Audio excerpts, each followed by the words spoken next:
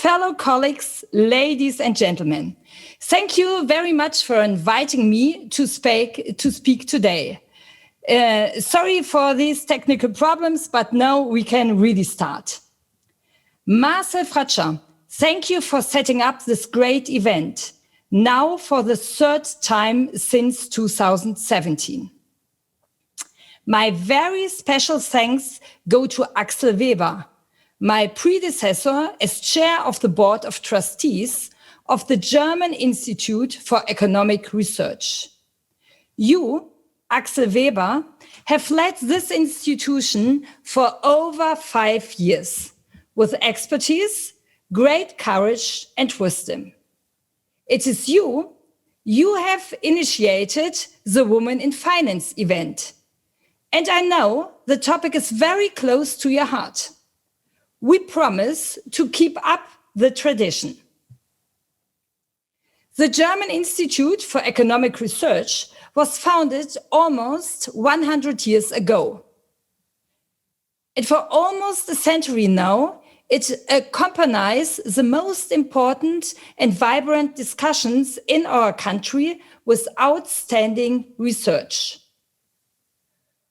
Always a step ahead, always offering reliable scientific insight to pave the way for bold political decisions. The German parliament is currently discussing a law which establishes a quota for women on executive boards and supervisory boards for Germany's largest and partly state-owned companies. The so-called Führungspositionen-2-Gesetz, a typical German word. That is one of those political decisions that we would need. The law was initiated by Franziska Giffey, Minister for Family Affairs, Senior Citizens, Women and Youth, and my dear friend. Thank you to Franziska for accepting to speak today. The DIW has a very powerful tool, the Female Manager Indicator, which every year monitors our progress as a country by looking at the share of women on management and supervisory boards in Germany's top 500 companies. It will help me to illustrate the situation and make my points. Since 2019, DIW is also a part of the Sustainable Finance Research Platform, a network of 5 German research institutions that have been conducting intensive research on sustainable finance from different perspectives for many years. The aim of the platform is to provide scientific support to answer key social, political, and private sector questions, and to play an active role in the political and public discourse, for example, within the Sustainable Finance Committee of the German federal government. Women in Finance. I'm honored to speak on this vital matter for the first time as a female, after 100 years, as a female chair of the Board of Trustees at DIW. For me, women and finance are two things that naturally go together. I experienced this early on my childhood. I was raised in a family where money has traditionally been a woman's thing. Nobody ever questioned it. My mother and my grandmother were strong, independent women who take care of the important things: budget, insurance, investments. Everything was discussed over dinner. But in the end, my mother made the financial decision. Always. I'm honored because my presence on the Board of Trustees here but also on the board of Deutsche Bahn, one of Germany's biggest companies, is anything but likely. When we look at the figures, both in Germany and all over the world, they tell us a different story than the one I was raised with. My presence is anything but likely because of the simple fact that women are still largely underrepresented and they do not have their fair share in shaping the future. In Germany, less than 30% of people working in research are female. It is the third lowest score in the European Union. Less than 10% of the seats on management boards in Germany's 200 largest companies belong to women. 10%. Even if there is a slight change, it is not really true for the finance industry. The Gender Economics Research Group here at DIW has found that only a third of institutions, both banks and insurance companies, have women on their executive and supervisory boards at all. And let me tell you, the number even declined from 32% in 2018 to 29% in 2019. If this development continues at the same rate, it will take us another 80 years to achieve gender equality. We will have to wait for the next century to have gender equality in the finance industry. We should find this even more striking, as undoubtedly women are the ones who have better grades in high school and more than half of university graduates are female. In a society which prides itself on meritocracy and equal access, should it not be the smartest who make it to the top? Finance is the cement that seals together what our very system is based on. Trade relations between countries, business relations between corporations, relations between us as individuals. We use it to assess the value of things which surround us. During the pandemic, we heard on many occasions that countries who had female leaders benefited from a better crisis management. Their countries suffered less infections and less casualties. And they are now heading towards faster economic recovery. Again, we can compare this to the financial sector. The IMF has carried out research which shows that a higher proportion of women on the boards of banks and financial supervision agencies is associated with greater stability. Or as Christine Lagarde famously said, what would our world look like if it had been Lehman Sisters in 2008? I'm convinced it would look very different. In a well-administered system, the finance sector can balance out the access to capital and be a gateway to new opportunities. In order to achieve this, the finance sector has to deal with the unprecedented challenges it is facing. Fintech, cybersecurity, the change in customer behavior, and now, more recently, a huge fiscal stimulus for our economies during the pandemic, to name just a few. And we need the best minds to understand and tackle these challenges. but also to make use of them for the benefit of all, and thereby emerge as a more sustainable sector. Having a diverse team means generating different and more creative ideas. It means more options on how to address clients, on how to understand their expectations, and on how to develop new business models. More women in finance is not an end in itself, ladies and gentlemen.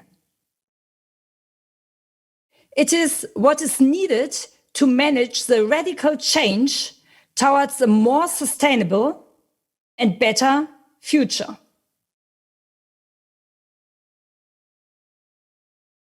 Before I hand over to the next speaker, I would like to take a moment and thank our sponsors. Many thanks to UBS, to Visa, and Deutsche Bank for your trust and support. And thanks to Bloomberg, our media partner. Thank you to all the colleagues who are arranging this event, especially to Christine Czech on Marshall Fratscher's team. Now I'm pleased to hand over to Francine Lacroix for the discussion with Axel Weber. Then Franziska Giffey, our minister, will deliver her keynote address in discussion with Marcel Fratscher. Francine Lacroix, Axel Weber, the stage is yours. Thank you so much. Thank you so much, Sigrid. I couldn't be more delighted to be here amongst you all, and of course to have a fireside conversation, even if it's virtual, with Axel Weber, former chairman of the Board of Trustees of DIW Berlin, chairman of the Board of Directors, Institute of International Finance, and of course, chairman of UBS. Axel, as always, thank you so much. I know you care about this topic a lot, and I have always really tried to make a difference. I think the first question is, as a great student of the economy, and as a great student of what we're living through in banking, but also in the economy because of the pandemic, why is this summit today on this topic still so important? It is important, and it's a second of its kind. We had one about 3-4 years ago, and it is important to monitor what progress we made. There are many commitments out there, but monitoring how we actually implement them. Yes, we have made progress since the last summit, but at glacial speed, and the speed is slowing down, unlike in the glacial environment, where actually global warming has increased the speed at which we see changes. So unfortunately, there's still more work to do. Second, the pandemic has affected women disproportionately, in the sense that since women are the main caregivers in families, the pandemic, in particular when you have children below 10, has led to an overproportional reaction of women reducing their workload or even considering exiting their careers in order to take care of what needs to be taken care of, their family priorities with the pandemic. So we need to act even more now in a post-pandemic world. And third, look, my birthday is the 8th of March. It's International Women's Day, so I care about this issue, and I make it a personal agenda to make progress here. And I think it's worthwhile. It's a worthwhile thing to pursue, because if we can unlock the power of women, we will actually create growth, and we will create jobs, and we will create a more equitable and diverse society. And I think that is badly needed. So Axel, maybe let's go back on when you think we'll go back to a more normal economy. If women have dropped out of the labor force, even in finance, where people can usually work from home because of lockdowns, because of homeschooling, when do you think we'll get to something that looks a little bit more like 2019? So I think we will go to what I always call a new normal. And I think that new normal will not be where we came from, for various reasons. First, what is particularly disappointing for me is if you look at the top of global companies, the progress we made over the last 3 or 4 years, and in particular in the last year, in getting women on boards, management boards, or boards of directors, among the top 100 banks is lower than almost in any other sector of the economy, which says that finance really hasn't made the progress of what we should. And we talk about this with some of the companies like Citi for the first time having a female executive who wanted to be with us, but unfortunately couldn't. So we are making sporadic progress and pointed progress. On a more general note, I do think that we will go back to a more normal working environment for sure over the summer as we see the pandemic sort of being pushed back by the rollout of vaccination and by getting closer to something that we call herd immunity. But I think it will be a different working environment. It will be much more diverse. It will have greater choices for people working from home as opposed to being in the office. And I think in a way, we will roll this out in reverse order to the way we introduced it, because you can already see that our Asian locations are more back to a working in a normal environment than we are in Europe or in the United States. I think the US will be next and then Europe. But I do think we would benefit from the flexibility that we had to have by working from home, and it worked seamlessly. 80% of our staff at UBS were working from home. Why shouldn't we use the benefits of that flexibility to cater better for a combination of a job life and a private life, in particular for women in finance? So is the problem attracting female talent, or is the problem progressing them or retaining them after they have children? I think it's all three problems. So we have a very simple three-pronged approach: hire more, develop and retain more, and basically also bring women to the next stage of their career. So it really is about hiring, retaining, and also promoting within the job. And I think we have things to do on all three areas. For example, we have a career return program where if you hire somebody that's new on the job, you take a long time to introduce them to work. If you rehire somebody who, for personal reasons, has taken a career choice to put priorities of the family over her or his own priorities, bringing them back to work can happen faster. Their training that they need to come up to speed also happens faster and doesn't need to be as deep. And finally, they have a track record and they're very motivated. So I think you need to move from planning a career to planning a life. And that needs a proper balance between your private life and your job life, and you need to be able to plan both. So we have a particular program for that. We have around 170 people in that, around 15 men, the rest women. And the retention rate in that program, once people come back after having stepped out in a career, is over 80%, 86% to be precise. So hugely successful in the sense of hiring people that are well qualified, retaining and developing them, and having them contribute sort of in a long-term perspective. So I'm still on the fence on whether working from home is actually good for women or not, right? In general, the women that don't have, let's say, kids under 10 that they have to homeschool, do they benefit from the flexibility of working from home because maybe they can put something in the oven or whilst working on a deal, or is it actually worse because they can't get promoted as fast because they don't have that interaction? So I think both are possibilities. It needs to be women's choice. If we have in the pandemic introduced an explicit program against conscious and unconscious bias. So what we told line managers is that nobody should be discriminated in terms of performance appraisals, or pay if they work from home or are in the office. So I think, first of all, management needs to acknowledge these things and put them down as you don't want that to happen.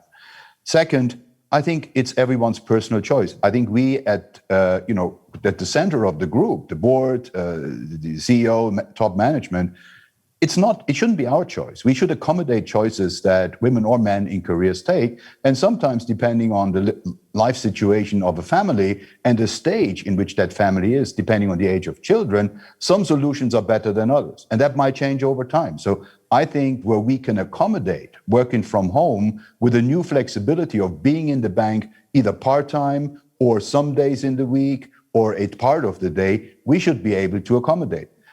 One of the things that I introduced when I was at the Bundesbank, for example, we had also a problem in attracting talent relative to the ECB across town, was introduce a kindergarten at the Bundesbank. And suddenly it was possible to combine working from home with working at the bank. I mean, they had a kindergarten, but we extended it. And suddenly move into work and taking your children to work and then being able to take them home again and knowing that they're well catered for was part of a choice why people would choose to work at the bank as opposed to in the financial industry here in Frankfurt, which is the bigger competitor, because the large banks have some of these programs, but they're not as large. So I think it's really about individual choices, and it shouldn't be the bank's choice, it should be the employee's choice, and we need to facilitate that as much as we can. And how different is it from country to country or culture to culture, region to region? I think it's quite different. And so, for example, in Switzerland, there is now a new act, which is sort of equal pay across gender. And they set a target, and we're audited on that every year. And when it comes to pay, you have to, meet the bar of being audited on that. For us, the male-female gap in pay is 0.6%. So virtually non-existent, as opposed to a 5% tolerance level that is engrinded in the law. 5%, of course, was meant to narrow down the difference between male and female compensation. So it's just one example. Depending on the country, there are different advances. Take childcare and taking time off around having a child. Very different rules across the globe. Some of the more generous rules in Europe. But in the US, the rule is more flexible in the sense that it's not gender specific, it's really quite diverse. So it's men, women, same-sex partners. You can really sort of rely on that law to be neutral. And I think the neutrality of some of the laws we're putting up when it comes to dealing with work from home or gender biases is very important. And I think, as something that is important for me, we also need to all address our conscious or unconscious biases, which we all have.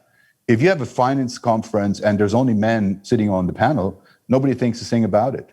If you have a finance conference and there's only women on the panel, people would ask, is that by design? And almost, I need to say, given the penetration of top jobs in finance, it has to be by design. And we need to run these conferences as long as people still notice that it had to be by design rather than by chance. And that's where I think where we need to really move on the agenda. And it's great that, there's a more general interest. There's really grateful for, you taking interest in that, for, Bloomberg and the media taking interest in that. And the last event was a big success. And so we hope to achieve the same. It's worthwhile pointing out that work needs to be done. Just like we needed to point out that work needs to be done on greening the economy, work needs to be done on dealing with the pandemic. This is an important issue that we should put to the forefront of people's minds because it basically concerns the quality of work and life. I have to remind everyone, actually, that you can also ask questions through me directly to Axel. So please ask whatever you want in the chat room, and then I'll put those questions to Axel. When you look, Axel, at some of, I guess, the challenges, how difficult is it to get the men on board? So even when you look at unconscious bias, to make sure that there's no resentment about maybe some of the flexibility that women could get. Oh, so I think it's important that also the men in corporate rooms make this their agenda. I mean, we have a panel later with Peter Grauer and Douglas Flint, who already participated in the first conference, and they all been driving this 30% agenda, which is an important first stop. So we need to put that on top of everyone's mind. But 30% is not a natural stop. It's actually a minimum achievement we need to do. The real challenge is to get to 50-50. And this has to happen consciously. If you look at politics, for example, it happened in politics just because it was a conscious decision. It's much more advanced in academia than it is in the industry. And so I do think we need to work at that. And I think corporate boardrooms need to put that on top of their agenda. I put, 10 years ago when I started at UBS, I really had the objective to move to 50-50, at least on the board of directors. We're at a third, so there's more room to do. My own transition is a good chance for the bank to onboard a chairwoman, and I'm very committed to looking at that. And I think we need to push this agenda further, and it needs to be also beyond finance. Finance is an important intermediator for economic success. And if we don't put women in decisive decision positions in finance, financing the economy will suffer from an unconscious bias as well. I can give you the example, and we should talk more about it, is the financing gap for female entrepreneurs as opposed to male entrepreneurs. They have around 10 percentage points more, when you look at surveys, 10% more women say it's harder for them to get the funding in the current pandemic environment than you hear from men running standalone companies. So again, there seems to be a systematic bias that we need to address. And I think if sort of the banks had more women in decisive positions, that bias would disappear. So it all depends on each other. It's a very interactive set of decisions. Yeah, and I know UBS has done actually quite a lot of work on the funding gap, so I want to get back to that in a second. But Axel Weber, when you talk about, you had this plan of getting 50-50 on the board, and now you're at a third. Why was it slower than you were hoping? Well, so it partly depends that the gender balance is just not the only balance you need to strike. And we needed to work on a number of ethnicity is another point. You can imagine running a Swiss board. It naturally doesn't have the diversity that you would have in a UK board or in a US-based board, but that's not an excuse. So you need to even more consciously work at ethnicity and also at diversity of talent on the board. And in a way, it depends also on people transitioning out. The board has a certain view on the mix of talents that should be on a board. And sometimes it's hard to find a combination of 3 or 4 just at that point in time to also be able to cater for a woman. But it's a medium-term objective, and we haven't lost track. We just didn't progress as far as I wished. And there are 2 more opportunities, to move to 40% and then 50%. And I'm quite focused on trying to use these opportunities. We started the conversation with you telling me that, we have seen progress in the last 2 to 3 years, but it was glacial. Even before the pandemic, what kind of progress did you see? Is there anything that actually, made you think that we were going at least in the right direction when it comes to women in banking? Yeah, so I think we have very good programs now. You can see that at universities, the number of female students is massively increasing. So it's not, in the past, I used to hear the term a self-discrimination, that there weren't enough women studying economics and finance. That's not the case anymore at all. Actually, as a former professor, I can tell you, I always had classes that were roughly 50-50. And dare I say, the women were usually the smarter in the sense that they got the better grades. But somehow when it came to PhDs and to professorships, the number of women in those positions was underrepresented as opposed to the student base that you had. And so again, it tells you at some part of the career, whether it's a professional academic career or a finance career, things don't go right. And I think, we know what that is. We need to deal with these hurdles. We need to deal with the glass ceilings that we have in some of these careers. And in finance, I think part of the thing that has happened is, whilst finance hasn't really suffered through the pandemic, because we were already quite technologically focused and work from home environment, we could switch it off quite effectively. It really has created a lot of tension in families. And again, as I said, as prime care providers, women, again, have been suffering disproportionately from the setback that the pandemic has provided. And so here, I do think that the pandemic has created a need to double up, because by itself, we will not make the same progress, because in a way, it has gotten the norm again that if both need to work from home, women disproportionately took responsibility for childcare. That should not be the case. So I think we need to really address that coming out of the pandemic, so we get to a new normal, because it needs to be a better normal than the normal we had before, else we will have not made progress. And that's why I think it's important for banks like ours, where we do have the objective to move on these things, that we do that we talk about it, and that we really try and lead. So I want to go back to to the funding gap, Axel, and this is basically UBS report, which I enjoyed reading it, but the finding wasn't great. Female entrepreneurs globally receive less funding than male counterparts. This is kind of the broad overarching theme of the report. Is raising awareness enough to redress the balance? No, it's channeling more money to female entrepreneurs. That's clearly the recipe. And to see that there is no conscious or unconscious bias in allocating money to female entrepreneurs, because there is no difference in the probability of them succeeding with their investment projects. And what we try and do in the report, and the report is an example of where UBS focuses on gender and on raising awareness, is, first of all, this wasn't that well known before we made it part of the report and publicized it. Now we know that there is a problem. we need to unlock all the potential and the talent that is in women entrepreneurs to make a progress for the global economy. And I think that is important. So it's an important first step to recognize the problem, but you can't stop there. You need to then solve the problem. And I think for us, it probably will involve that we need to introduce a conscious bias towards funding women entrepreneurs at a rate that is higher than what we've done ourselves, that is equal, and that we check that across sort of male, female entrepreneurs and money we give, and really try and produce statistics around it that once you measure it, you can get on top of it. But if you say there's no difference in risk, if you're lending to a woman or a man to actually start a company, so why the discrepancy? Is it algorithms or is it something else?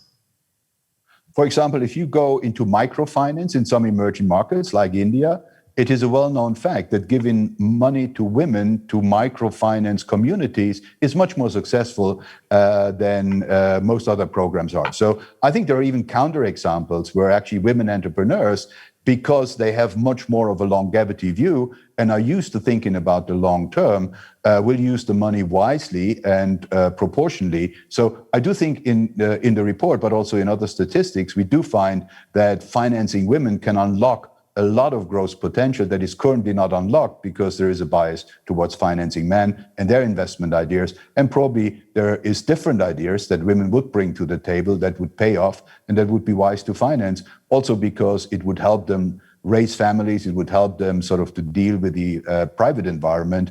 And that's what I think really needs focus. Is there still a difference in expressed ambition? So one of the things when you speak to money managers or people that actually lend say, well, the women don't want as much money. They're not as forthcoming as certain men in what they need to start a company or funding. Is that still the case? Or you hear that, and I hear that as well. But I know many counterexamples where I would say the women are even more forthcoming and to the point. In a way, they have to be, because being a successful executive in a male environment requires a woman to speak up a lot more than some of their male counterparties. And so I think this is all in my view. Under the chapter excuses. They're not good excuses. And there are many counterexamples that I see in my day-to-day. And we just need to basically undo with these biases, whether conscious or unconscious, and focus on the numbers. Do we get to equality, and what can we do to improve that? And each of us having a responsibility in a corporation, and the later panel of chairmen will show that, chairmen and chairwomen will show that there are things we can do in our organizations. For example, by pushing organizations like the 30 plus club, etc. It really requires corporate action and corporates to follow up on that. So for the funding, for example, what's the solution? Do you need alternative sources of funding, or do you need to put targets?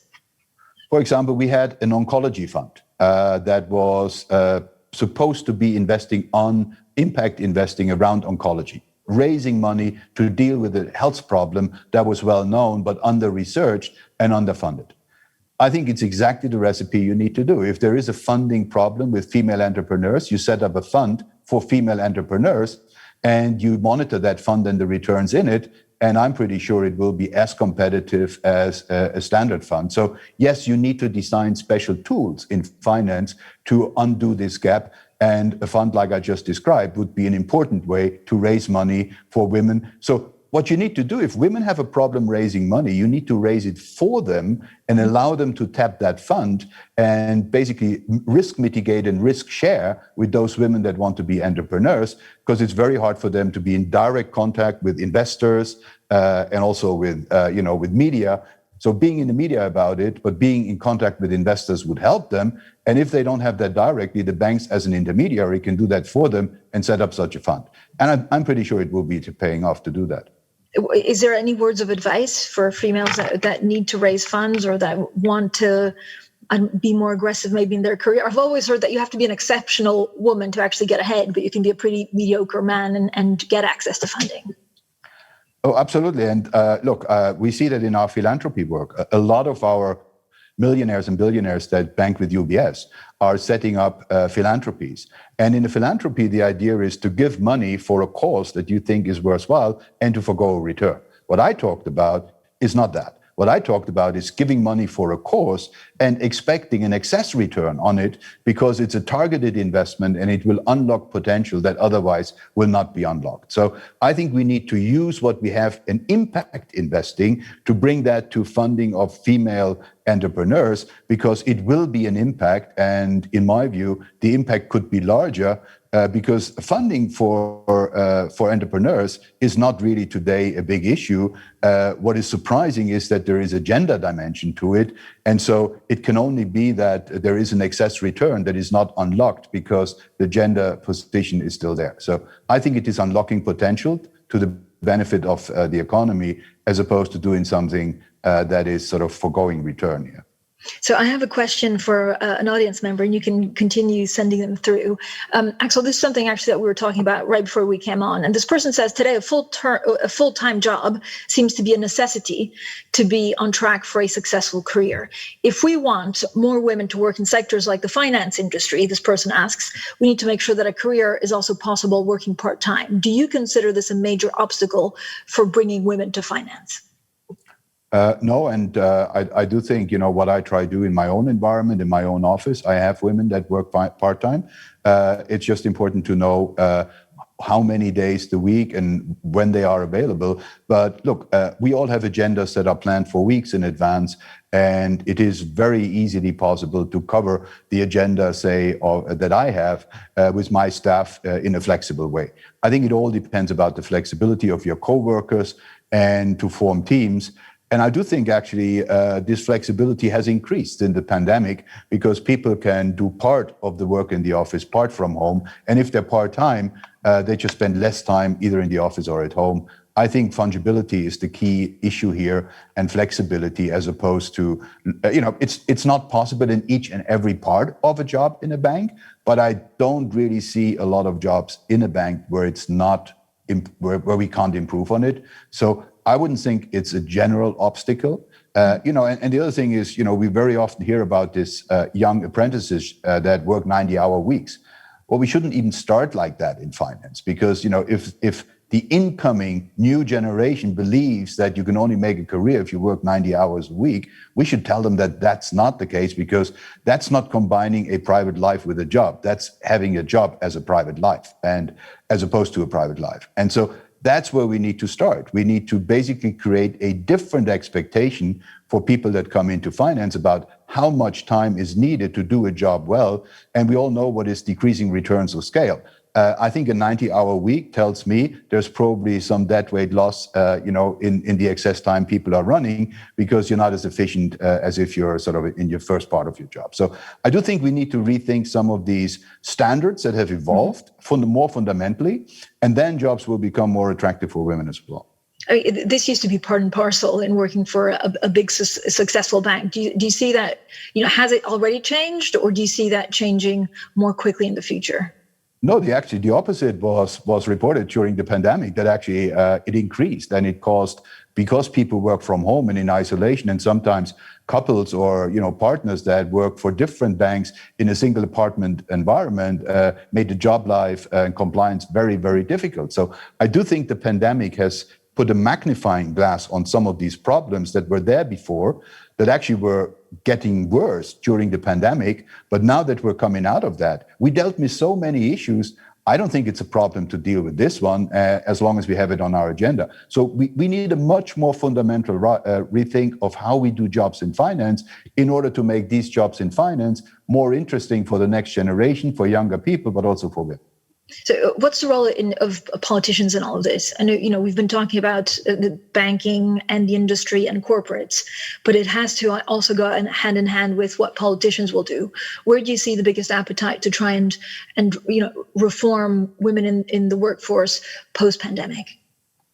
Well, look, I was always pretty strong proponent of not introducing quotas. I fundamentally changed my view on that, because what I do find in many conversations I have is successful women don't want a quota, and they don't need it. But I think there are more general ways to start looking at hiring people early in their career and not having a bias there. And when you look at the success the areas where a quota, an explicit quota was introduced, that's the areas where we made most progress. And so, I do think banks in their own interest should volunteer to make this progress. But I do think we need a tightening of standards from a regulatory or legal perspective, a bit like the broom car at the marathon. The camera is always on the top guys that run ahead. But then there's a broom car always, and occasionally the camera is on that as well, which takes out the players that would never or only very, very late arrive at the target. So I do think we need both. We need to go ahead and be determined. But at the same time, we need minimum standards to push those that don't move in the right direction, because otherwise they can be permanently excused from making progress, and we should not allow that. I may have time for two questions, Axel, because we're actually running out of time, but I'm just getting a question. What would be the ideas to change such expectations on work approaches? So this person writes in saying, as long as there are sufficiently many people willing to do 90 hours a week, how can it be tackled that these are not always naturally given precedence? Well, I think that's exactly where we need to put that into. We need to monitor how long people work. And I think, success is what you achieve in a given amount of time. We shouldn't set expectations so that people need to achieve so much at work that it takes 90 hours for them as an input. And surely we don't pay them, like that. So I do think we need to, and in Germany and in other countries, that's the case. You have a certain regulation of time you spend at work. I get a reminder from our HR department, from Human Resources, every time when my staff, because I'm in the office too long, has been in the office too long as a result of it. And I think that's a timely reminder that you do need to start working on that. Maybe the option is to hire another person into that job if you find that the people on the job need to spend too much time getting it done.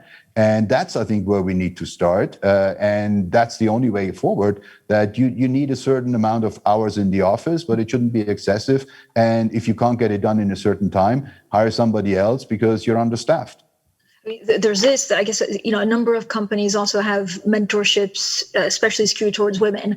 Out of everything that UBS has done, what do you find has been most successful? I think the most successful parts have been two things. One is the mentorship programs, because we do have successful women and they form networks and they basically stand up for each other.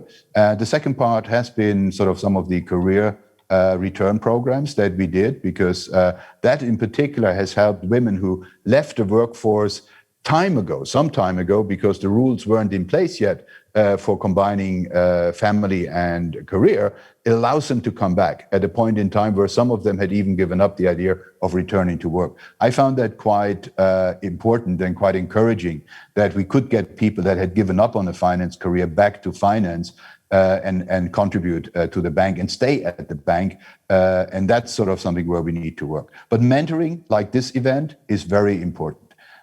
Women providing others with an example, but also with a network and helping them to progress their career is hugely important. Axel Weber, thank you so much for a wonderful conversation, really. And I know you'll be with us throughout the day. So with that, thank you again. And I'd love to hand it to Marcel Fratscher. Marcel? Thank you, Francine. Good afternoon, and a very, very warm welcome also from my side in the name of all of DIW Berlin, the German Institute for Economic Research, and all the colleagues here. We're very happy to be able to host this second Women's Finance Summit. At this stage, I would have liked to introduce to you the first keynote speaker of the afternoon in person, who was supposed to stand next to me, but Franziska Giffey, who will deliver this keynote, couldn't be here in person today, as she had an important political commitment she had to run to. But thankfully, she taped a message to all of us, and I'd like to ask the colleagues to please play that tape and that message from the minister. Dear Mr. Fratscher, dear Sigrid Nikutta, dear Professor Weber, ladies and gentlemen. From the Ministry of Women in Berlin, I send you my warmest regards. Unfortunately, I cannot be in person participant in your conference, but nevertheless, I want to send you some of my thoughts. Today, you will talk about the future of the financial sector. This is a very important topic for the Federal Ministry for Women because banks and insurance companies will only be successful if women and men lead them. I have brought something to you. This is a book of my predecessor, Renate Schmidt. And it is entitled, Ein Mann ist keine Altersvorsorge. A man is not a retirement provision. In her book, Renate Schmidt calls upon young women to educate themselves, to deal with money and to not leave that to the men. Because money means independence and because women's perspective is important. As this is still not a given, a Women's Finance Summit is needed. Many of you work at banks and many in leadership positions. According to the German Institute for Economic Research, women in leadership positions are very much underrepresented at banks. Why is that so? We know from studies that in the field of banking, especially those are rewarded who put up with extremely long and inflexible working hours. Thus, equal participation in leadership positions is a question of the work culture and the legal framework conditions.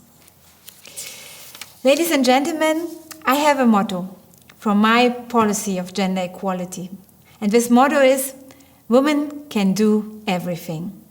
Of course, women can be CEO at Deutsche Bahn or president of the European Commission. But nonetheless, in many boardrooms of big companies, the vast majority are men. Not a single company among 30 DAX companies is led by a woman. Why is that so? The famous so-named Thomas cycle might be a reason. Probably you all know it. One Thomas promotes Thomas and one Michael another Michael. This produces a cycle that excludes women. We have to break that mechanism. In Germany, we have implemented the women's quota for supervisory boards since 2016. Since then, we have noticed the quota is effective. It works. There are so many very qualified women who need to become leaders. And we have also noticed where there is no fixed quota, voluntary commitment by companies is not enough to bring about real change. Therefore, I have fought for the second act on the equal participation of women and men in leadership positions in the private and in the public sectors. In German, we call it Führungspositionengesetz. For the first time, there has to be at least one woman on the management board company where there are more than 3 board members. We know from studies that diverse teams are more successful. So I say, diversity is a factor of growth. Or, the way I put it, women are good for business. And that we have to fight for. What can we do to have more women in leadership positions? I am convinced it all depends on a good work-life balance. This means with sufficient and high-quality childcare. This is why I campaign for the expansion of child daycare with all my might. The federal government will provide 5.5 billion euros by 2022.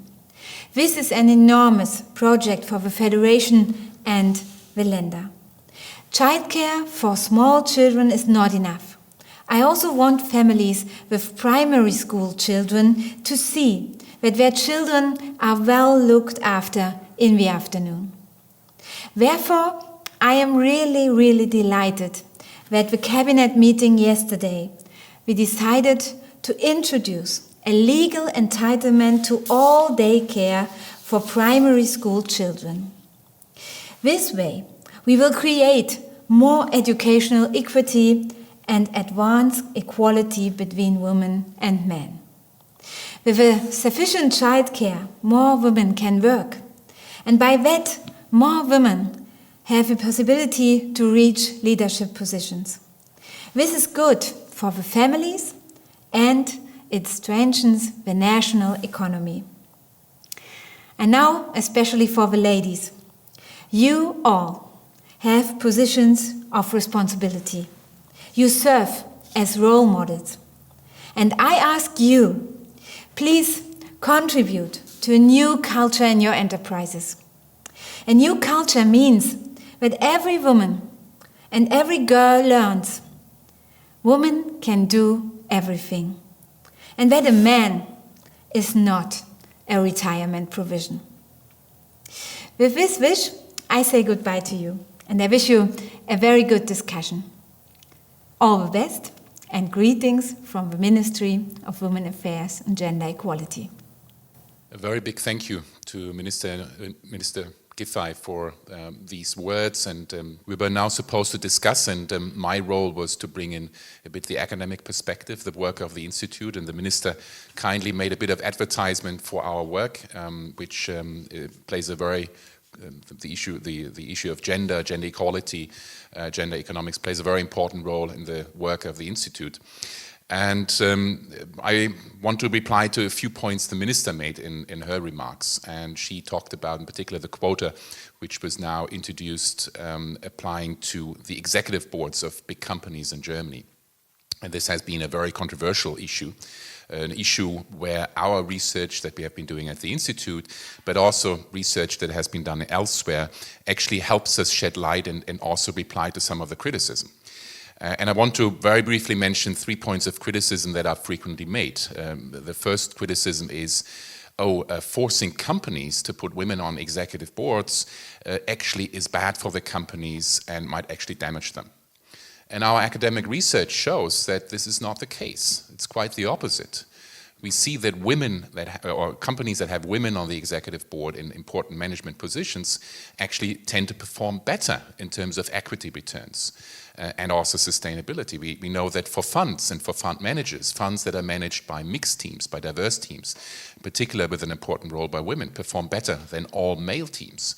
And this shows really the gist of one important strand of the research, namely that diverse teams have more perspectives, have better ideas and bring in more information, and therefore deliver a better performance. So companies are benefiting from that if they have more diverse teams and if they have more women on the board.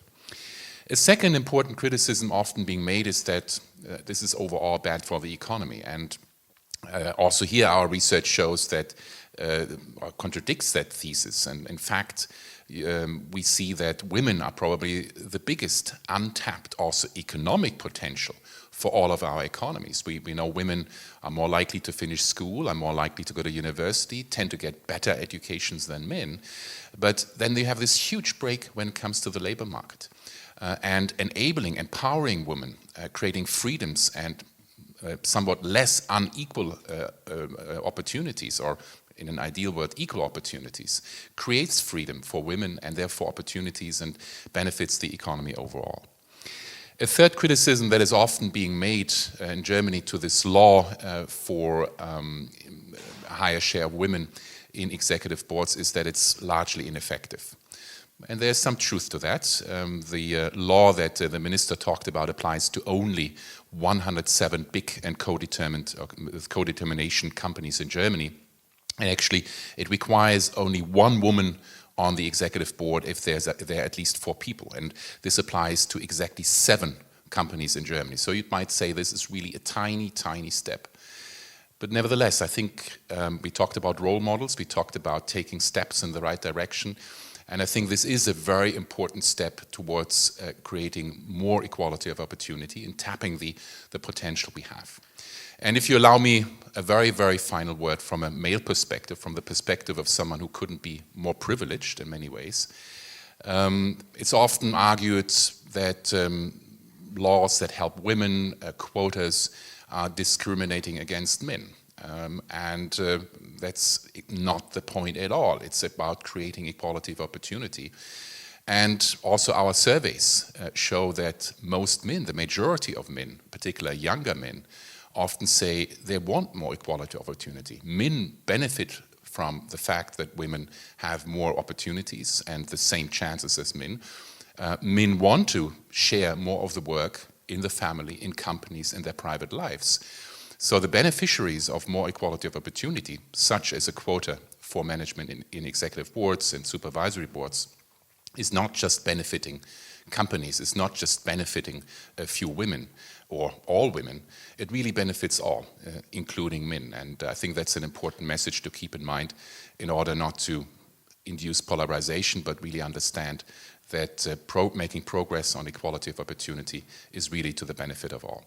So with these few remarks from an economic perspective, again emphasizing our work at DIW and that of our colleagues here, I want to hand over to Gillian Tett from the Financial Times, who will chair the first panel of the afternoon. And I wish you an exciting, interesting conference, and look forward to seeing you at the end of the conference with final words.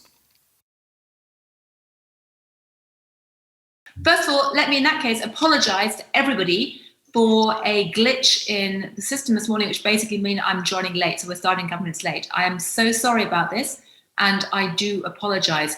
But welcome to the next session, which essentially is a discussion about how digital platforms, which have essentially been so dominant in all of our lives in the last year, we're all used to Zooming, or not so used to Zooming, with all the things that are both good and very bad on occasion, how those digital platforms, the digital revolution, is likely to transform finance dramatically, potentially, in the coming years.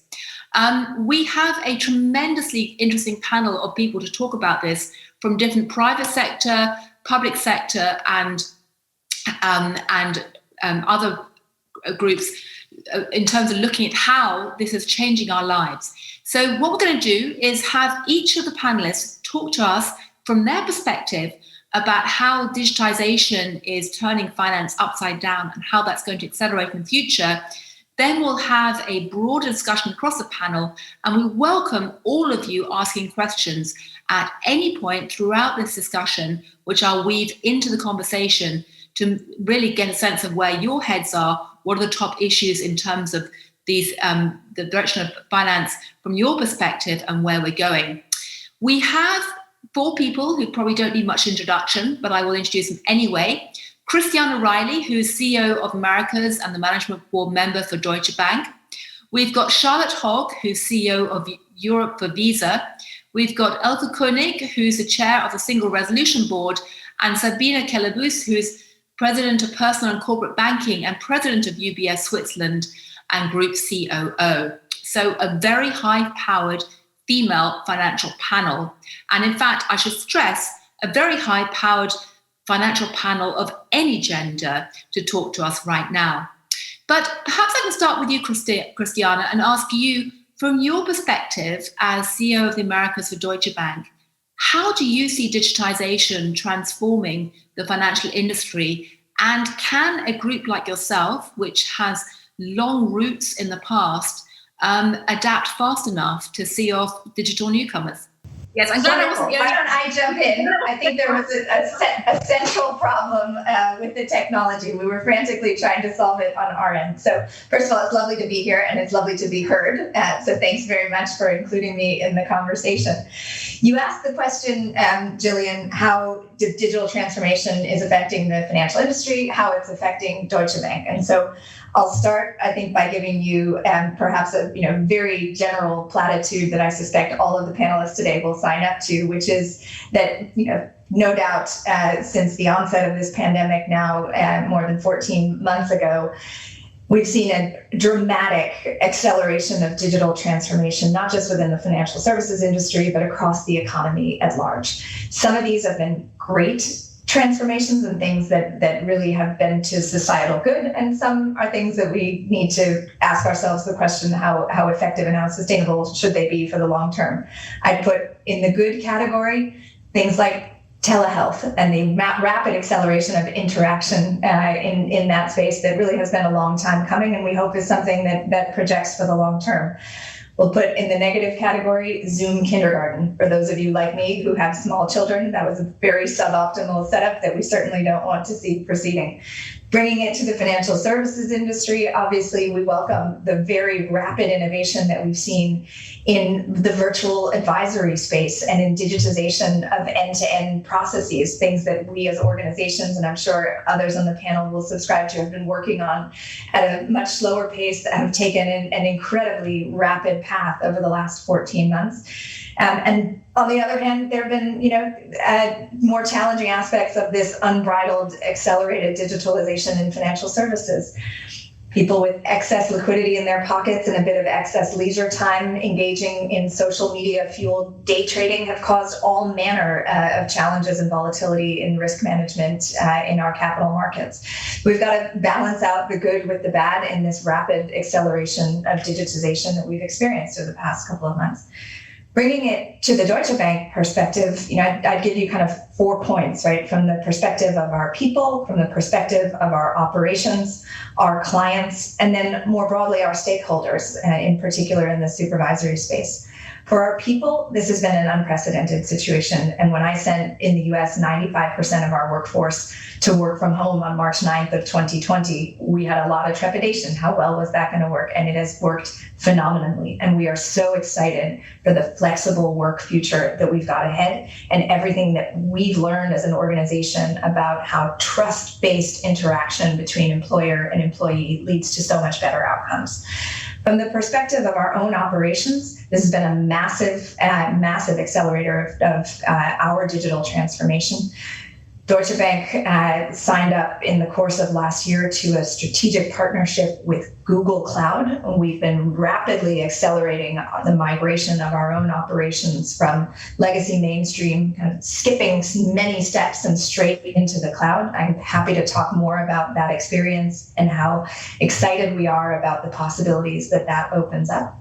From the perspective of our clients, then using that kind of future state cloud-based infrastructure to be able to more effectively engage on the wholesale side, opening up APIs, doing more exciting things jointly with our data. There are huge opportunities, and we see many of our clients really excited to engage in those opportunities. But, and this brings me to my 4th point, we do need to be operating within a global supervisory framework on these issues that supports the global set of clients and their global operations the way we all operate and interact. And so I look forward also to the conversation with Elke Koenig around how we make sure that as we look ahead to this brave new future, we are ensuring well-coordinated policies and frameworks across the global system. So I'll leave it with that, Gillian, knowing you wanted us to be brief in our introduction.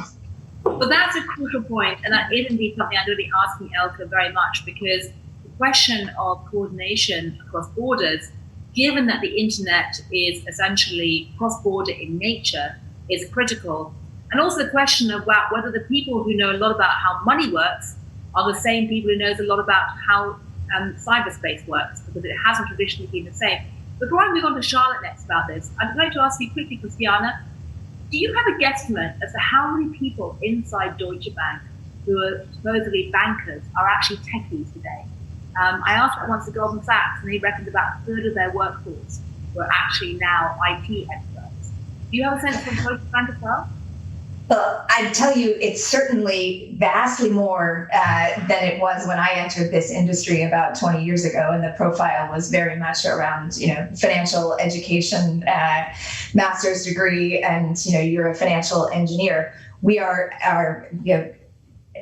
thrilled with the diversity of profiles that we now have within the organization, and I would hesitate to say that 30% may be the number that we would put on kind of technology and operations staff, but that there are technology capabilities that we're looking to put into the hands of, many much closer to the frontline engagement with our clients when we think about implementation of services in the cash management space, or if we think about what really goes on the trading floor as we are increasingly automating the way we're engaging with the market. So that capability, you can't isolate these days just to the technology organization. It really seeps deep into all aspects of how we run the business. Right, that's fascinating. Charlotte, how does it look from your perspective? Do you have a guesstimate of how much of your workforce now is actually a techie rather than a financier? And I think payments has always been very different anyway. When you're talking about the infrastructure of the financial system and the kind of the ability to protect consumers from fraud and to authorize transactions in milliseconds, you're always going to have a very strong technical bent. So whether you count the number of people in technology, which is a very large portion, or the number of people in cybersecurity, or all of the people who actually work with our clients and implement our solutions, we have a more technical bent and probably always have. Right. But in terms of how has digitization accelerated for you during the last year? Thank you. So I thought I might talk about it a little bit from the kind of information we see and how we see economies responding. So, the big thing that we've all experienced, of course, is that in our daily lives, in our essential shopping, we have fundamentally moved into the digital world. So whether it's the shift to contactless, 55 countries around the world have raised their contactless limits. It's been one of the changes that's been really welcome from financial services, and that's not always the case with financial services, as we know. In Europe, we've seen about 1 billion new transactions in that new contactless limit around Europe. And then when you look at e-commerce, 15 of the countries we monitor around Europe have seen a 40% or more increase in e-commerce. I think that's both a significant change and it's also a significant accelerator of change. I don't think we've hit a discontinuity and now we kind of plug along again. I think we're actually in a different phase of change.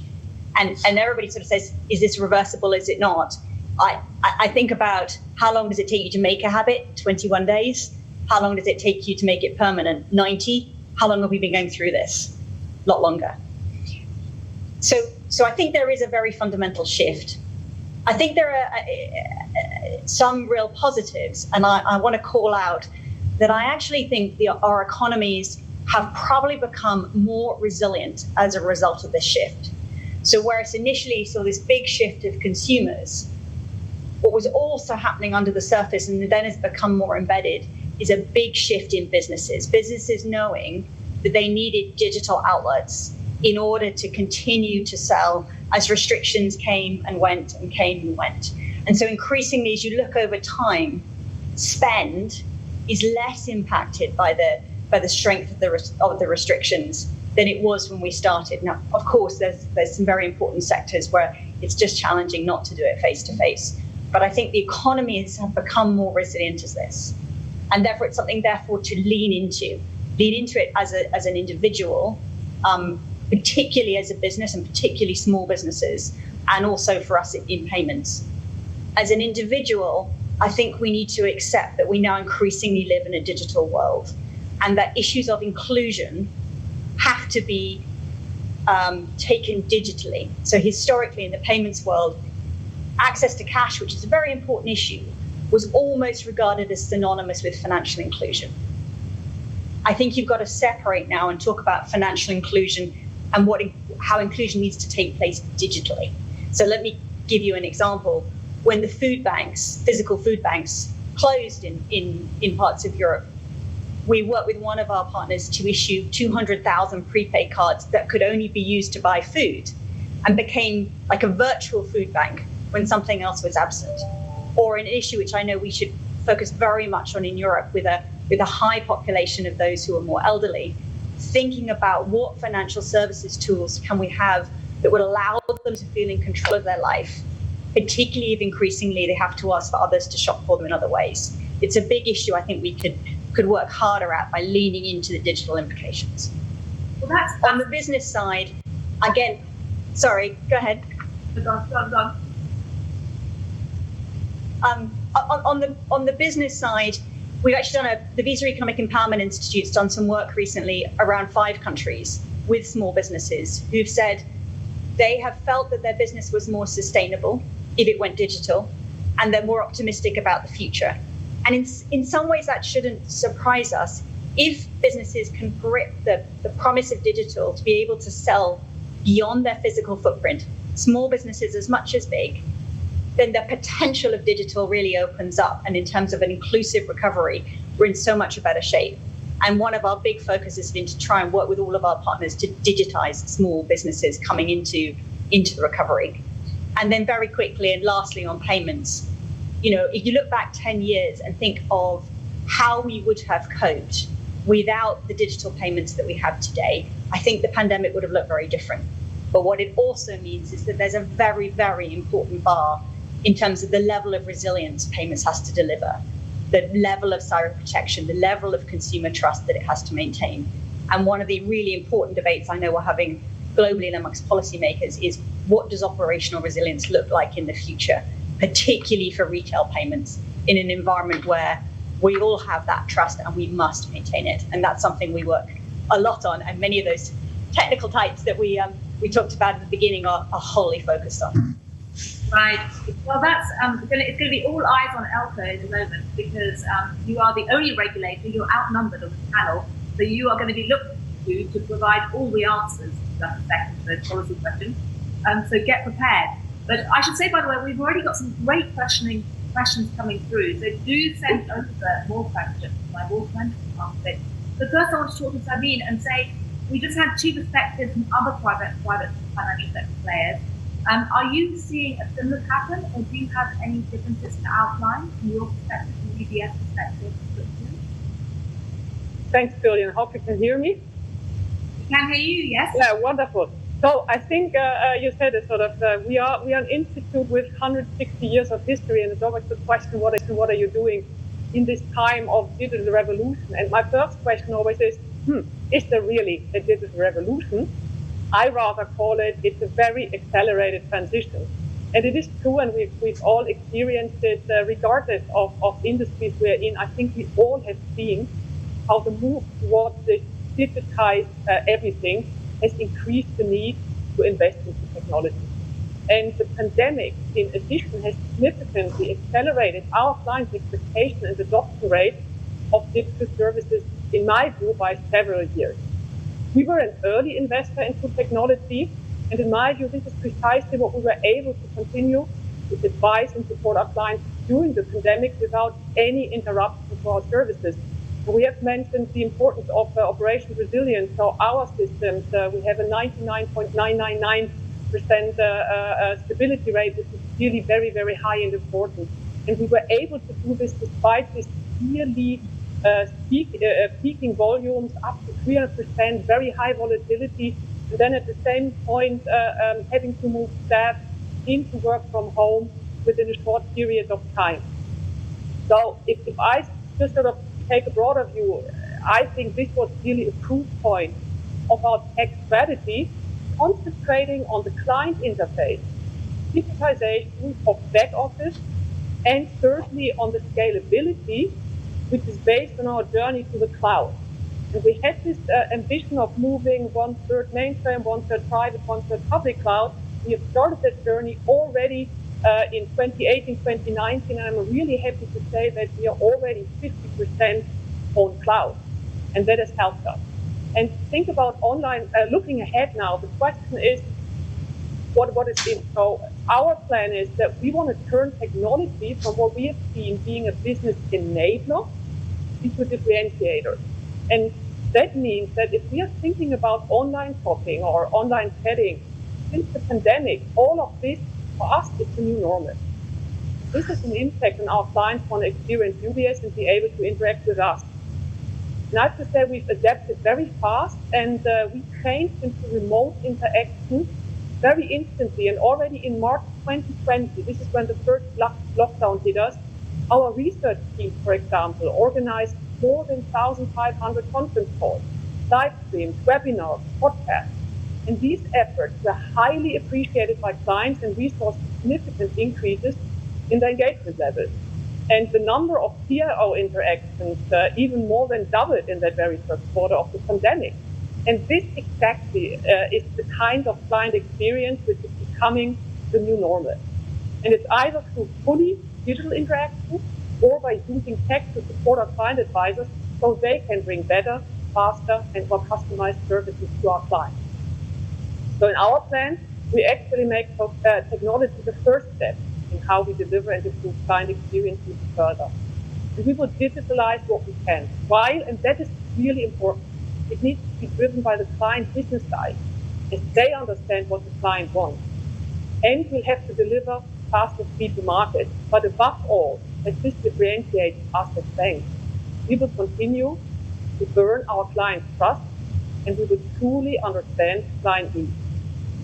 And data will play a key role, because today's and future technology supports data analytics in a never-before-seen manner. But here, for me, there are two underlying principles which are important. Using data to create added value for our clients, and treating data with the utmost diligence. And in this digital journey, I think we even can learn a great deal from tech companies, but always in a way that our clients feel comfortable with. So I see tech companies and fintech as our partners. And that's why we are already collaborating with a vast network of more than 2,000 of them. And we have built them over the years to find new and even better solutions for our clients. And through this, we are even closer to new developments, because with our client know-how have grown over decades, we can anticipate their needs. We are capable of integrating innovation power in a highly regulated environment. And by our size, we are able to scale new solutions. But there's one caveat. Banking is and remains a people business. Transitions are only successful if we ensure that our employees are part of that journey. And this needs really dedication from a lot of angles. Starting with digital trainings for employees, changing leadership styles to become more agile, or very importantly, supporting our employees in remote working, as this will be indeed part of our new normal. So I think if I make it in one sentence, we have to make digitalization an imperative in everything we do. Thanks, Jillian. Back to you. Well, that's fascinating. Thank you. I should say, by the way, as I said before, if anyone wants to ask questions, please do via the chat function, and I will incorporate them, because we have two fantastic questions already, which I'm going to mention, so the three private sector participants can think about before I turn to Elke. But I will turn to this after talking to Elke. One of the questions is about whether you think it takes a crisis to bring about the acceleration of digitization or not. And another great question is, as this is a Women's Finance Summit, what do you think about whether women are particularly well suited to tackle this digitization? And what does digitization mean for women in particular? I would say, somewhat sarcastically, it means even more license to send emails at 1 o'clock in the morning, but when you're juggling everything else. But anyway, but while you're thinking of that, because I'd love to hear that from you three, I want to turn to Elke, because we've heard a lot about the incredible silver lining of digitization, flexibility, innovation, creativity, all these things. But there are also huge, huge risks. Right across the most obvious one about the risk of cyber attacks, through to central banks losing control of money supply. Thank you, Bitcoin and all of those new functions, through to the risks of fraud, or people not understanding things properly, etc.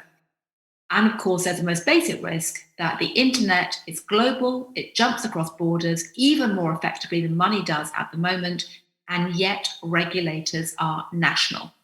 How do you possibly square that circle? Thank you for asking a nearly unsolvable question.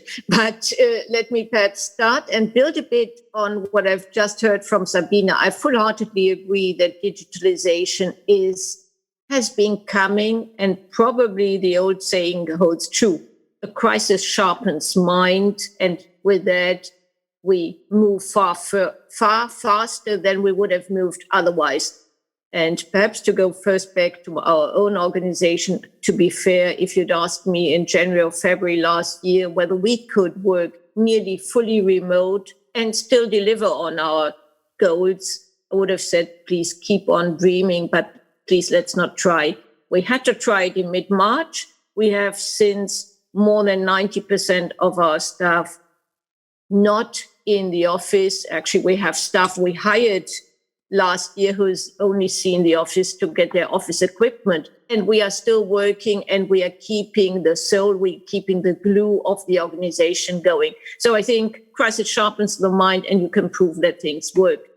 Looking now at the questions, and I think it's fair to say, looking at it, pros and cons. Of course, digitalization also helps, because without digitalization, we would have seen basically parts of the business not functioning. So we would have seen business continuity at risk. So there is a lot of positive parts to it, which also from our kind, and now you're talking not to a supervisor, but to someone who is more focused of what if it goes wrong and you have to resolve a bank. So digitalization, ICT is a core business to look at, to make sure that it functions fully and that it also functions in a disruption. But you're right. At the same time, you have clearly the question about what is the risk around it. Cyber risk definitely has increased, and it's far more of this that we might need to worry about. Asset anti-money laundering, probably a difference whether you have everyone in the office and you've got all these procedures in-house, or whether you need to allow at least some flexibility for people working hopefully off a proper desk and not just their coffee table. And at the same time, also to consider data protection. You've already mentioned it. When you talk about cloud business and the like, make sure that your data protection, and Europe is peculiar about data protection, is right. So those are areas, but I would say it's balancing, and it's both sides. It's positive and negative. And I would leave it there for the discussion. Right. Well, thank you very much indeed. Well, let me then in that case go back to the comments, questions earlier. I'd like to maybe ask with you, Christiana, and ask you, what do you think about the question about whether it takes a crisis to get to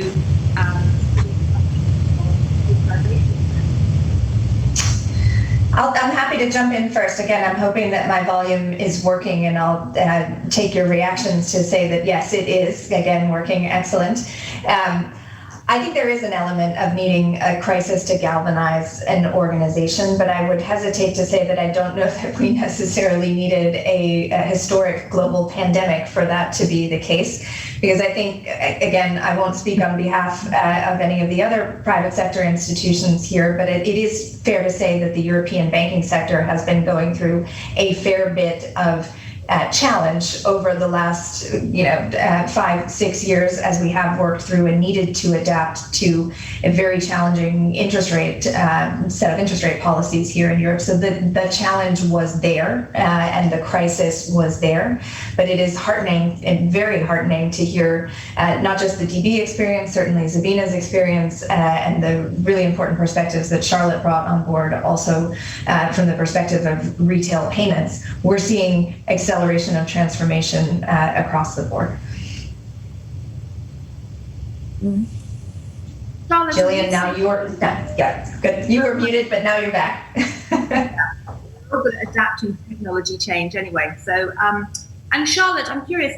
You talked about the fact that rethinking money and rethinking the concept of financial inclusion had accelerated during the crisis. Would it have happened without the crisis, do you think? It's really hard to argue the counterfactual. What I would say is that the kinds of places we've seen innovation, often by women-led businesses, by the way, over the last year is exciting. So one of the spaces that we've seen a lot is the kind of innovations that bring small businesses into the digital world. There's a really interesting business in Germany called Nebenende, and I apologize if I've pronounced it wrong, that brings community shops online and provides a platform for them to sell. Or the equivalent in the UK was a business called ShopAppy, which is run by an extraordinary woman who brings entire high streets online. Pre-pandemic, about 25 high streets were online, I think. Now we're kind of well over 100. So this kind of innovation has definitely emerged more quickly. And I think all of us have examples in our own lives of where the small businesses, the ones that we like to shop on, the ones we really care about, the ones who've kept us supplied really over the last year or so, are finding ways to reach customers, and ideally to reach customers beyond the ones they had before. So that I think has definitely been stimulated or triggered by this whole period. That's fascinating. And I'm curious to ask you, Sabine, I mean, Switzerland has been a place where traditionally an astonishingly large amount of cash has been in circulation because people like cash. Do you think the crisis has accelerated people's attitudes towards digital adoption in Switzerland and elsewhere? Yes, and Gillian, just sort of looking at the question, I think it's exactly threefold. So because one is, first of all, I want to say it doesn't need a crisis, but it needed an instant where people couldn't travel or couldn't meet, for whatever reasons. And what we've seen is we always prepared people, first of all, to work remotely. But as people couldn't travel, I think this has really picked up. So a huge acceleration driven through the pandemic, which would not have happened. It would have taken much, much longer. Secondly, I think what we have seen really change is this client interaction side. Exactly this digital adoption, because I think in our, I would say, business model and thinking, it was always across all the businesses we're having, you talk to the client live, you meet the clients, you have client in. I think on the retail side, we have seen that trend a lot earlier, that these sort of less complex services can be handled electronically. But if it comes to wealth management, if it comes to family offices, if it comes to investment banking relationship, asset management, it was really, I think, here we have seen an unprecedented adoption, which would not have taken place. The third area, which is the digitization of the back office, I think this is largely unchanged. As I said, we've already started 3 or 4 years back. That was not, but I think those two other components, the way we work, and secondly, clients. And to your questions on cash, we had very, very intense debates a year ago when everybody still thought that the virus could be handed over when it was sort of attached to coins. So we've really seen quite a drop, and that has helped in Switzerland, where we are traditionally, I would say, really behind in terms of using digital channel broadly for handling payments. We have seen an unprecedented uptick as well. Yes, no, I do find that I think Switzerland and Japan are two places which traditionally have been very, very weighted to cash. And it's striking how even there that has begun to accelerate, not quite at the levels of Finland or Norway, say, but still, to a striking degree. But I'm curious, I'd like to ask you, Elke, you said that regulators have been forced to scramble in response to the pandemic, to discover that they can do important meetings on Zoom. One of the other things that's happened in the last year is the regulatory world, central banking world, for the first time has started to talk about things like central bank digital currency and quite seriously look at the blockchain, not just as something that had to be controlled or feared, but something that maybe, the regulatory establishment should be embracing and talking about too. So I'd love to ask you, Elke, from your perspective, what do you think about the idea of the central bank digital currency and innovations like Bitcoin and other types of blockchain technologies? And again, I'm going to then ask the other participants that question too, before we turn to the female aspect of all this. Well, I'm not sure whether you would align Bitcoin or digital currency as call it a result of the pandemic. I think the topic was there. The topic was just ripe to be discussed. And to be fair, the discussion has just started. But now you're talking about something which is a bit far out of my normal topics. And my consideration here is, of course, when we believe that the amount of money in circulation is something for which you want to have central banks to be in control, then the idea of Bitcoin, the idea of other types of, is an idea to which central banks need to react and need to find a way how to ease on the one side the use of money, so digital money, and on the other hand, keep control about, well, the exchange mechanisms we have. So I think it's not a question of the crisis. It's something that would have had to come in any case. Is it something to be considered as a threat, or is it something just to be considered as a normal next step? I would perhaps turn it around a bit in a totally different question for the private sector. Looking at all this, what will be the impact on the traditional banking model? What will be the impact on payment systems if you open up for an account, kind of an account with central banks?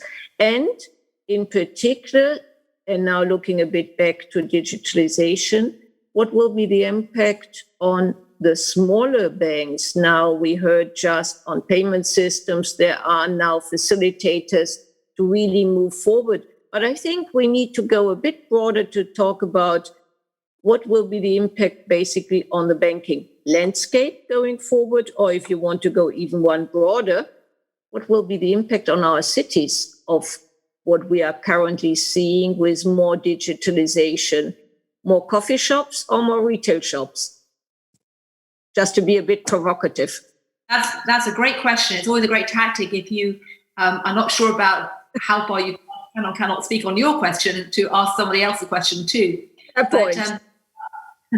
These are indeed actually crucial questions. And so I'd like to perhaps maybe start with any of you, either Christiana or Sabine, and ask you, from your clients, given that you both work with fairly traditional client bases, who have been wedded to cash in the case of Switzerland and used to be to a lesser degree in Germany as well. To what degree are you seeing them scramble for digital solutions? I mean, are you putting them into Bitcoin or telling them to go jump into blockchain or get involved in other stable coins and things like that? I think if we are looking at these solutions, obviously we're looking in all that areas, but to be quite frank, we are looking more in the underlying technology of blockchain, which in my view is something which will change and help us leverage banking, I would say, and make it more easy. For example, if you're thinking in this trade and export finance area, commodity trade finance, and these are sort of, DLT-based applications where I do see a pretty promising road.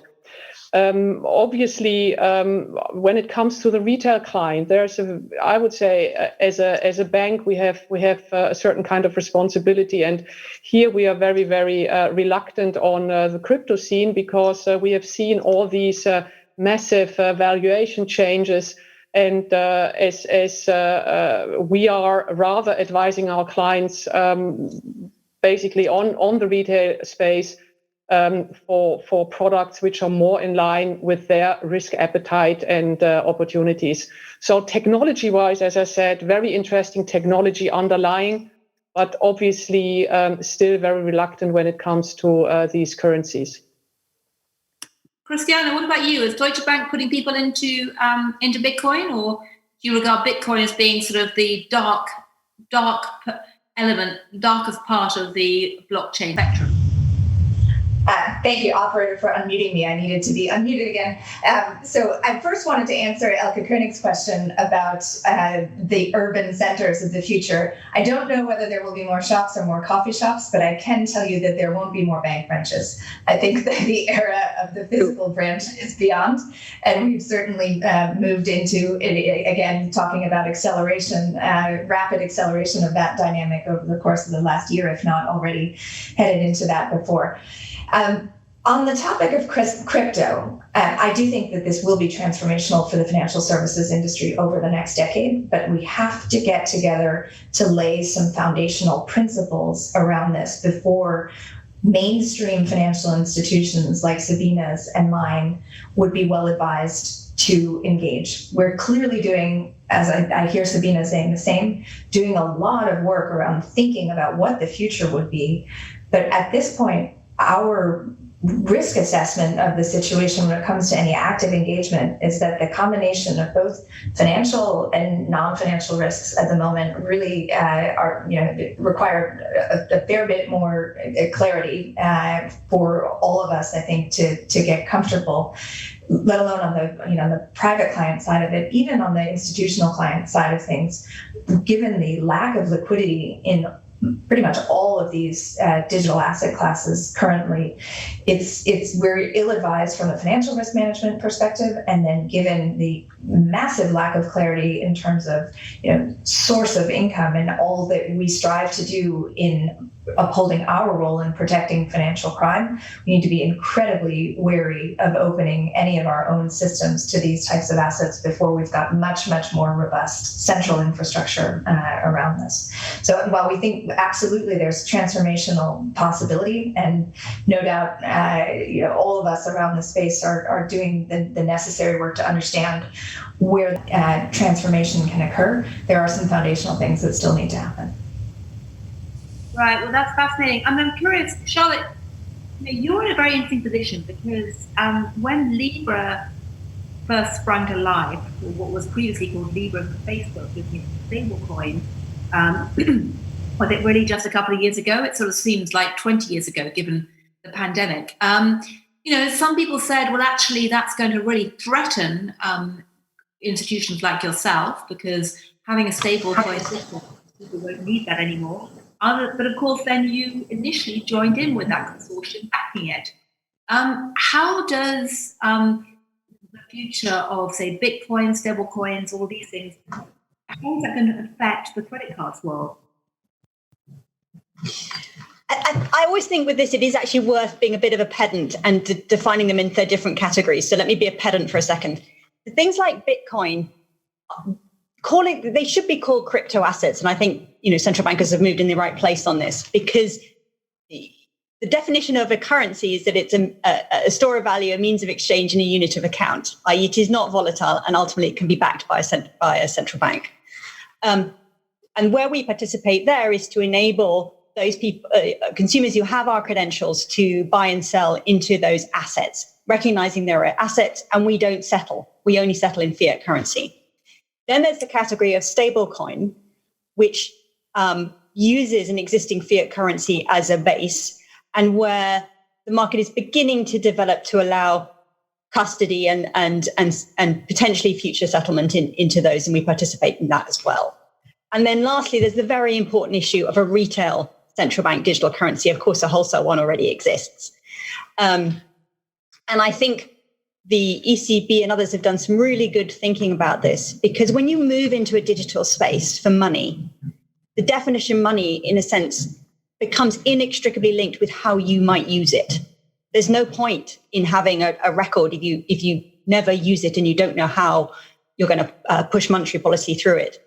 So thinking about how would you use that currency in a very safe and secure way? How do you use the best of global data to protect it from cyber attacks and ensure you've got the right level of resilience? Those are really complicated questions, because in the end, a fiat currency is an expression of nationality. It's critical, as Alka says, to monetary and ultimately policy and ultimately financial stability. And yet, to fully protect it, you really do need global data. Unfortunately, cyber attacks and fraud attacks come from outside your boundaries.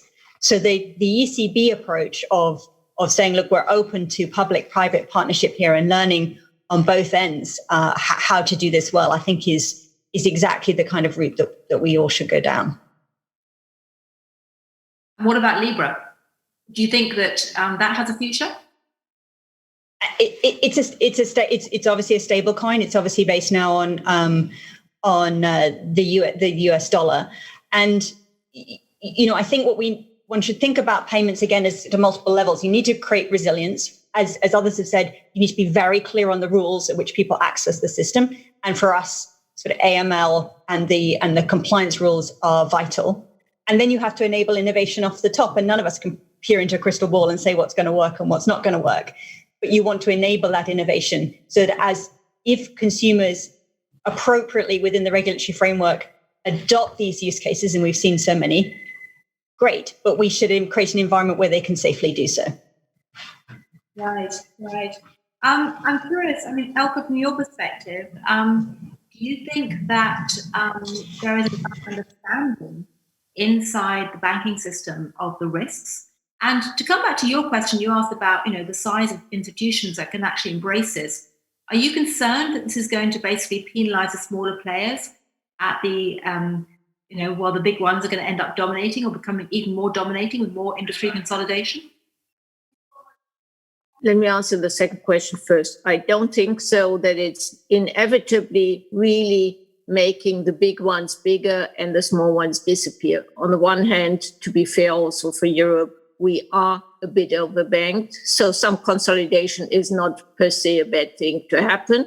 And what I see is at the same time that there are associations that are trying to support the smaller banks that you would in the US call it a community bank, have a raison d'etre, can actually also can use some back systems without having to develop them themselves. But we will clearly see this kind of concentration because some things are just only working when you have a critical mass. And I think I was smiling a bit, but it's pretty clear from what Christiane said. I am full-heartedly believing that the number of bank branches will drastically shrink. They will be replaced by ATMs and machines to be used, not just by the young ones, but also by the elderly ones. But you had another question, and I had a hard time to understand you. So I didn't want to avoid it, just to say I didn't get it. Whether you think the banks fully understand the potential risks? I think they do, or ideally hope they do, because there is sufficient debate about it. And again, I think the banks need to see how to balance between the needed changes and all the flexibility we need to build in. We actually even need to build them in just to ensure that we have business continuity in any case, but at the same time to ensure that things like AML, like data protection, like know your customer, part of it, don't go a bit under in these priorities. But I think here I'm very confident the banks know about the challenges and they need to embrace them. So can I just quickly ask, I mean, this is a women's financial conference. It is absolutely an amazing sign and cheering sign of progress that we have such an amazing panel of people who are talking about this, who just happen to be women, but that's coincidental, if you like. When I started my career as a financial journalist 25 years ago, I almost never had any women to quote in senior policy making or private sector roles at all. I used to joke that the photographs of all that accompany my pieces always looked like Cabbage Patch dolls because it was lots of middle-aged men looking at the camera. And it's wonderful now that we have more diversity, still a lot further to go, but it is indeed wonderful. But I'm curious, do you think there's any particular female aspect to digitization that we should be aware of? Do you think women find it easier to embrace this rapid innovation and change? Or do you think it actually penalizes them in some way? Anyone want to jump into that thorny question? I'm happy to jump in if you'd like, and the rest of you can comment. I'm always quite positive. So what am I positive about? I'm positive on the potential of digital to create greater inclusion. So if we move into a world, which I think we all see, where we'll get more flexible working, more remote working, at least a part of the time, it feels to me like your ability to recruit further away, further afield, both in terms of all forms of inclusion, but also in terms of geographic distance, in terms of part-time working, that should be something we can lean into, and I do believe it'll help women. The second thing is a really sort of silly point, really, but in the Zoom world, we're all the same size. And what's more, you actually have to listen to somebody in order to then be able to make your point. We've all learned how to do that. Now, I've spent my life being 5'4", and in a room of very large men, you do feel in a different environment, but now we've all been equalized. So you're all laughing, but you probably noticed that, right?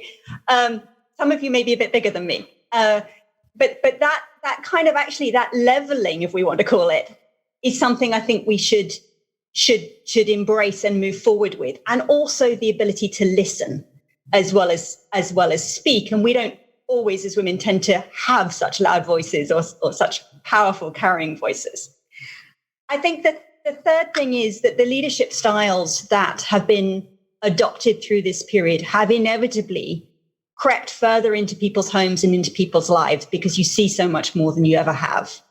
And there's been a recognition, I think, that a breadth of leadership styles, which in itself is inclusive, has been incredibly important, particularly for coping with the very real mental health issues and grief that people have suffered through all of this. I think we have a responsibility as women to think really hard about education and skills in the future.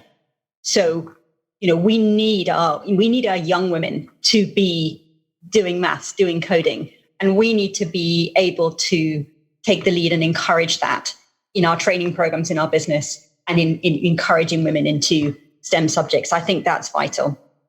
We also have a responsibility, I think, for a watch out as we all move to a hybrid working environment, some on the phone, some in person. We need to watch out that it isn't a particular group that's always on the line and not being heard versus a group that's in the room. And we've got to be sensitive to that.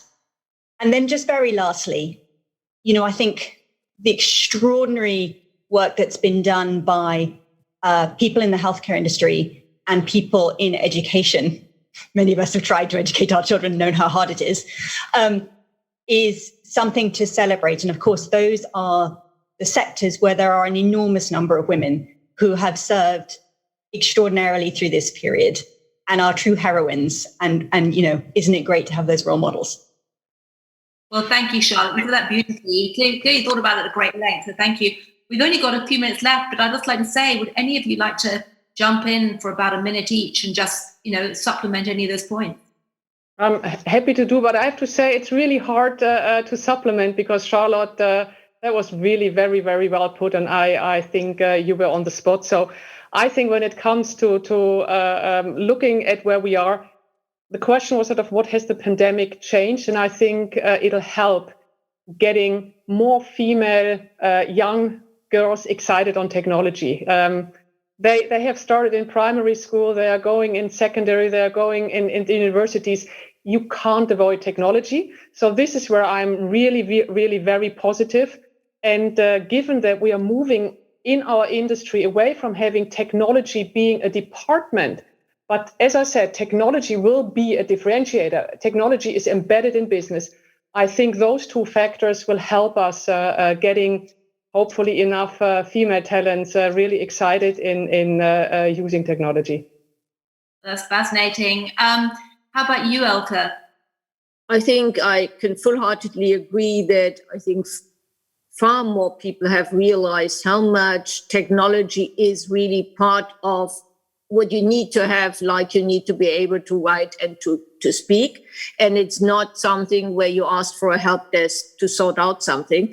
But I would also like to mention one thing, and I'm perfectly believing that there's no difference for women and men in some of the challenges, but there is clearly still one area when we talk about education, when we talk about jungling between the different tasks. And there I see that probably still, even today, a large part rests with the women. So in the morning, you take care of a bit of the household, and over lunchtime and a bit later, you educate your children, and then you have the full night for work. This is something I fear a bit might be the trap in working fully remotely. And I see something with our staff. I realize how many of them also are really longing for coming back to the office for personal interaction. So I think we should not glorify the new world.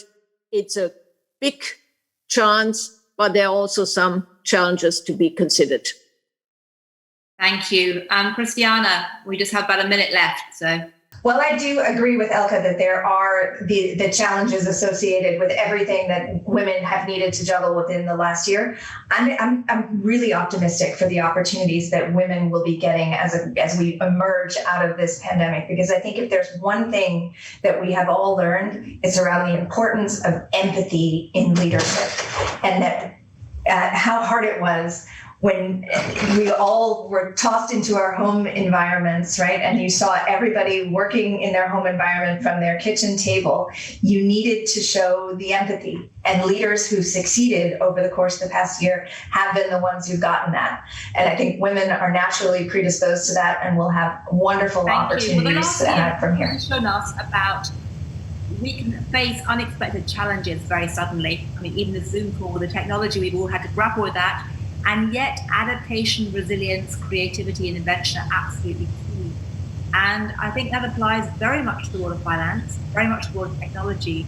And it's something that in many ways women have shown themselves to be, partly through difficult circumstances and no other choice, particularly at the second world. So I'd just like to say thank you to all 4 of these fantastic women who are such interesting and inspiring role models for us all.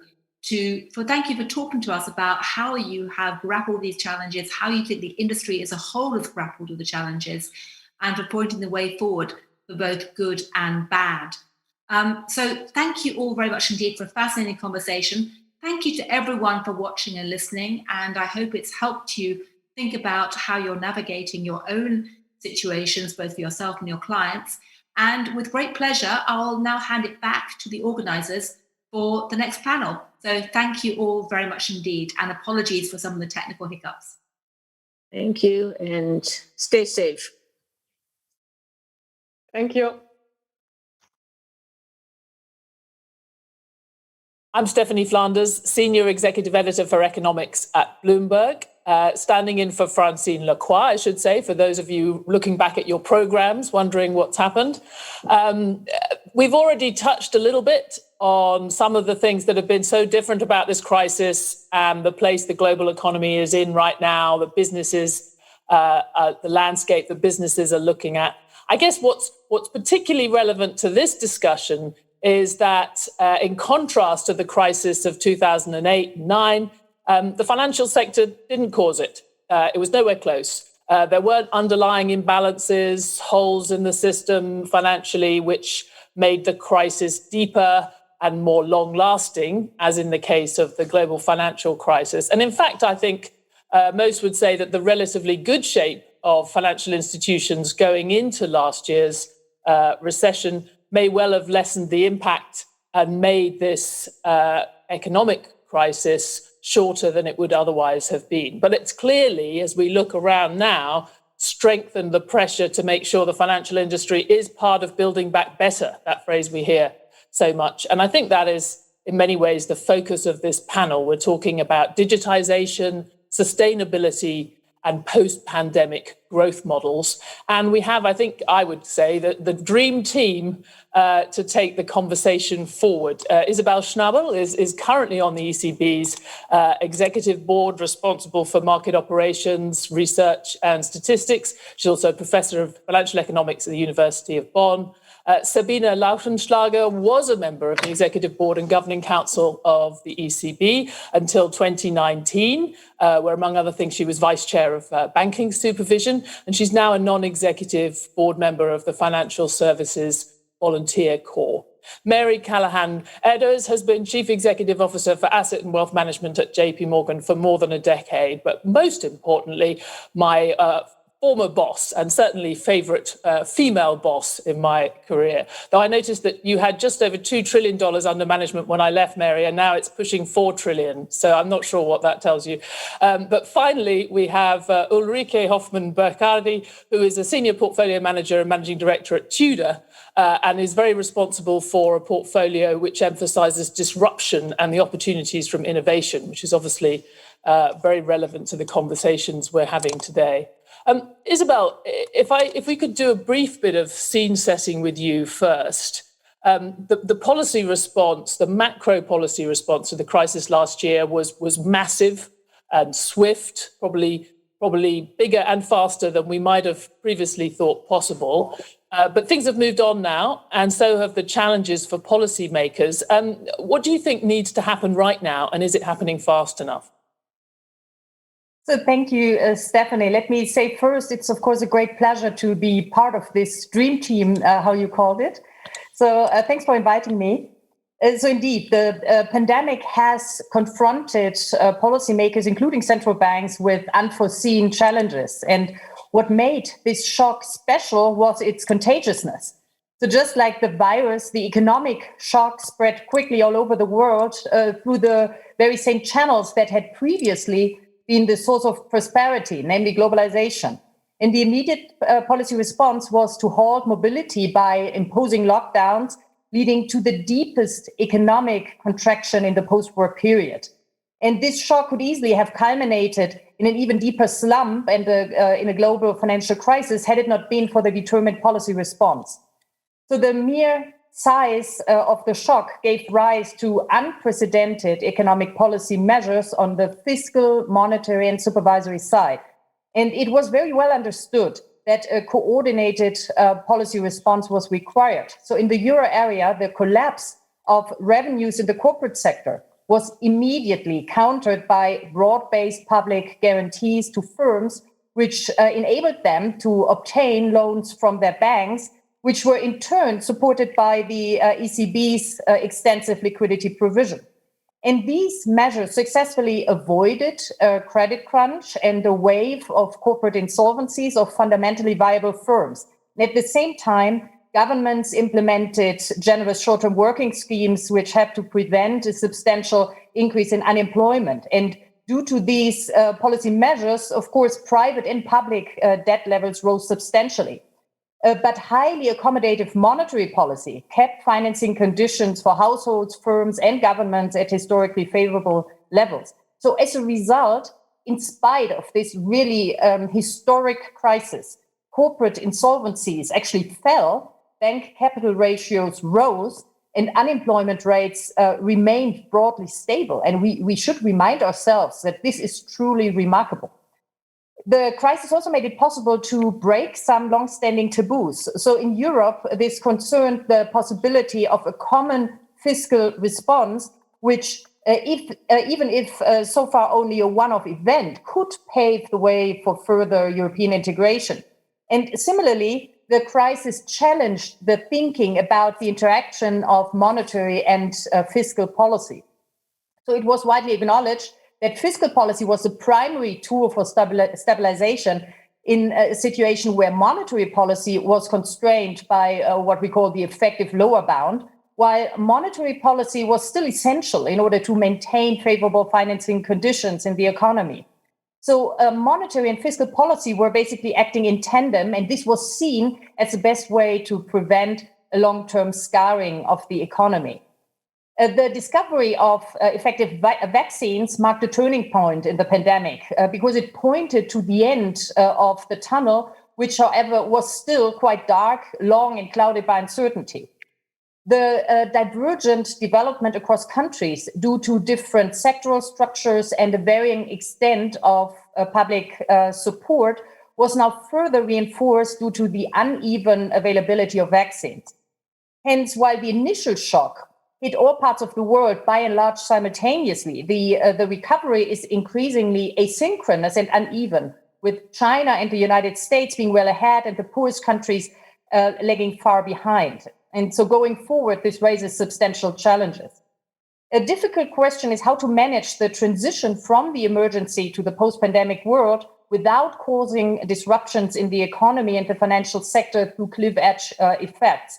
So this concerns the phasing out of the public guarantees and the short-term working schemes on the fiscal side, the reversal of supervisory relief measures in the banking sector, as well as the eventual termination of pandemic emergency measures on the monetary policy side.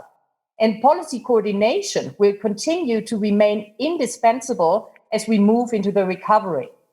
A premature withdrawal of fiscal policy support could leave monetary policy again the only game in town, while a premature tightening of monetary policy could make policymakers reluctant to maintain their support for as long as is needed. And both would impose substantial costs on the economy. And so timing is really of the essence. Moreover, the fiscal support measures should be increasingly focused on raising productivity and potential growth, which would also increase monetary policy space going forward. And this requires a more targeted fiscal support in the future to avoid keeping unviable firms alive for too long. Moreover, the fates of economies worldwide are actually quite intertwined. So on the one hand, the recovery of China and the US can revive global trade and help other economies to recover. On the other hand, a taper tantrum in the US could have substantial consequences worldwide, and in particular in emerging market economies. Even more importantly, the global health crisis can only be tackled if the virus is controlled everywhere, which will require substantial support to the less developed world. So the main lesson learned from the pandemic is, for me, the following.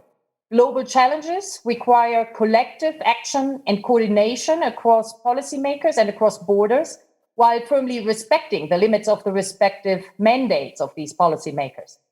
This lesson from the pandemic will be even more important when tackling one of the biggest global challenges ahead, which is the fight against climate change. And so let me stop here. Thank you very much.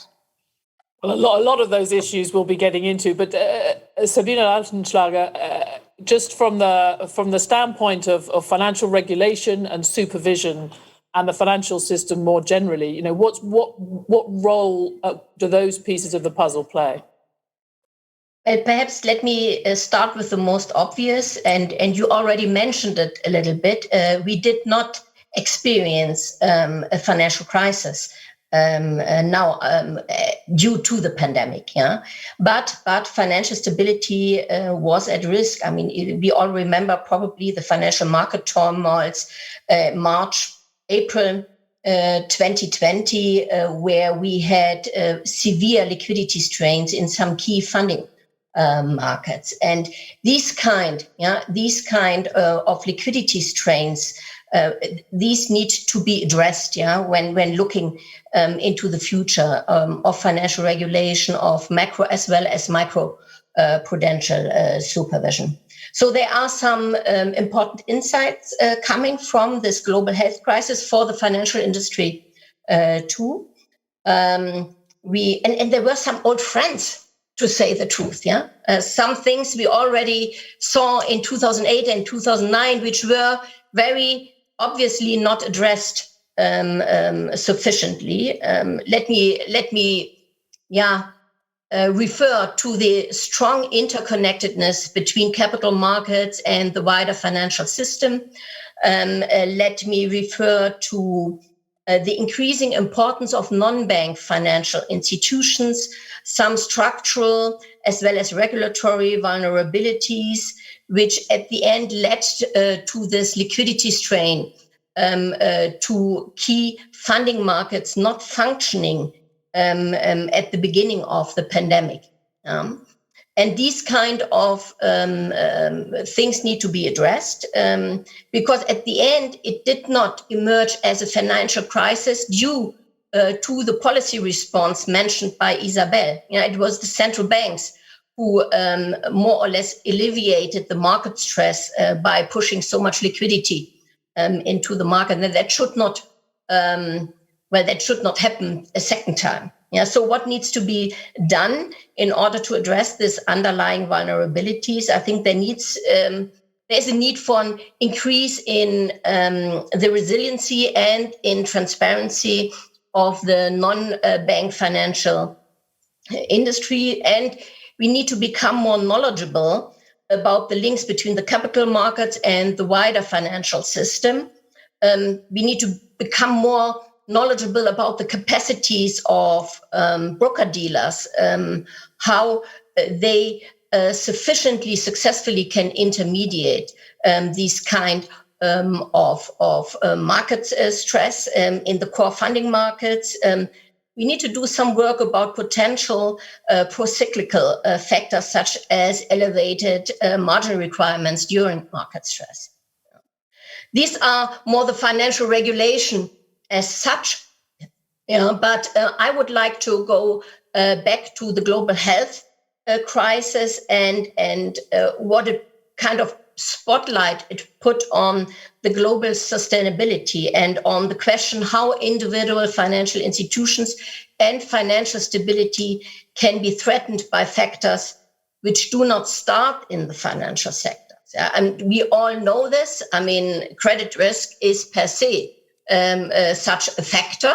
Yeah, but I think that the global health crisis and how quickly it emerged, and moved into an economic crisis, and then into the question, what does it mean for the financial industry? Yeah, raised our awareness that the financial industry, that the regulators, that the supervisors need to improve their assessment and management of financial risks, which result from potential risk outside of the financial environment. And it raised the awareness how quickly and how comprehensively these kind of outside risk can threaten financial stability. And I think, and perhaps we can hear this from Mary as well as Ulrike, if I may express a wish, it gives the question, that how do financial institutions and markets address the build-up of these outside risks, and how can they contribute to a more sustainable policy and a more sustainable environment in order to help themselves to have, in the long term, a more sustainable business model. Yeah.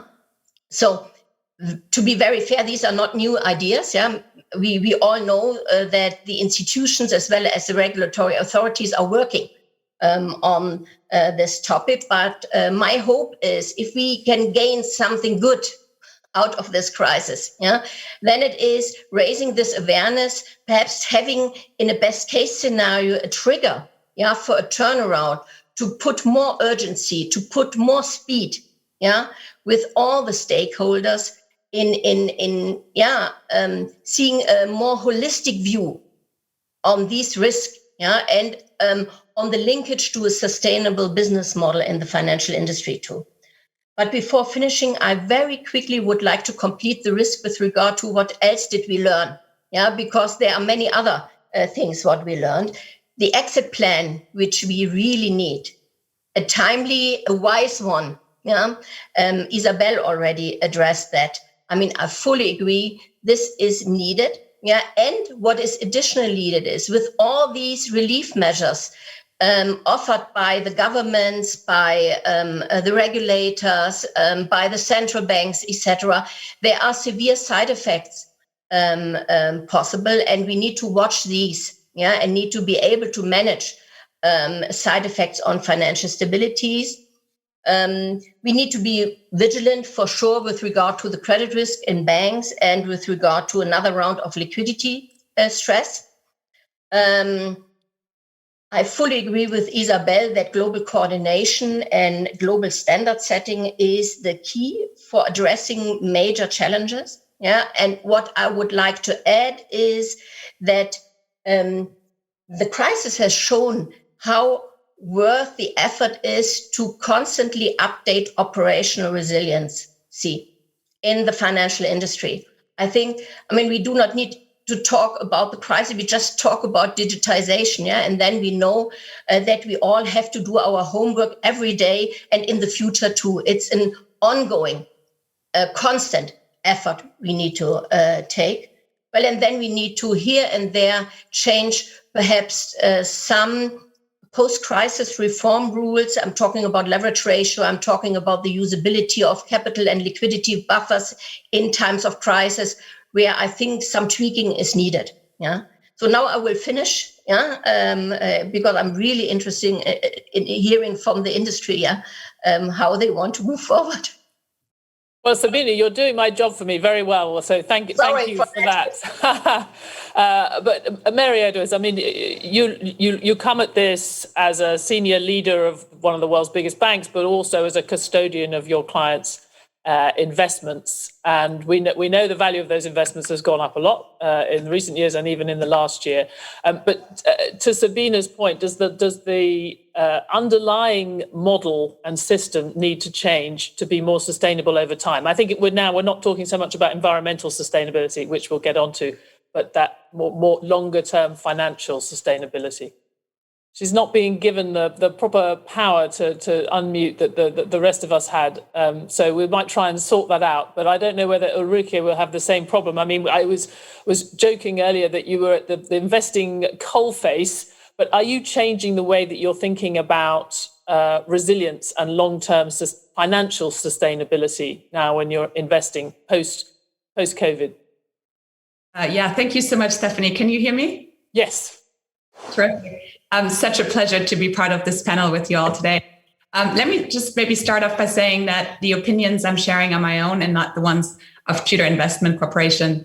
But with that, to your question, Stephanie, I do believe that there are two things that corporate leaders need to embrace to be future-proof, and that is a digital transformation mindset and a stakeholder mindset.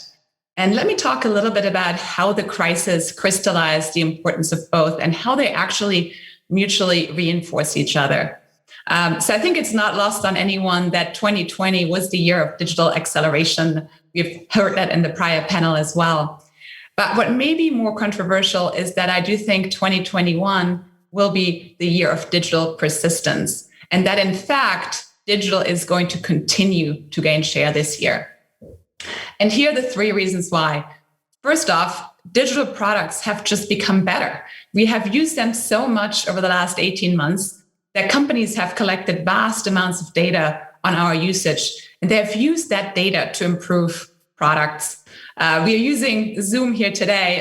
Aside from the glitches with the microphone, Zoom actually has released 400 new features last year, and that's up 33% from the year prior. So there has been a ton of rapid innovation. And it is really the superpower of digital is the data that these companies are collecting and using that data to optimize processes and also products. And then secondly, more importantly, is that digital business models tend to be more resilient. Their revenues tend to be more recurring in nature.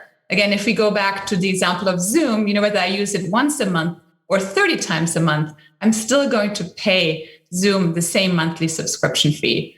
And the physical world is quite different. If I had flown to Berlin to be with you all, that would have been a one-off transaction, one airline ticket. And that makes these businesses much more vulnerable. And then lastly, I think physical has continued to lose share just because we're going to face a new post-pandemic normal. I think we'll take some of our digital habits into this new normal. And even these small marginal changes may be enough to render certain physical businesses structurally unprofitable. So with these three factors in mind, I do think that digital is unstoppable. And in order to be successful in the future, you have to embrace a digital mindset. And then, secondly, to Sabina's question, the crisis really laid bare the importance of a corporate ESG stance as a differentiator. There's this saying, a crisis doesn't make a character, it reveals a character. And it's been incredible to see what ESG efforts companies have put forward during the crisis. They have given their products away for free. They have put out loans to small and mid-sized businesses so that they can stay afloat early in the crisis. So there have been tons and tons of initiatives. And I think it's those type of actions that ultimately define a corporate identity and their reputational value much more so than anything else. And in fact, I do believe that ESG is going to replace sales and marketing, and that we're going to move from a regime where it's all about what you say to a regime where it's all about what we actually do. And I think that has very tangible business benefits. It increases revenue, it lowers costs. Maybe just three quick examples. If you give your products away for free and you generate organic word of mouth recommendations, that is the most effective customer acquisition channel. You probably also have seen studies that show that consumers are willing to spend, 66% of consumers are willing to spend more on products that are sustainable. And then lastly, importantly in our industry, to hire and retain the best talent, especially the millennials, want companies with a very strong ESG stance. So I think ESG is not only right, it's the right thing to do for business. And maybe just let me close with the flywheel of ESG and digital, and how digital can really help with a strong ESG response. I do think one example is actually what we're doing here today, video conferencing, the impact on the environment. Just if we look at the number of participants and the geographical distances, we save about at least 500 tons of CO2 just by coming together virtually. So while we're craving to be back in person, it is nice to recognize the environmental benefits of these virtual gatherings. And hopefully at the end of every video conference, we'll in the future see, the amount of CO2 savings that we accumulated. But with that, let me close and say that I do think the pandemic has been the litmus test, not only for the what, but the how of our future, and that we will move further towards digital. But in this future, when we take our stakeholders seriously, we do actually end up taking our business seriously. And that's ultimately what will be the most important. You talk about the adjustments and Zoom. It does occur to me the fact that I'm appearing quite small to you is actually a symptom of the sort of halfway house that we're now in, the transition back to work. Zoom works fantastically at home, but you have maybe transitional issues. It doesn't work quite so well when you're sitting in offices and big meeting rooms. But Mary, I think you've regained your voice. We were talking about the financial stability of the system of which you as an asset manager are a part. Oh no, we're still not hearing you. That's it's interesting because we were having no problem hearing you before the session. So that's cruel and unusual that we get to see you. But let me go back to Isabel, because something that has been mentioned already many times is ESG. Obviously the environmental sustainability piece of this has been enormous, and also quite a lot of debate about the role that central banks could play in that. It's easy to be saying we're all on board with ESG now. We're all on board with our zero net carbon commitments. But what do you see as the key hurdles sitting where you sit? What are the difficult choices that have to be made? So the climate change is clearly one of the biggest challenges that we are facing. And I actually think that all policymakers have to ask themselves what they can do within their respective mandates. And that's, of course, also true for us as a central bank. I mean, you're probably aware of the discussion that is ongoing, whether central banks should be part of this at all. And my personal view is that we have to be part of that, and that this is not only within our mandate, but that actually even our mandate requires us to do certain things. And in order to move forward, all types of policymakers have to do this kind of thinking, what they can contribute. And of course, the major player in this area is the government. I mean, and we know very well what has to be done. So the carbon pricing clearly plays the primary role in fighting climate change. But we also know that it's not that easy. It's not that we can just jump globally to the ideal carbon price and then everything is fine. But we know that there are many political hurdles to move there, and that actually this global action is not so easy. I mean, we can be very happy that with the new administration in the US, climate change has gained more prominence there, which of course makes it more likely that we can move ahead, globally and find global arrangements. But this is not easy, and it also takes time. And given the urgency of this entire topic, I think no one can afford to just wait for others to act. And as I said, this also includes central banks. And this is why in our ongoing monetary policy strategy review, we also ask ourselves what this means for our monetary policy. Well, I mean, I fully agree to Isabel, and I would add too that we all need to change. I think there needs to be a reset of mind in the whole society. Yeah, and there needs to be a different education, probably coming from school too. Yeah, in order to not only raise our awareness when we do have a global pandemic, or when we have a kind of tsunami somewhere, yeah, in the southern East Sea, etc. But I think we all need to change our mindset, how much responsible we are in our daily life for that. And if this changes, and you can see, I mean, I don't know how you feel, but with regard to the Friday for Future events, I mean, this young generation moved quite a lot. Yeah, I mean, they really pushed and put politics as well as the industry, yeah, on the front, yeah, telling them you need to do something. And I at least think that part of how urgent we now are looking into this issue is this change in the mind of the younger generation. So this has to be done too. Nevertheless, yes, global politics is very important.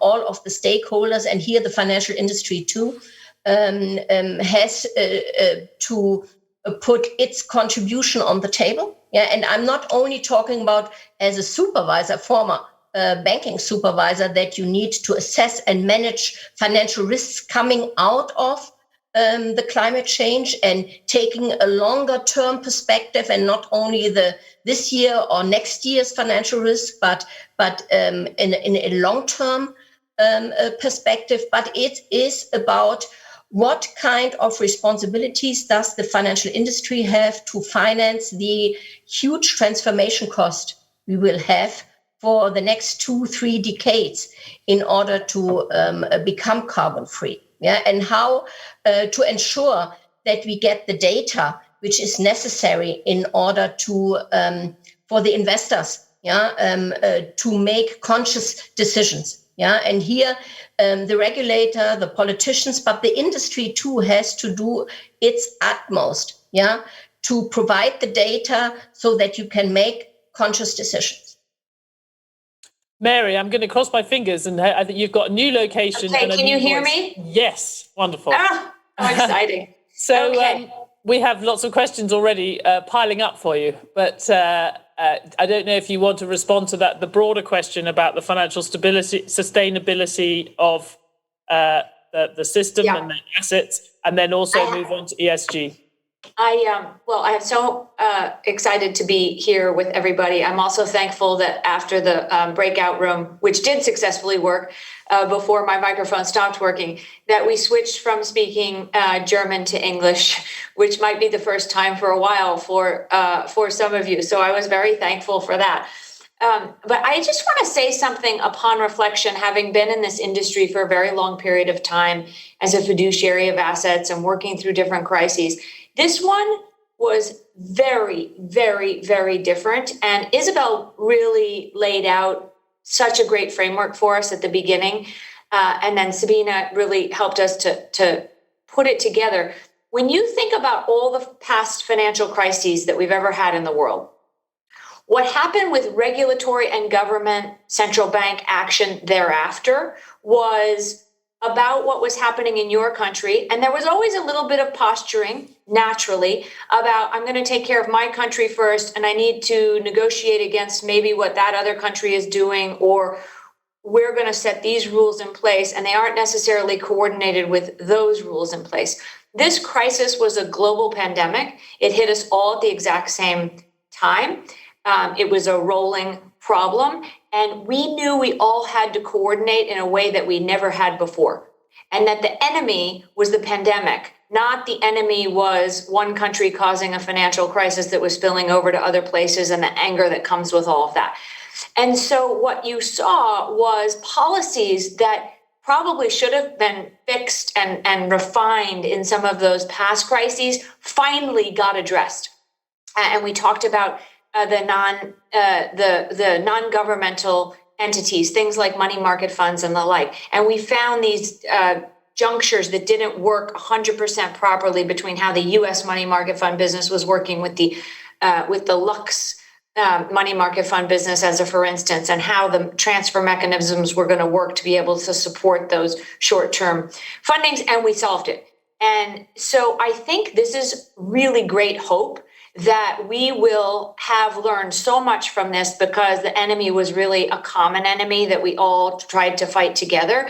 And those policies and procedures and laws and things that we put in place are going to help us to fight future crises. And when you look from a financial markets participant as someone who's putting the money to work, and you see how successful all of the actions around the world did work, you have great confidence that when we get to the next financial crisis, that this will work in a much more seamless way. So I'm super hopeful that this has changed a lot of how we think about those kind of things.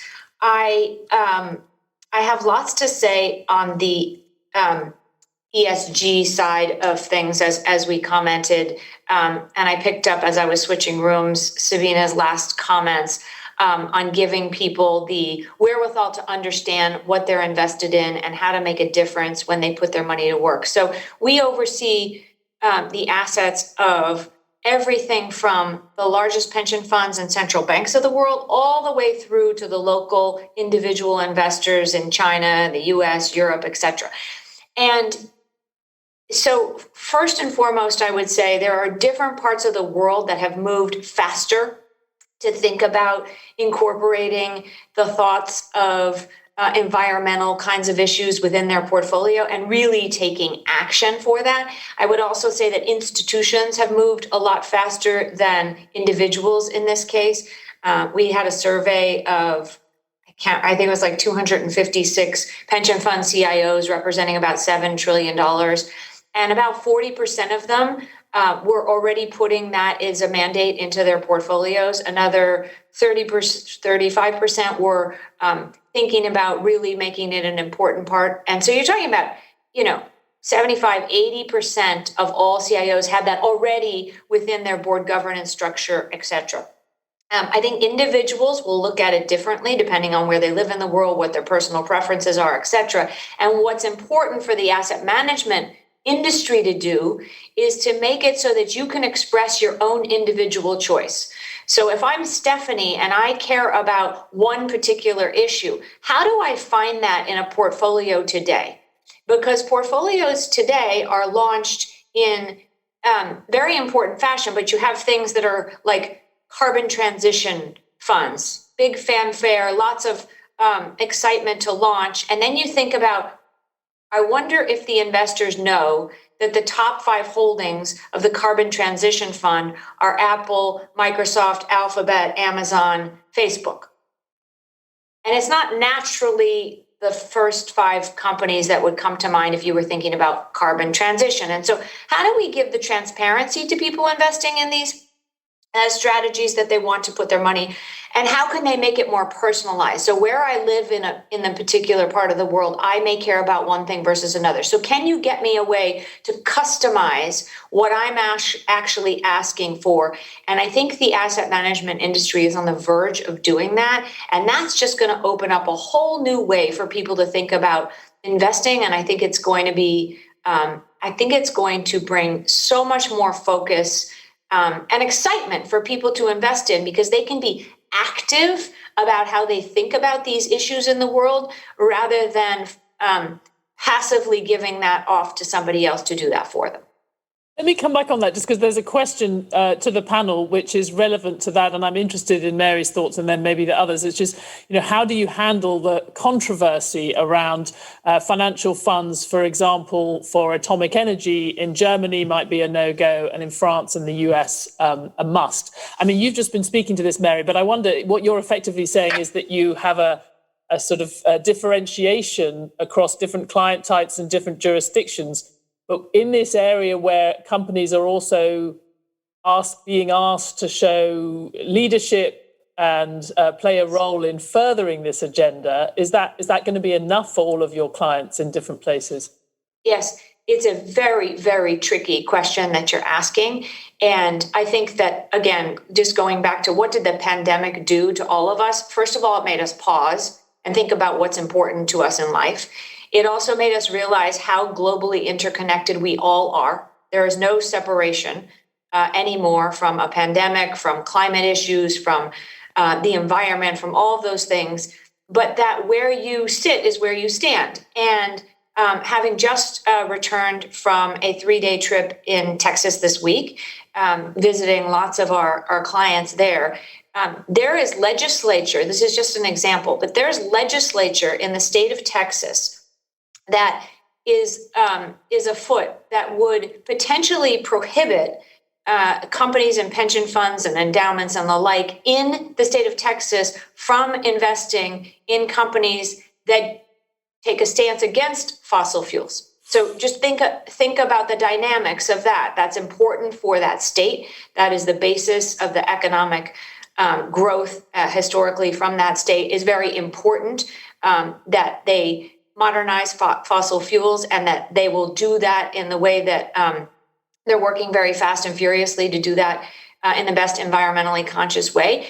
But for those people that have just said flat out, I'm excluding fossil fuels, that Texas companies don't want to be part of that. So that gets to the whole question of, is it better to exclude from an investment standpoint? Is it better to exclude an entire sector or companies that somebody wants to take a stance on because they don't want to invest in it? Or is it better to be an active investor in them and work through the journey of them? And no one can answer that for all clients across the world. Every client is going to have a different answer.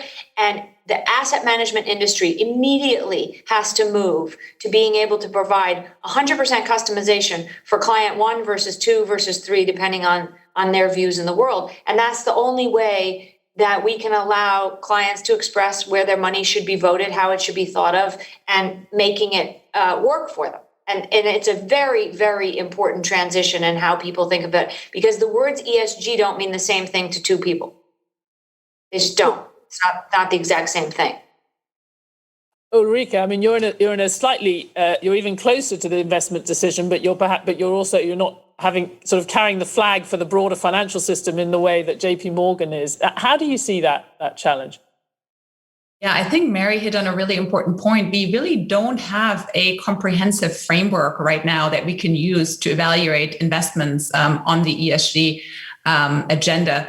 We have a lot of different standards, some private, some semi-public out there, whether it's SASB, for the corporate reporting side. On the investing side, we have the UNPRIs. But there is really not one thing that everybody agrees on is the right thing to use and the right metrics to use. And even if you compare the different private vendors that are out there, we've done analysis between a lot of different providers. There is some overlap, but there's also lots of discrepancy in various portions of how they approximate ESG. And then when we talk to our portfolio companies about it, it's interesting. There's also lack of clarity on their side. They're doing a lot of incredible things, but they're not speaking about it, or they don't know how to report it. So I think everybody is a little bit right now in this sort of mode that we need to do more. We need to agree on more standards, on more measures, and then on actual data that can verify that these things are happening.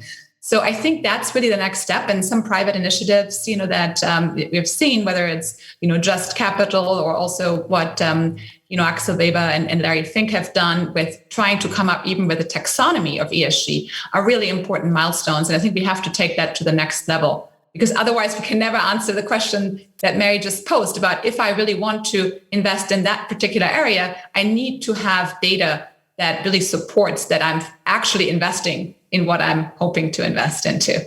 But maybe, others on the panel have more perspectives on where that should come from. Is that more private, or is that a public regulatory initiative that provides more clarity on all fronts?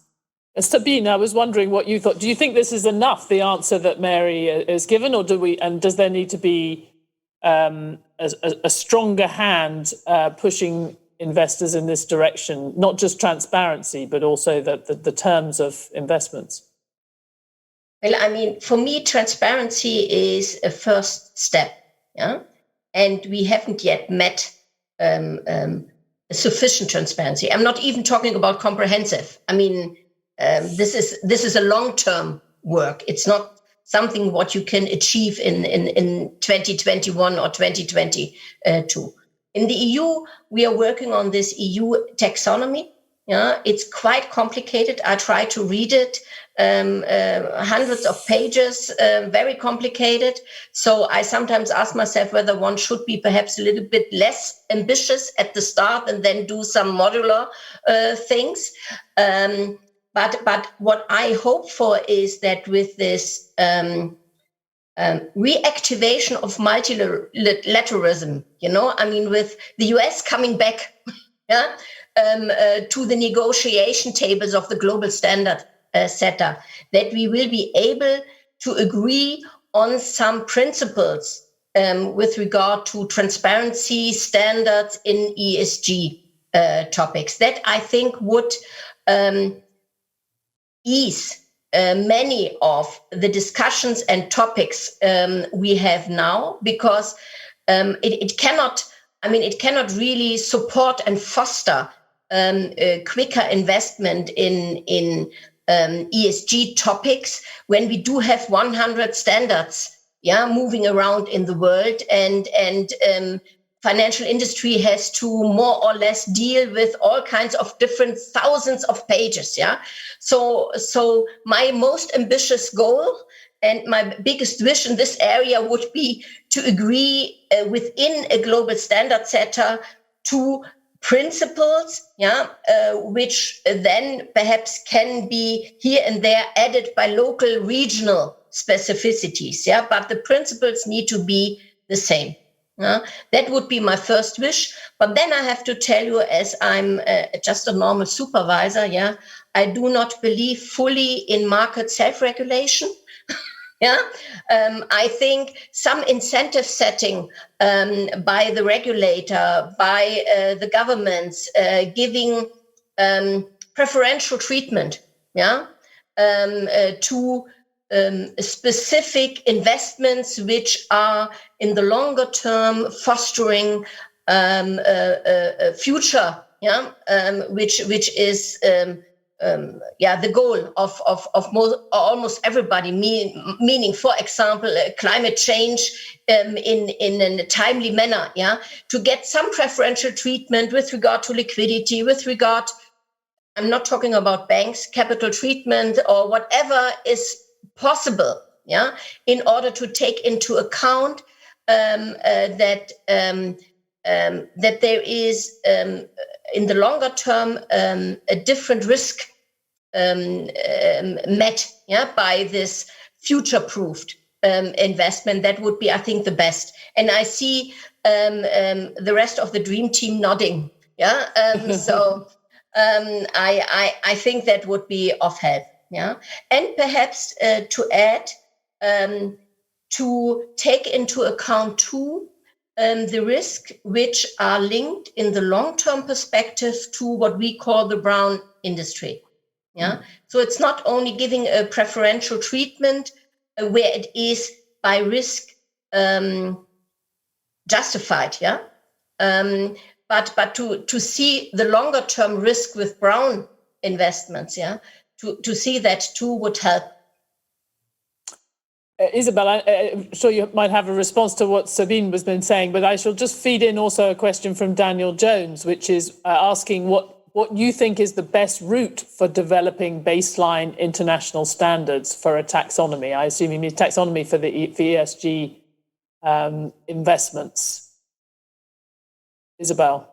Yes, so thank you very much.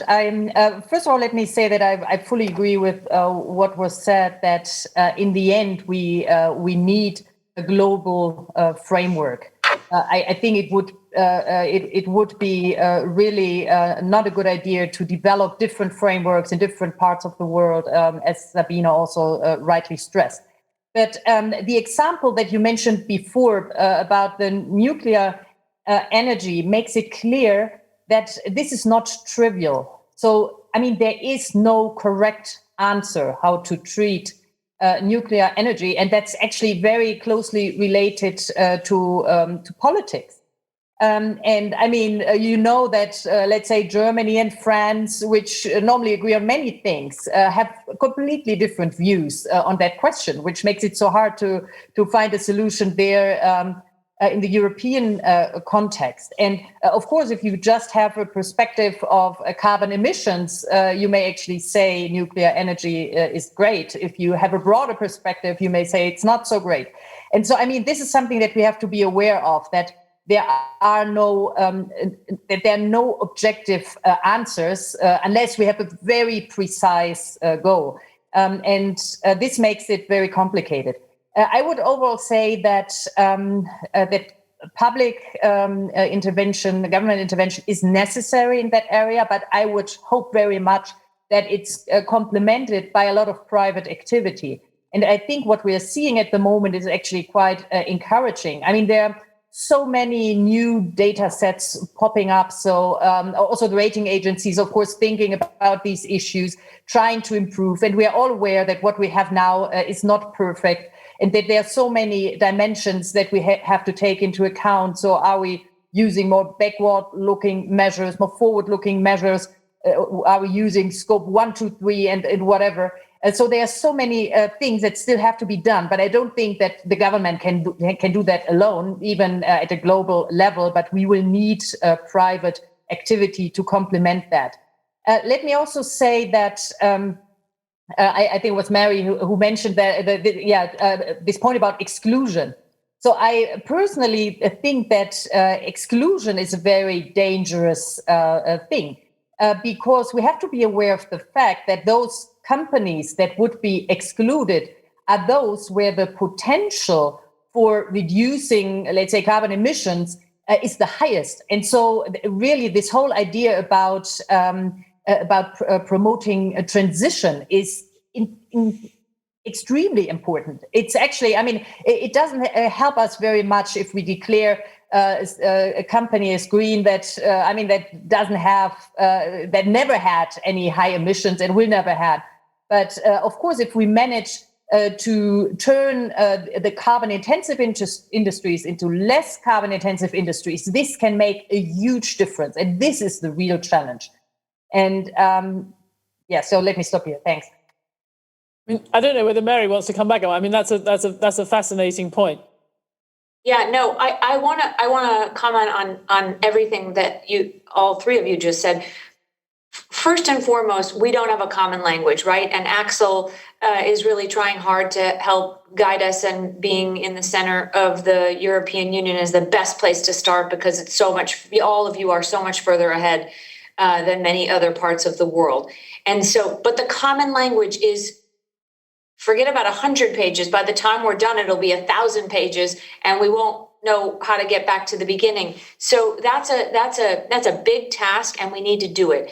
But the second is the teeth that we talked about, and once you have the what the language is, how do you even define how to get to net zero carbon emissions by 2050 and have the teeth for it? So forget about companies. Let's just think about governments. Governments don't even have that enacted in law. There are only 6 governments around the world that have that enacted as a law, that they will get to net zero by 2050. There's another 6 that have that in legislation right now. There's another 20 that are putting it through the process. And then all the rest of the countries of the world are still in the debate mode. So we have to start with governments putting teeth in how they are going to get going. Private sector also doing the same thing, but then all of us speaking the same language on what it actually means.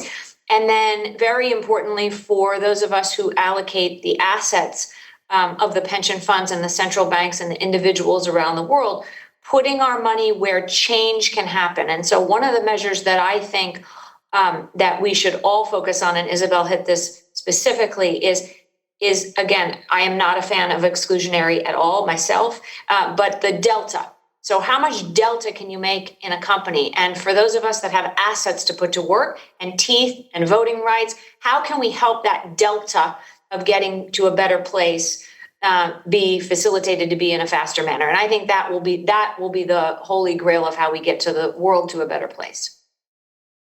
Ulrike, just in terms of, sort of the practicalities of this, I mean, I just wonder, there has been some speculation. We have a lot of people talking the talk about ESG and particularly environmental commitments. But there has been a question, we see big companies with large environmental footprints who've not necessarily stuck their neck out on this yet. And there's the potential for a kind of segmentation to happen where you have a sort of darker load of assets or sort of dirty assets that actually in the end also have a place in the system because they become so cheap that people want to invest in them, particularly often US investors are more motivated by that. So I just wonder, do you see that kind of segmentation happening, or are we all moving in the same direction but with a flawed taxonomy? So Stephanie, just to understand your question, so what you're saying is that is there sort of a value vesting angle where you're just saying, hey, certain assets are just so cheap right now, and maybe they can actually make a difference on the ESG side over time, so that it's a profitable investment opportunity? Is that what you're saying? It'll start to be, no matter how much you're talking about ESG, it will start to be, there'll be a chunk of the market that is investing on the opposite basis because it's become so cheap. Yeah, there may be. I mean, for us, our investment framework is much more future oriented. I think, where are you going to be in 5-10 years and disruption is happening so fast. I think we're probably underestimating the pace of disruption. And if you're seeing the inflows into ESG, again, last year exceeding 2019 by a wide margin, I don't know if you have that much time to sit around and just wait and hope you become so cheap that investors are going to find you. I do think ultimately, though, to the point that the other panelists have made, and I think from a regulatory perspective, what is going to be the biggest challenge after coming up with a framework and a common language, which is not a small feat, is to really come up with the right regulatory incentives between the level and the change. How much are you going to be rewarding change versus absolute contribution to the environment? And I think that's going to be a fascinating debate. And I think there need to be the right incentives for both. But to answer your first question, yeah, I wouldn't be in the camp who sits around and waits. I wasn't expecting you to endorse it, but it is something that comes up. Look, we've only got 5 more minutes, and we've got into that area which I know you all wanted to talk about, so I'm glad we did. If we just think about the S in ESG, but also the broader framing for this panel, which is the role of the financial sector and in making a better system, a safer system. Even though the financial system wasn't at fault in this recession and may even have helped with this crisis, people have come out with it. People have come out of this still not liking capitalism very much and feeling of social solidarity, wanting policies to combat inequality. Just each of you, is there a piece of this social challenge that you're now taking more seriously as a result of COVID? And what's the role of the financial sector in supporting that more inclusive approach? I don't know who wants to start. I'm happy to.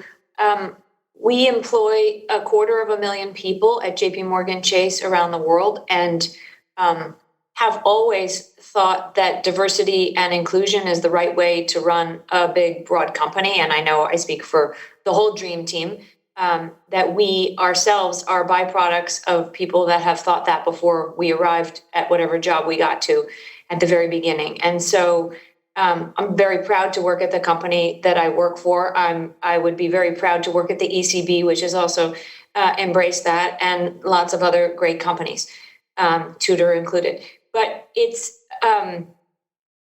something that has taken on much greater proportion. And I think it's very, very important that each and every company has a cascade all the way down through their company. And so it goes right back to the conversation we were having about having teeth in the way that you think about it. So don't just pay it lip service to say that we are diverse and inclusive, but can you measure it? Can you find a way to take a pulse of all the way down in the organization each and every day? Are you sure that you are fighting microaggressions that you can't see? And so all of those things become very important, and really the only way to do it is pounding the pavement each and every day, or pounding the Zoom, I guess, for a little bit of time before you pound the pavement, to really make sure that that's happening and that the culture that you're creating is doing that, and then holding people accountable for it and actually taking action. So not just saying that's what we expect, but getting rid of people that don't live up to the standards that you hope. But my other comment that I just wanted to make on this front is I do think that the global pandemic has taught us a new way of thinking about work. And when we think about work in a new way, and we think about the flexibility of work, and we think about what Zoom I think, is the great equalizer. Everyone is the same size square on a screen, and there's no head of the table anymore.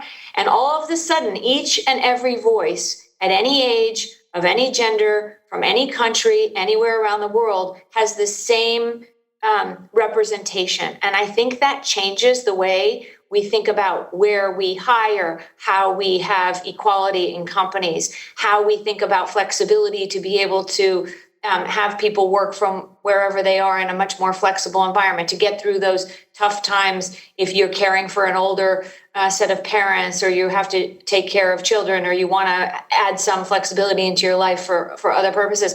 And I think it changes the financial services sector, which is in great need of that kind of change. And so I'm actually quite energized by what it means. And I think that the diversity and inclusion will change, particularly in our world, at a much greater rate than we've ever seen in the past. May I also come in, Stephanie? Yeah. So, I mean, I think we shouldn't forget that that this pandemic is very likely to increase inequality quite substantially. So even though I would say that we more or less came through this pandemic so far pretty well, I mean, it's perfectly clear that different parts of the economy were affected quite differently. We know the services sector was much harder hit than, for example, manufacturing. And this has implications for which countries are more affected than others, but also for which people are more affected than others. We know the younger people are more affected. The less highly qualified people are more affected. The women are more affected. And so this is a huge challenge coming out of the pandemic. And I think we will have to deal with that. We also should remember that the lockdowns had a particular impact on the very young generation. So namely our kids going to school. And this can, going forward, create substantial differences. And we have to deal with that. So what is the role of the financial sector in that? I mean, I would say the most important thing is that that the financial sector is resilient, because a non-resilient financial sector imposes huge costs. And again, very often it leads to the weakest being most affected by crises. So I think we should really focus after the pandemic on rebuilding resilience, because of course, it should be clear that there will be some costs for banks, let's say, from this pandemic, and then there will be a time to rebuild the resilience, because we saw, and Sabine also said that it was so important in this pandemic that the banks entered the pandemic relatively strong, but we will have to get back to that situation, and this will be absolutely crucial. And I think that is actually the role that the financial sector should play. Ulrike. Yeah, I think with any sort of disruption that happens, there are risks and opportunities. And, on the risk side, for sure, as we are moving into a more digital world post the pandemic, I do think, our digital skill gap, which will be a big societal challenge. There'll be fewer people who are going to be likely employed, and there'll be much more, automation in the future. So we have to make sure that we give everybody the same chance to participate in this digital economy. I think education has to be reimagined with that future in mind. And then also the role of governments and redistributions more broadly over the next decade. But I do think, to Mary's point, there are tremendous opportunities as we are moving into digital, and that digital really becomes an equalizer. that we are going to become more inclusive because we can hire talent at different stages of their lives, because we can so easily jump onto Zoom and do work. We can recruit talent from other parts of the world and other parts of the country that might not live in cities to help us perform really well. So that's where I see the opportunities, but I think we have to be very careful to make sure that it's not just a small minority that ultimately is going to participate and give everybody the same chance to broadening out our education and really reforming it, that we have the skills of the future. That is a very powerful point, and we've seen now a lot of studies that are just concerned about the acceleration of change and the digitization and the changing nature of work, having made it even harder perhaps to bridge the gap between the old jobs and the new jobs. We might have had quite a short adjustment period before, now we have even less time. But Sabine, a last word for you about the social challenges for this sector coming out of the crisis. Well, I would like to come back to the inequality topic, and almost everything was said already. And I would like to stress too, the educational part. And it's not for me only the educational part about the digitization, but the educational part in the advanced countries, because let's be very frank. We are here in a room of a lot of privileged people. So I think we need to ensure that in the advanced countries, the younger generation is able to come to a level of these kind of privileges, even if they are not having parents, who are academics or are already privileged. So for me, the educational part is very, very important. And I think all stakeholders in society, financial industry too, has to do its part. Because these are the future clients. So we are missing a lot of future clients. When people are not well educated, and when looking into the not well-developed countries, then it's even worse. And I think there, in order to face the major challenges of the next 30, 40, 50 years, talking about migration, etc., we really need, all of us, we really need to think very hard how we are able to help less developed countries to move forward, to make progress, to give a future to their children, to get them better educated. Sabine, thank you. And you said at the start, you talked about familiar problems now being seen again. And it reminded me of the writer Robert Macfarlane talks about unburials. And he's talking about places near the Arctic Circle where things that they thought would be buried for hundreds of years are being unburied by climate change. And I think that the COVID crisis has unburied a lot of these issues which we knew were there, but maybe are a little harder to ignore now. Thank you so much to all of you, and particularly to Mary for persevering with an uncooperative microphone. It's been a fantastic panel, and if you watch this space, you'll be able to see more of the summit. Thank you to all of you.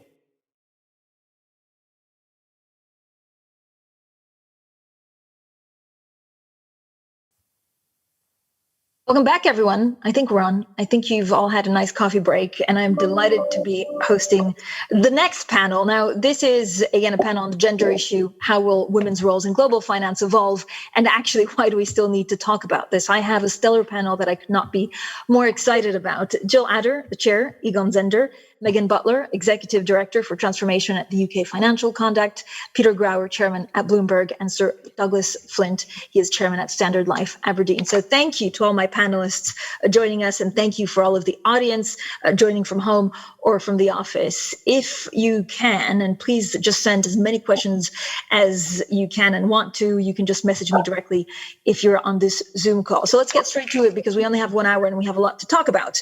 I know there's been a lot of research, especially from the DIW Berlin, showing that many board members agree that diversity in boards can actually change the dynamics in the decision-making process. But maybe an open question to all of you, and Jill, I want to start with you.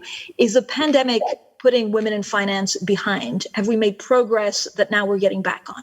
Hard to say that there's progress. I think it depends where you are. Certain parts of financial services are showing more progress than others. I'd say insurance and some geographies are showing more. I'm not sure that that's true in all countries. But the polarities are just getting bigger.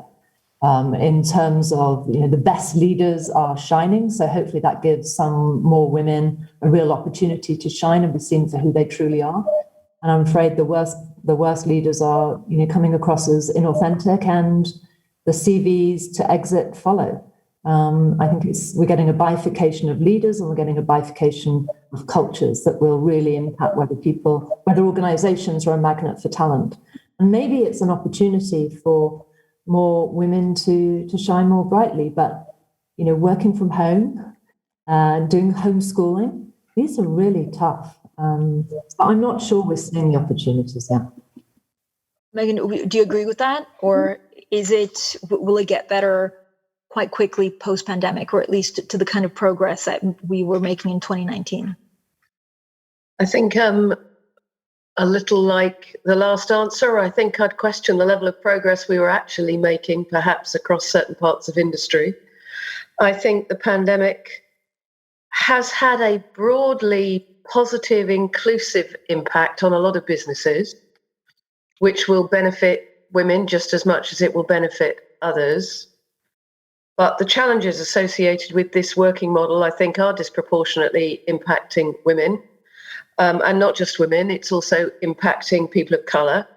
So this is not just a gender issue. I think it is going to be quite hard to get back into the office to get that momentum back towards change. So I think it's going to take a real heavy lift to actually get some of those initiatives underway again and up and running. And I think businesses will do themselves a disservice if they think everything is just going to be as it was, and the positions they were holding, the interventions they were making don't need to be revisited and rethought. Peter, you've done a lot of work, of course, with 30% Club, also with Gender Equality Index. What have you seen over the last 2 to 3 years? I think, and I think both Jill and Megan talked about it a little bit, and I think the progress has been gradual, not nearly to the level that all of us would like it to see, but nevertheless in the right direction. And I do think the pandemic has thrown a monkey wrench into the details, and it's going to make it just that much harder.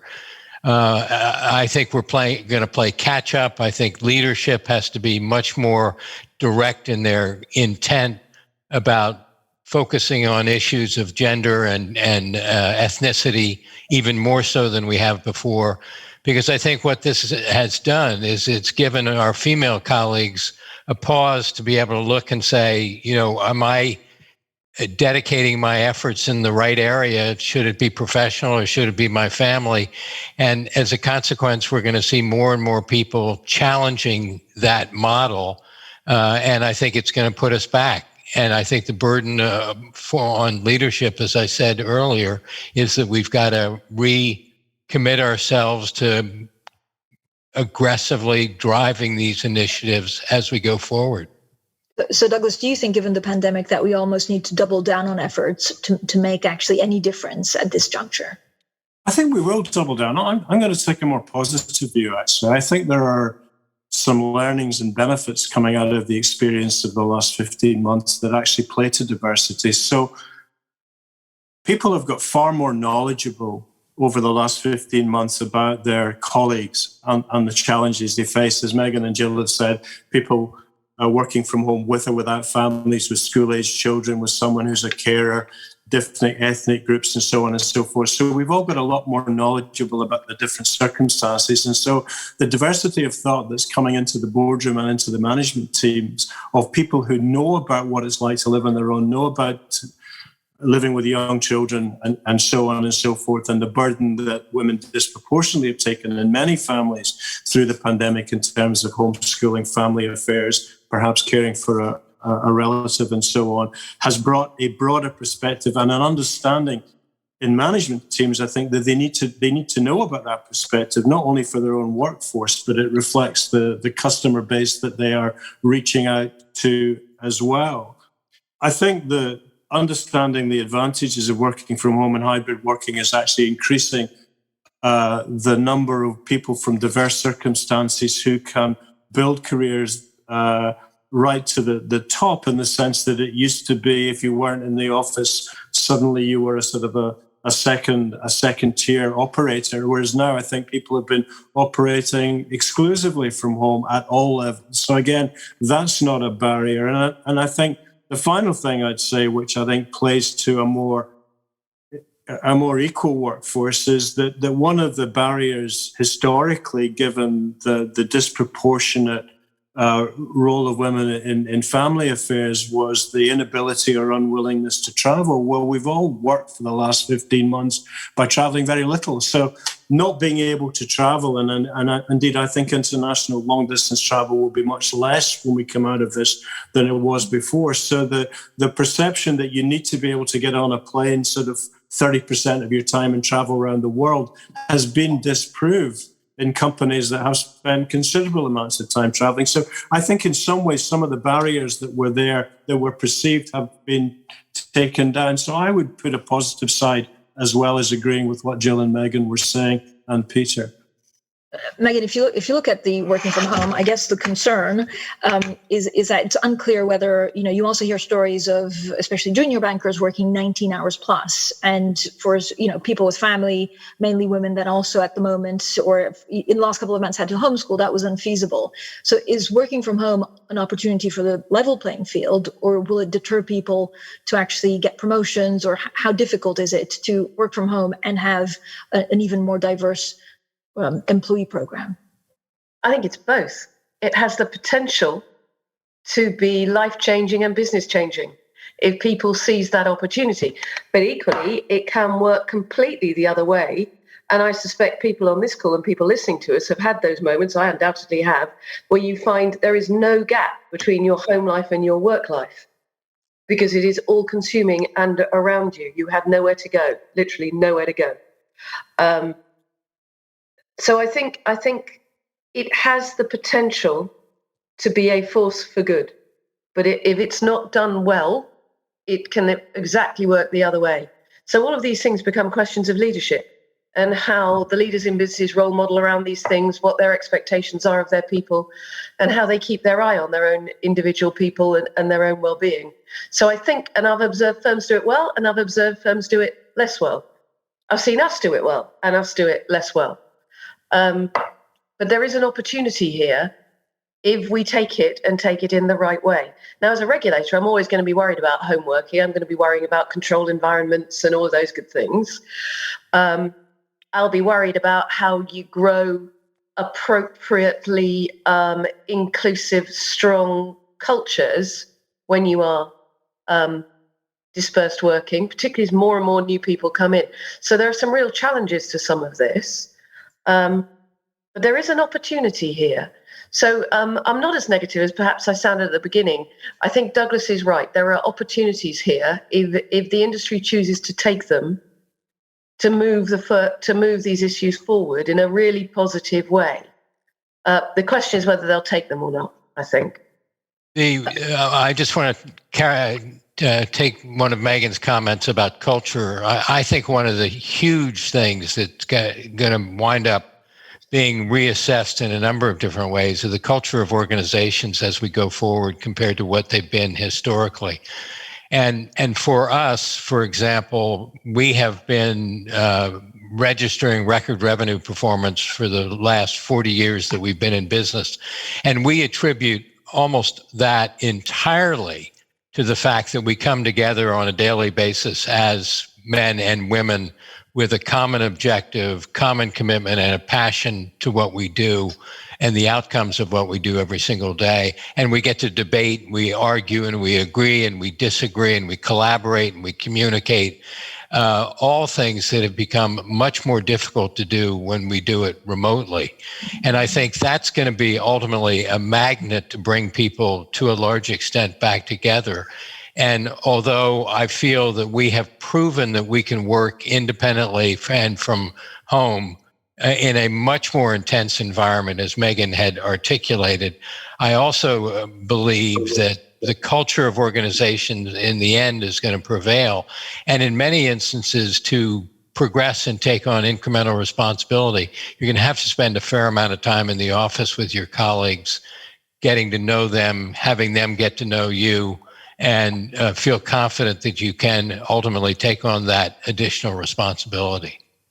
Well, if I may, Peter, I think Bloomberg is a leader in this, because when we think about it, the office going forward is going to have to be a place that people want to go to, rather than a place that they're assigned to, and therefore it's got to be an environment for association, for innovation, for team working. It's going to have to have cool facilities in it. A place with a desk and a computer is no longer going to be the definition of an office. And I mean, your offices in London certainly are amazing in terms of just the feel and the sort of coolness around them. I think we're all thinking, how do we create a space that people go, I want to go to the office. It's worth the commute to get to a space where the facilitators I have are much better than home, and I can work with my colleagues, and I can learn and develop. And of course, we're all very lucky because we're of a certain age and success and so on and so forth. But I think very much about the people joining the firm who are working on their ironing board in a shared house with 3 or 4 others. I mean, that can't be a fun experience. We've hired over 3,000 people in the last 16 months, 14 months. And they all were hired without coming into the office. And so we now have underway a program in increments of 25 people at a time that we're doing in New York and London, our largest centers, to bring them in.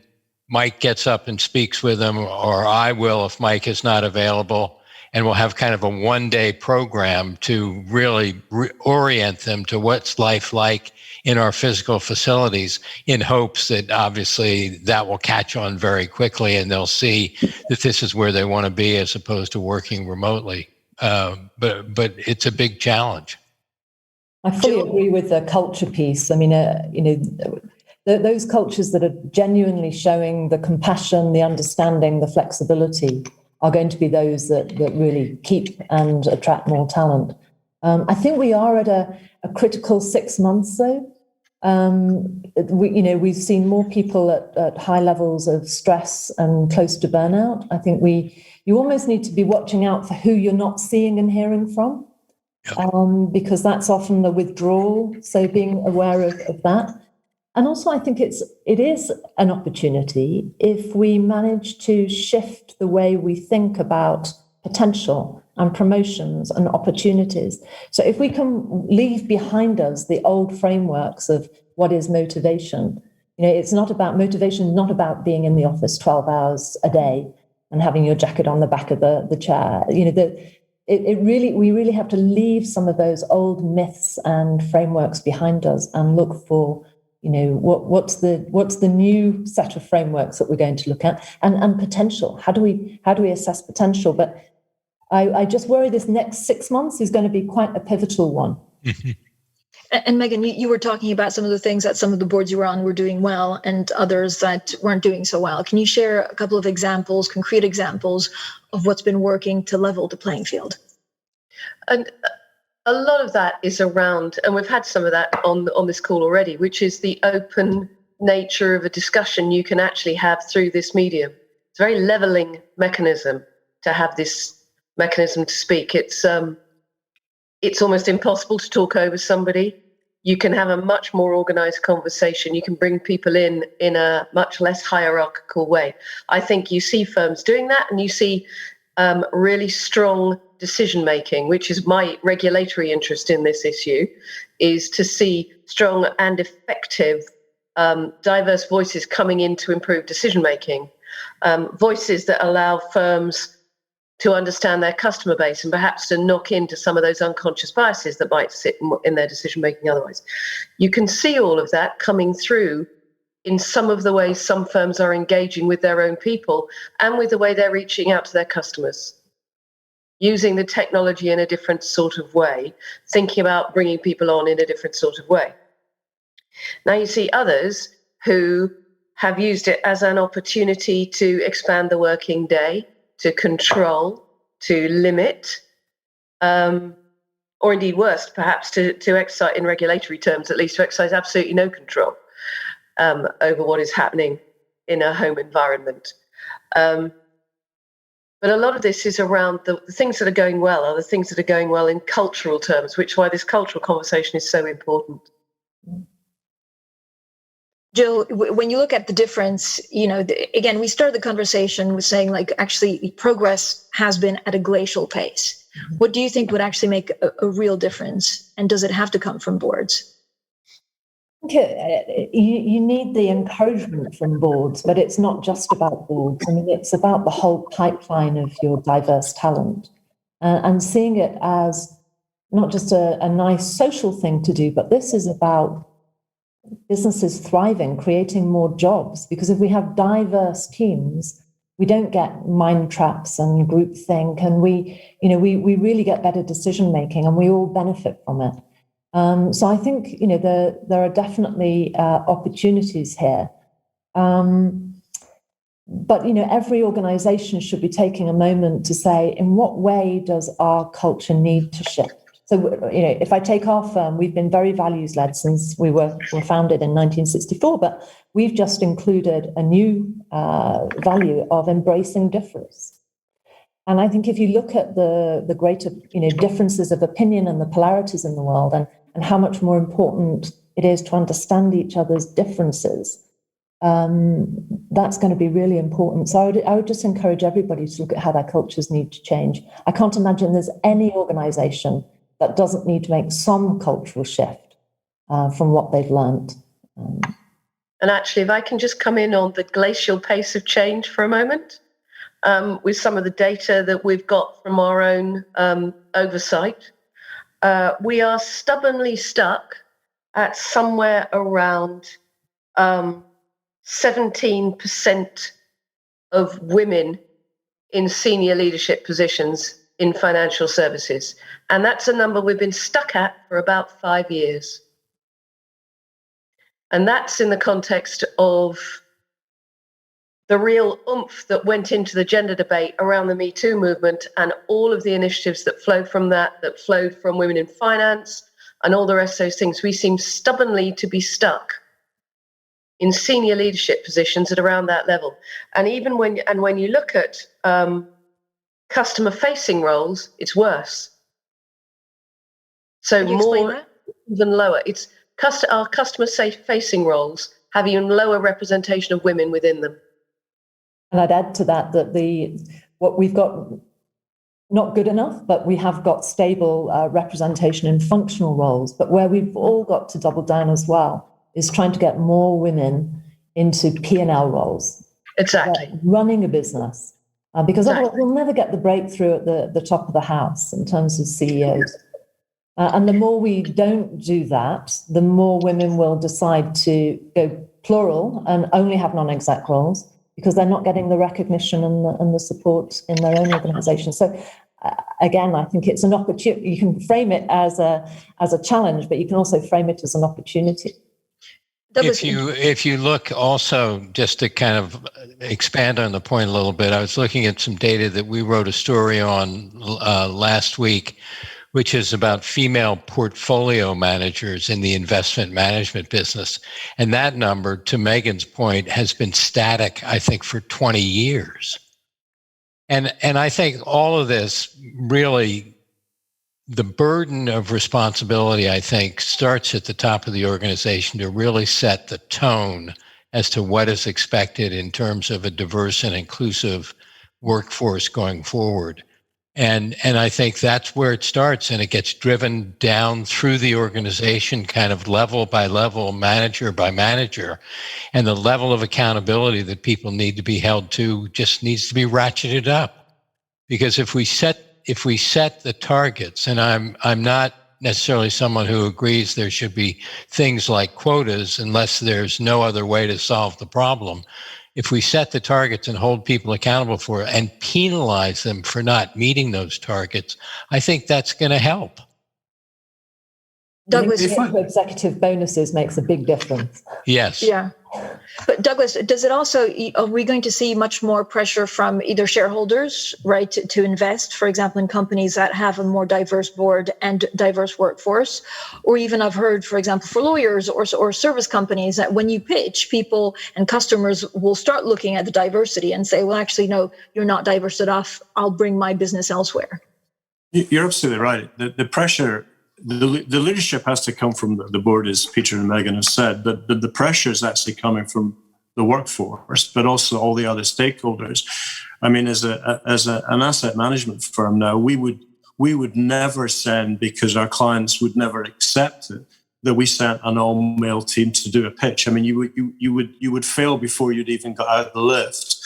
And actually, I think one of the things that's changed in the last 3 or 4 years is that inclusion has been superseded by involvement. So it's no longer a question of saying so-and-so is included in the team, got to be involved in the team, and increasingly has to be involved in taking a leading role in the team. And that's all aspects of diversity, not just gender. So I think, inclusion is moving to involvement, and involvement is moving to much more leadership roles within portfolio teams and as portfolio managers. Now, obviously, we've got a legacy situation to deal with, which is a burden of the way things were 15 years ago when people were coming into the firm.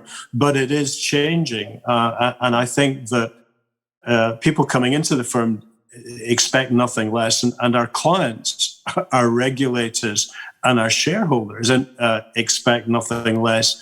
And we, as a leading asset management firm, 20% of our engagement with corporates in which we invest are about diversity inclusion in terms of encouragement to do things better, because I think it's a competitive necessity to show that you've thought about it.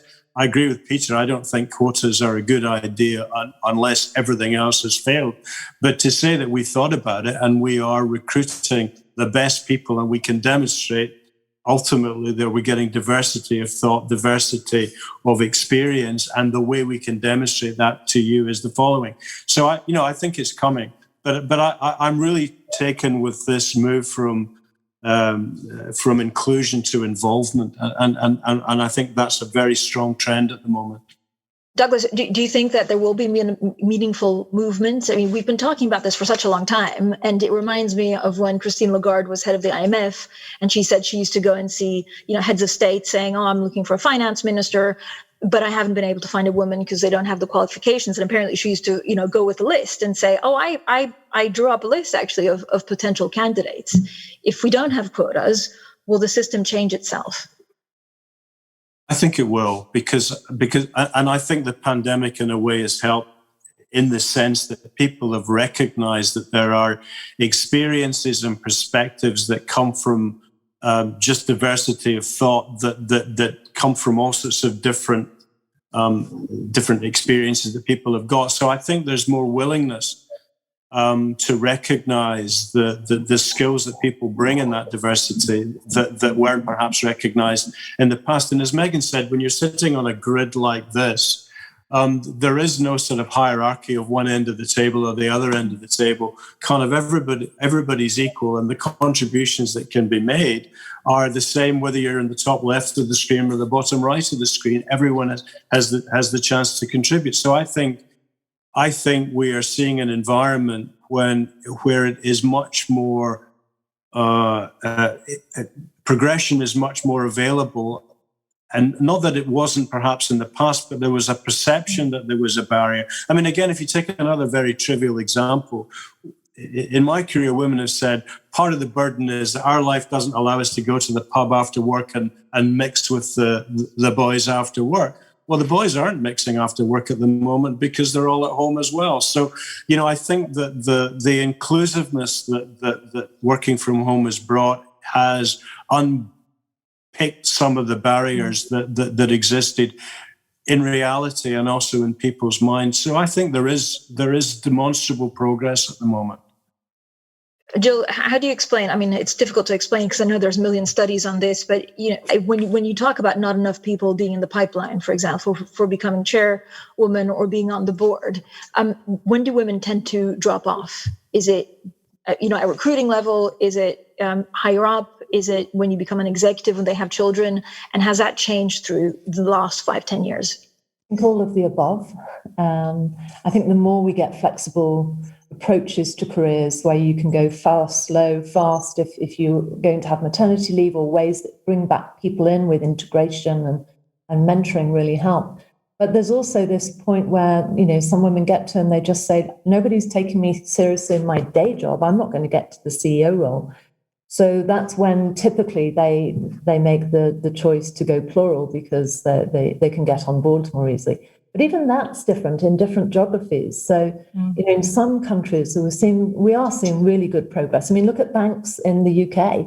We've got quite a few women heading up banks, and now in the US and different markets. But if I look at some of take Germany, given the conference we're in. There, the debate is about, can we get a woman on the board? Can we get a woman on the executive committee? Whereas in some markets, it's, can we get critical mass? And what's the magic of 3? So that's different. But on boards, in some countries, women are being invited onto boards, but then they're not actually being put onto committees. So you basically cap their learning curve and their ability to contribute. So there's quite a lot of progress, of challenges, but we're seeing some banks who are really going the extra mile to develop that pipeline talent, really focusing in on bespoke development for their top women. And you've got everything from a bank I know well that has got their top 40 women, and they're really, really investing in them. And another one I could tell you about, where I had lunch with the top 12, and one of them said, if we disappeared tomorrow, firstly, nobody would notice, and if they did, they wouldn't care. So it's very hard to talk about the universality of it. It can be very specific locally. And I think that's where Douglas, as the kind of spokesperson, and I don't mean this specifically personally to you, Douglas, but the investment management, asset management business, I have always felt, since I helped start the 30% Club in the United States, is instrumental in making this change happen, because they're the shareholders. And if the shareholders in a large enough number go to leadership, whether it's the chairman or the chief executive, whomever it may be in the company, and say, we expect the following from you, either do it or basically ultimately you have the risk of running your job. I just think we all need to be a little bit more aggressive about these issues to really drive home not only the value, but the importance of making these changes going forward. Peter, can you talk about some of the things that have worked for Bloomberg? So there, schemes, I don't know whether it's unconscious bias or mentorship, the ones that have worked and the ones that have not worked. Well, we do the same thing that I'm sure Douglas does at Standard, at Aberdeen Standard, and that he did at HSBC, that Jill does at Egon Zehnder and other organizations. We have sponsorship programs. We have identified a group, most recently, of 80 Black and Latinx colleagues who are in individual contributor roles, all high performers, highly rated, that we have a 1-year program, including mentorship and leadership development training, to basically prepare them to take on the next level of the organization from a responsibility point of view. One of the things that we basically started before the George Floyd situation occurred was basically conversations about race, because, none of us are 100% comfortable having those discussions. And if we can break down those barriers so we can communicate better with our colleagues of underrepresented groups, obviously there should be a higher degree of empathy and a higher degree of understanding of the real value that they can bring to what they do all the time for us. We do unconscious bias training. I have a D&I review with 13 business leaders on an annual basis. They basically come up with a plan focused on recruitment, development, retention, and kind of an other idea concept that we ask them for. I have a 6-month review with them with our head of D&I. We hold them accountable for those. We haven't yet docked their compensation if they haven't performed, but that's kind of the next agenda item for us as we go forward. We've become very active in something called New Voices program, where we're educating particularly women, but people of color, so they can come and tell their story through our media channels. We're doing a myriad of things internally and externally. And obviously the ones that really work, we're being very aggressive in our support. And the ones that we're not, we're kind of moving on and learning from that experience and kind of putting that in the bottom drawer and trying some other new things going forward. But I think it's what any leader is doing within his or her organization today to really drive home the importance and the value of what we're trying to accomplish through these programs. What I think is really interesting about what you said there, Peter, is there is no one single individual measure that's going to do this.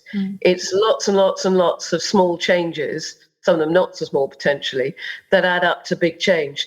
But sitting alongside that is this problem that if you start 25 new initiatives, it can look uncoordinated, uncontrolled, and ineffective.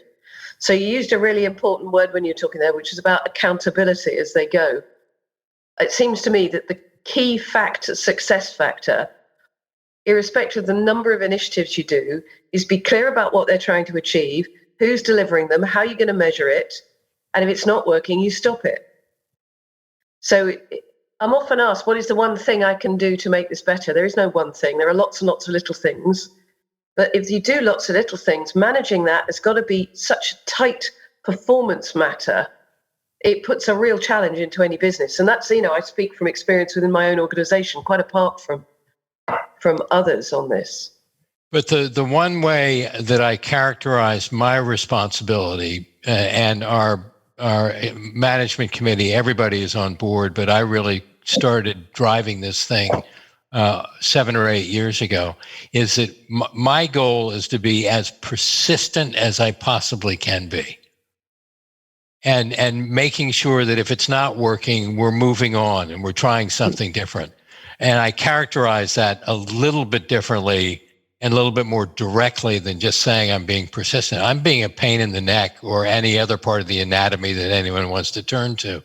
Because if not, there is the natural tendency to get back to business as usual and really not, from a importance point of view, give this whole issue of building the most diverse and inclusive set of colleagues that you possibly can, because we're in a wildly competitive war for talent all over the world, and we have to be competitive in our ability to attract this diverse input.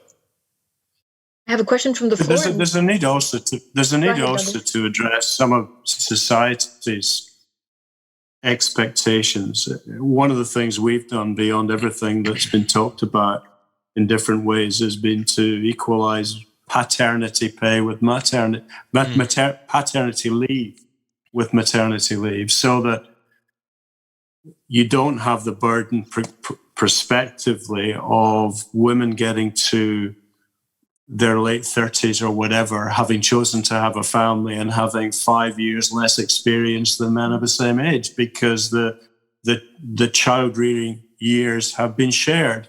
And that's what happens in Scandinavia, so that when people get to their late 30s, men and women have roughly the same number of years of experience, because child raising has been shared.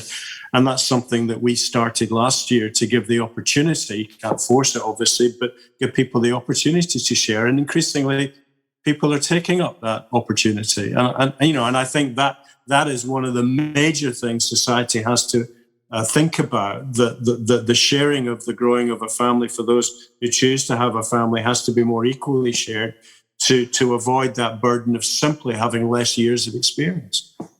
Douglas, you read my mind, because that was exactly the question that we had from the floor. It's basically, this person is asking, why is the challenge understood as the women juggling? And so she goes on to say, why is it always that the role model picture of work-family challenge has a female face on it? Jill, do you see progress? And also a reminder that you can send more questions. You can either send them to DIW Q&A or to me directly. Jill, do you see progress in that field? There's definitely progress on policies. I think to the points that were being raised earlier, there's something about coherence and having the right North Star, that you want this to change and that you're willing to experiment and give things a go. But I think it's men and women. We've all had a taste of what it's like to do homeschooling or caring for relatives. But, one thing for me is, gender aside, is, the biggest predictor of potential is curiosity. If we've done anything over the last year, to get more curious about each other and where we live and how we live, and, that's really important. And to Douglas's point earlier, if we're all equal on these little squares, but as we go back, if we can be coherent and do all the things that Peter described, then great. What Megan's describing, making sure that we're doing the right things.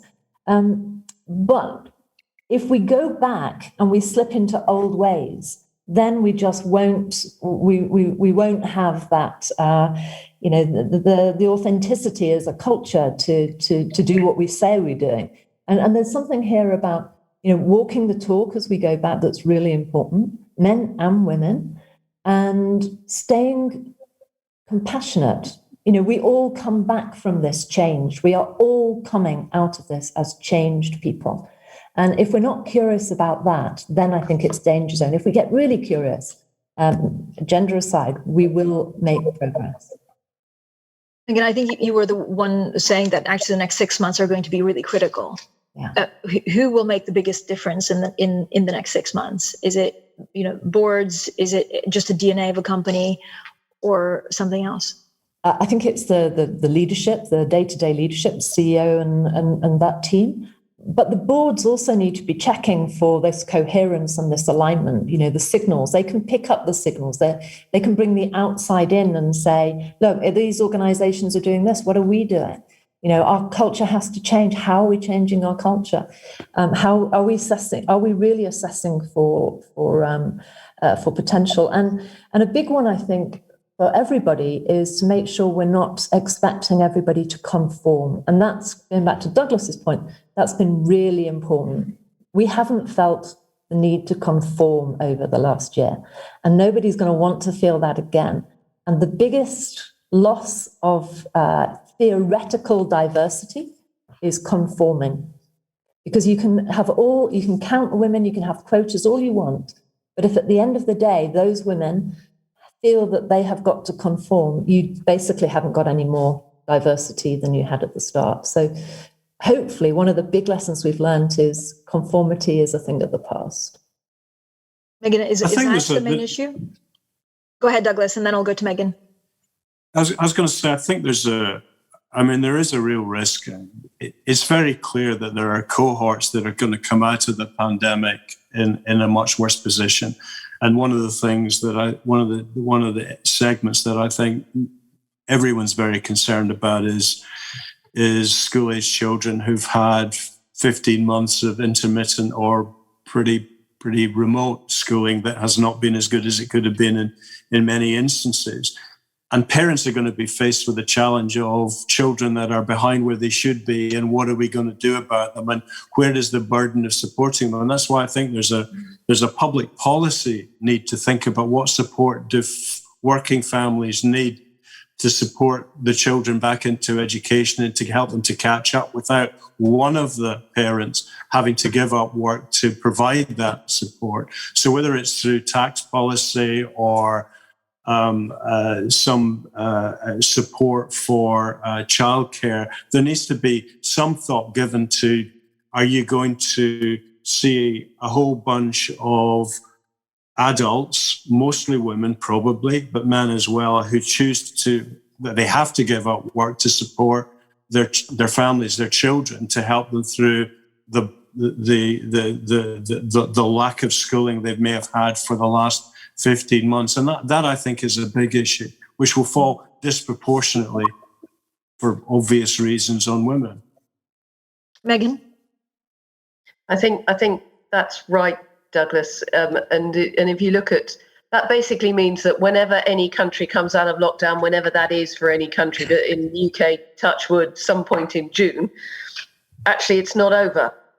No. The mere fact that things have lifted, these issues aren't over. So, and this comes back to the need for businesses not just to be thinking, great, everyone back in the office come whenever it is in June, back to normal. Whatever that normal is, it's not what it was before, because we've got this, whatever we've been through in the last 15 months, it's got a very long tail on it, I think. Some of that positive, a lot of it not positive. And yes, that is going to fall disproportionately on people with childcare obligations and other caring obligations as we move forwards. But, you know, there are opportunities in the way this works for firms that choose to take it, I think. Yeah, I just want to add, because I think the richness of this conversation is really exceptional. I think any organization that has survived the last 18, whatever the time frame is, if they don't take the time to reflect on what they learned, the positive and negative experiences of what the pandemic did to all of us organizationally, and think about the application of the kind of best that comes out of that analysis as we go forward, are going to be left behind. Because I think the world is forever changed, and not acknowledging that, I think, is a recipe for disaster within that specific organization. I have another question. Sorry, go ahead, Jill, and then I have a question. I was going to say, we all long for normality, and to Peter's point, you know, I almost wish we could get rid of that word, because normal, you know, what's normal? Yeah. The new normal. I have a question from the floor, which is, I wonder how the impact of programs such as unconscious bias trainings within the organizations are evaluated in order to assess what works. I don't know who wants to go first. It's a hard one. Douglas? Yeah, well, of course, it's very topical here, because we had the leader of a very big firm talking about the lack of value from unconscious bias training, which didn't go down particularly well. I think unconscious bias, I don't think you can train people, but you can certainly make them aware of things that they take for granted, that you can challenge them as to why do you think the way you think. So I think by example, rather, maybe that is training, but by example, you can expose people to differences. And you don't need to agree with other people's beliefs or lifestyle choices or other aspects of who they are, but you need to be prepared to understand that they have the right to be like that, and embrace them for that. And I, you know, at Standard Life Aberdeen, we have 7 balance networks that represent the gender, ethnicity, sexual orientation, age, and a number of others that want to come together to talk about issues. And you know, we're starting a program where they're all going to come to the board once a year and explain what we could do more to help them. But I think it's good for all these groups to mix and understand the challenges and barriers that they each feel, so they're just knowledgeable. Unconscious bias training sounds awfully formal, but just recognizing differences, I think, is hugely important. And I think, again, one of the benefits of this pandemic working from home period is we've all seen into other people's houses, and we've seen where they're working from, and we've met their children, we've met their puppies, we've met their dogs, we've met their, we've met the sort of the spouse wandering across in a state of going to the swimming pool, or carrying the golf club, sneaking out. So it's been good to just understand how other people live, and I think revealing. On that unconscious bias training as well, I would just add, if it's seen as a one-off event, tick the box. Terrible. But if it creates a language that you can use, and if it creates more in the moment feedback to say, well, why did you see that, or why did you not speak up, or just to have a language to talk about, then I think you get real difference. So I would see it as almost lifelong learning than an event. Bill, I think you also said earlier that linking compensation, for example, with targets such as gender diversity hiring would definitely give everyone a bit of a boost. Is it the most efficient way? Are you for quotas? Like, I'd love to get a sense from each of the panelists of some of the most, maybe radical propositions of what they think would work and wouldn't. I wish, as was said earlier, we didn't need quotas, but we do. And I think things like the 30% club have been really important. But I have absolutely seen that when executive pay is linked to diversity in teams, then miraculously change can happen. So I wish that wasn't the case, but I'm afraid it is. Couldn't agree more with that. I couldn't agree more. And it's one of those things where my view has moved. In my 20s, maybe even my 30s, I would have been completely against targets. I would hate the idea that I was benefiting from anything like that. Been in this industry too long. They work. We need them. Yeah. They move the dial. So I am now a keen supporter of targets, and indeed I'm subject to one in my own organization. Peter?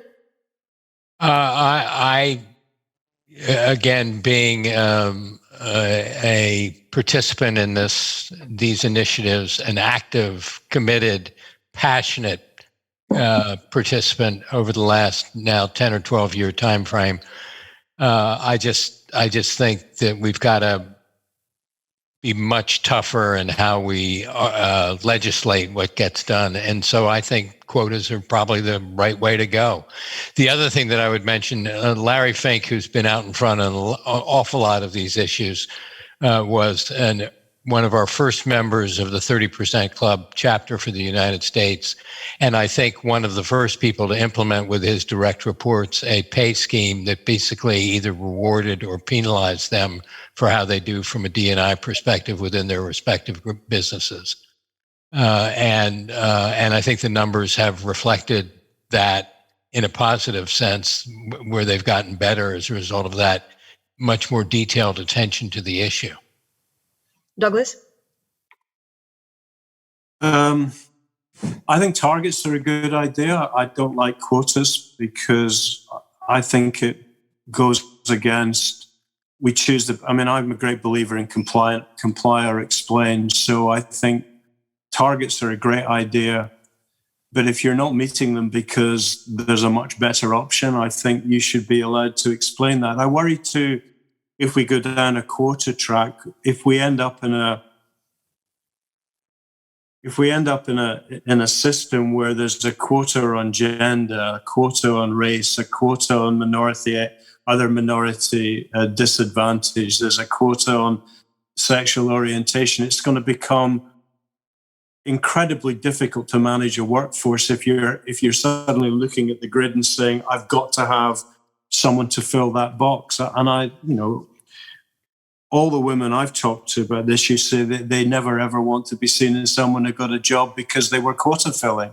And I think that's absolutely right. And, ultimately, diversity inclusion to me is about diversity of thought, diversity of experience, which comes from lifestyle and education and everything. And that may be encapsulated in someone partly through their gender or their ethnicity, but there are many ways of getting diversity of thought and diversity of experience. And I worry that it becomes a box ticking exercise in some organizations as opposed to a truly reflective approach. And we are beginning to see a situation where there are people who are saying, if you are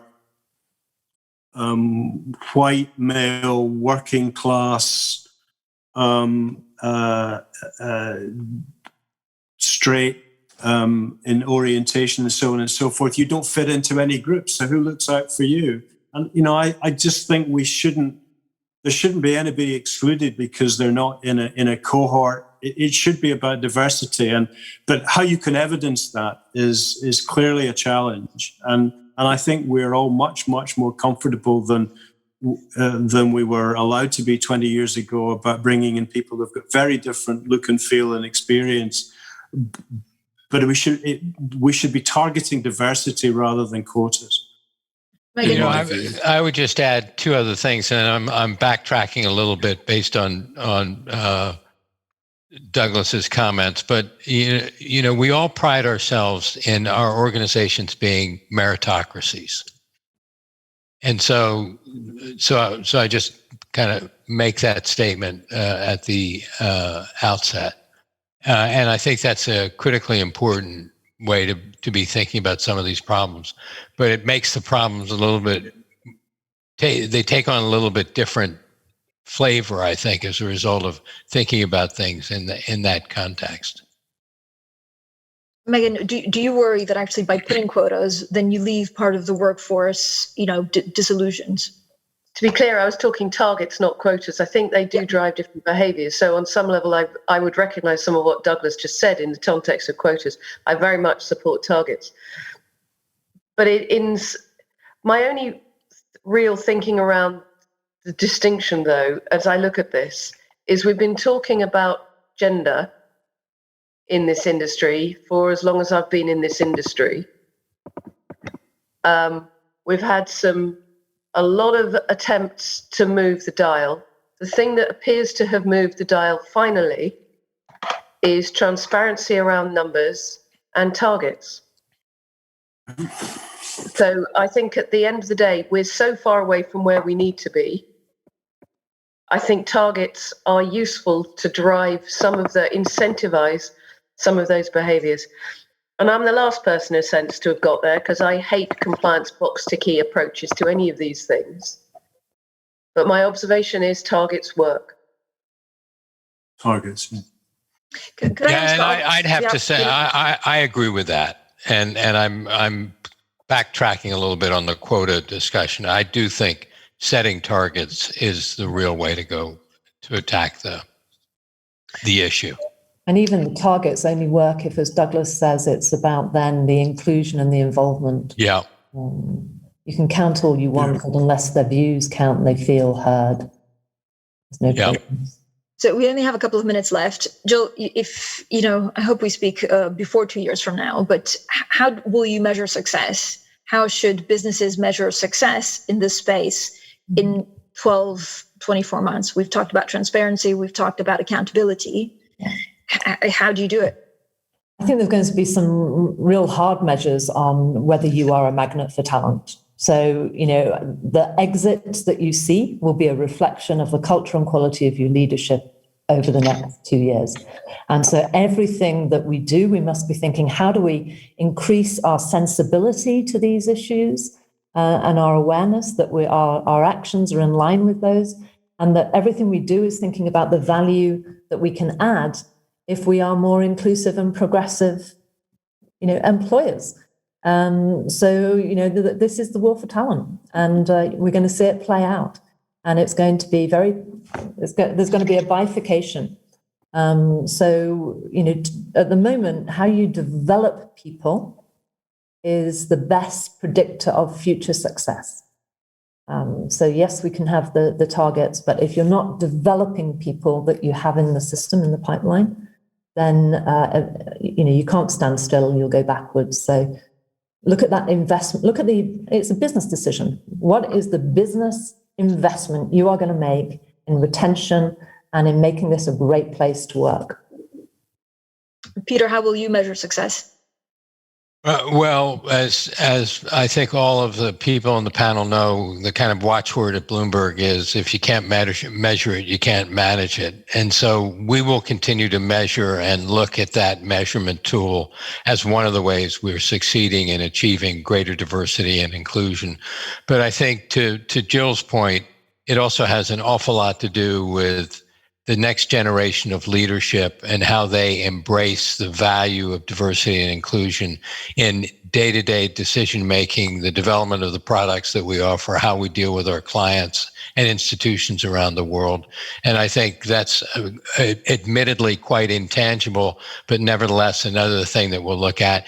And one of the other things from my perspective is we just need more diversity in more senior ranks within the organization. And I think that's going to be something that we can all benchmark and see. You know, I don't intend, and one of our colleagues was saying this on the panel discussion earlier, to me, to walk into a room either virtually or physically, and there's a group of 5 or 6 white males and nobody else, give the challenges the best inputs that we possibly can without having the diverse filters on the things that we do to try and come to an ultimate objective and do the best job that we can. Megan, how do you measure success in this space? Two different ways, I think. Firstly, we've got our own organizational targets where we hold ourselves to account for becoming a more diverse organization, and we publish those. So we've got our external metrics around that.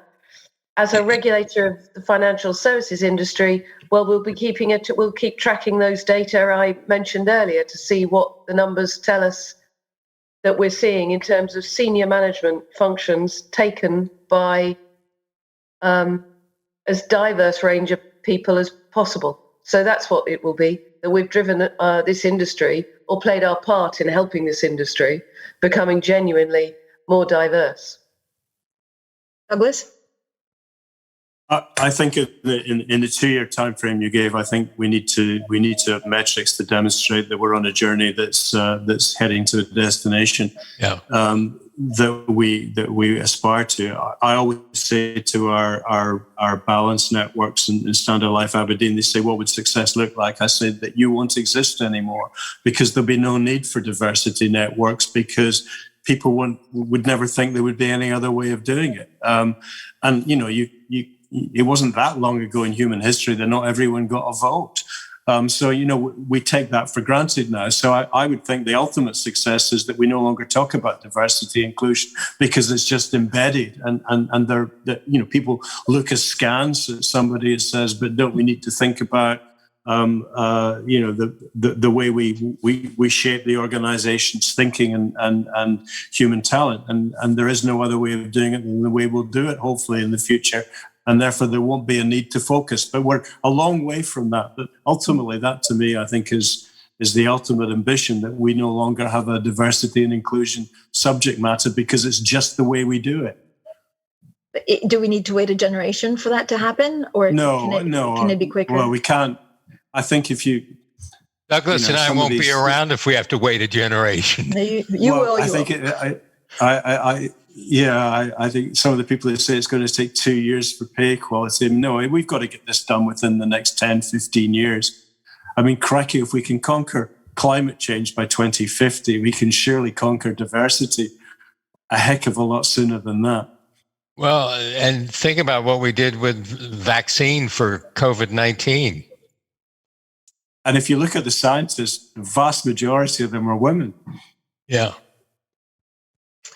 Just final thoughts from Megan. When you look at, you know, some of the things that we've talked about, and if a chief executive were to say, actually, how do I need to look at this? What's the common mistake that you see on boards, or what's the common mistake that you see from executives of how to look at this? Is there a lens that they should be looking at it differently? Two things, and it connects a bit to the conversation we've had. One, they're all looking for the silver bullet, and they're all thinking they can do it in the next 24 months. Those would be the common mistakes. It's a harder slog than that, and it takes a lot more creativity and understanding your problem. Yeah. Thank you all. Thank you. That's all. Thanks, everybody. Great conversation. Thank you. Nice job.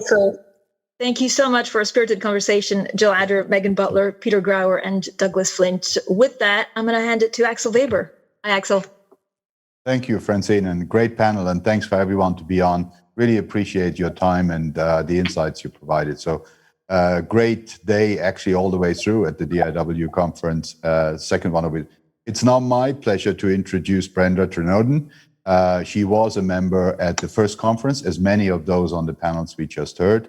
Brenda has since then moved to be the partner at PwC UK. She is leading the workforce strategy and culture consulting practice. And she is, of course, well known for her role as a former global chair of the 30% Club, which was mentioned quite a bit by Peter Grauer and everyone almost on the last panel. She is a strong advocate of women economic empowerment and has been recognized with several rewards for her global campaigning for a greater gender balance across organizations as a voluntary business-led imperative. And we just talked a bit about quotas and targets in the last panel. Brenda was awarded the CBE at the Queen's Birthday Honours List for services in the financial sector and for gender equality. Of course, she has a long career in the financial sector, and I really appreciate her speaking to us today. She, as I said before, after having been on the last panel and we just in the waiting room exchanged a few views, really felt that this is important to have this event, but at the same time, it would have been preferable to have it physically. Again, in Berlin, I fully concur with that view, and I can promise you we're trying to do the next one as a physical conference. So Brenda, without much further ado, let me pass the floor to you for your speech, and then I would encourage everyone in the audience, if you have questions, to post that in the chat room, and I will read them out and basically give them to Brenda. So Brenda, the floor is yours, and thank you for being with us today. Thank you very much, Axel.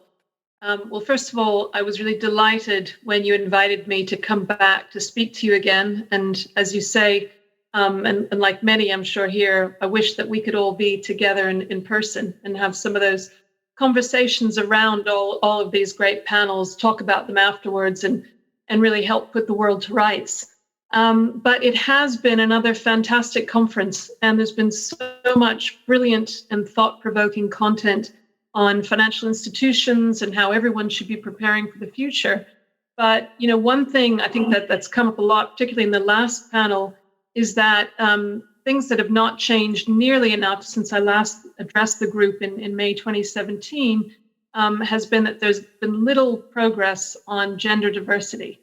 And so, while we've seen some progress with things like Jane Fraser being named CEO, to Citibank, which is great, the numbers around representation on executive committees, I think according to Oliver Wyman's report, we're looking at 20% women on financial services exec committees, 23% women on boards globally. And so the financial services industry is still what I would say woefully behind where it should be on gender balance. The murder of George Floyd in the US last year triggered a worldwide response that really highlighted that we also need to be looking at the barriers for other underrepresented groups more broadly in terms of diverse talent, particularly in senior leadership roles. I think the pandemic is also creating new and different challenges for our workforces, and many of those challenges will definitely set us back in our representation objectives, and we've certainly heard some comments about that from the earlier discussions. When we last spoke, I talked about the work of the 30% Club campaign to really drive home the business case to various stakeholders. And we heard Douglas talking about the investors. We've got investors, chairs, CEOs and things. And our objective has been to engage those in positions of power and influence to proactively set ambitious representation targets for their boards, their senior leadership teams, and as well as engaging investors to really go out and have discussions with their investee companies. And this approach has had some great success with increased numbers of women as non-exec directors on boards, but not enough has been done in the senior leadership roles and further down in organizations, as I mentioned earlier. As organizations, when we work with our talent pipelines to achieve gender balance, we need to ensure that we include women from different backgrounds in those efforts, not just one group of privileged women. So the 30% Club campaign also needed to evolve its thinking in terms of gender diversity and broader inclusion beyond representation. we wanted to really engage with business leaders on the commercial imperative for gender diversity. And so this started with a conversation that I had with John Flint a few years ago, just after he had taken over at that time as CEO of HSBC. And John had agreed to sign up to the 30% Club, which I was chairing at the time, and had asked me to meet with him to talk about how he and how HSBC could really help the campaign to promote gender diversity. And it was really interesting conversation. You know, he said he thought we should add a focus on business strategy because inclusion and diversity should be an integral part of the business and of its purpose, rather than being boxed into HR or CSR or ESG. He really thought that it should be the golden thread running through everything that an organization does.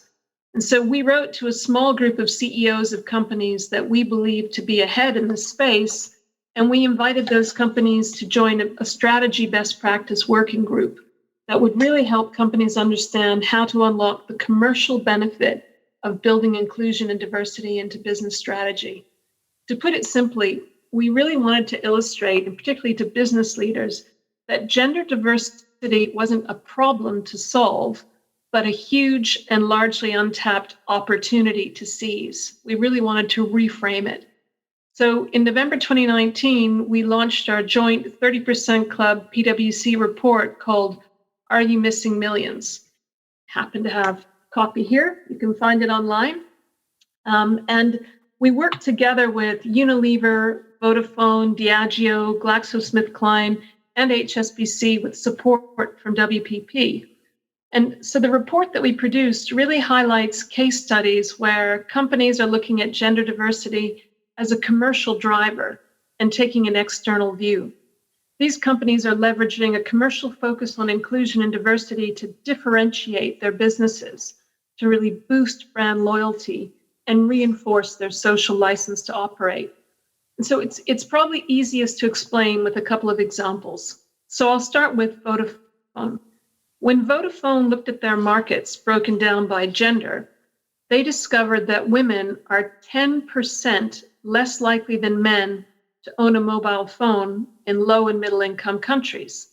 And that translated for them into a mobile gender gap of 200 million women who don't have the same ability as men to communicate, to access information, to learn, to manage their finances, to set up and run a business, and even to get help if they feel threatened.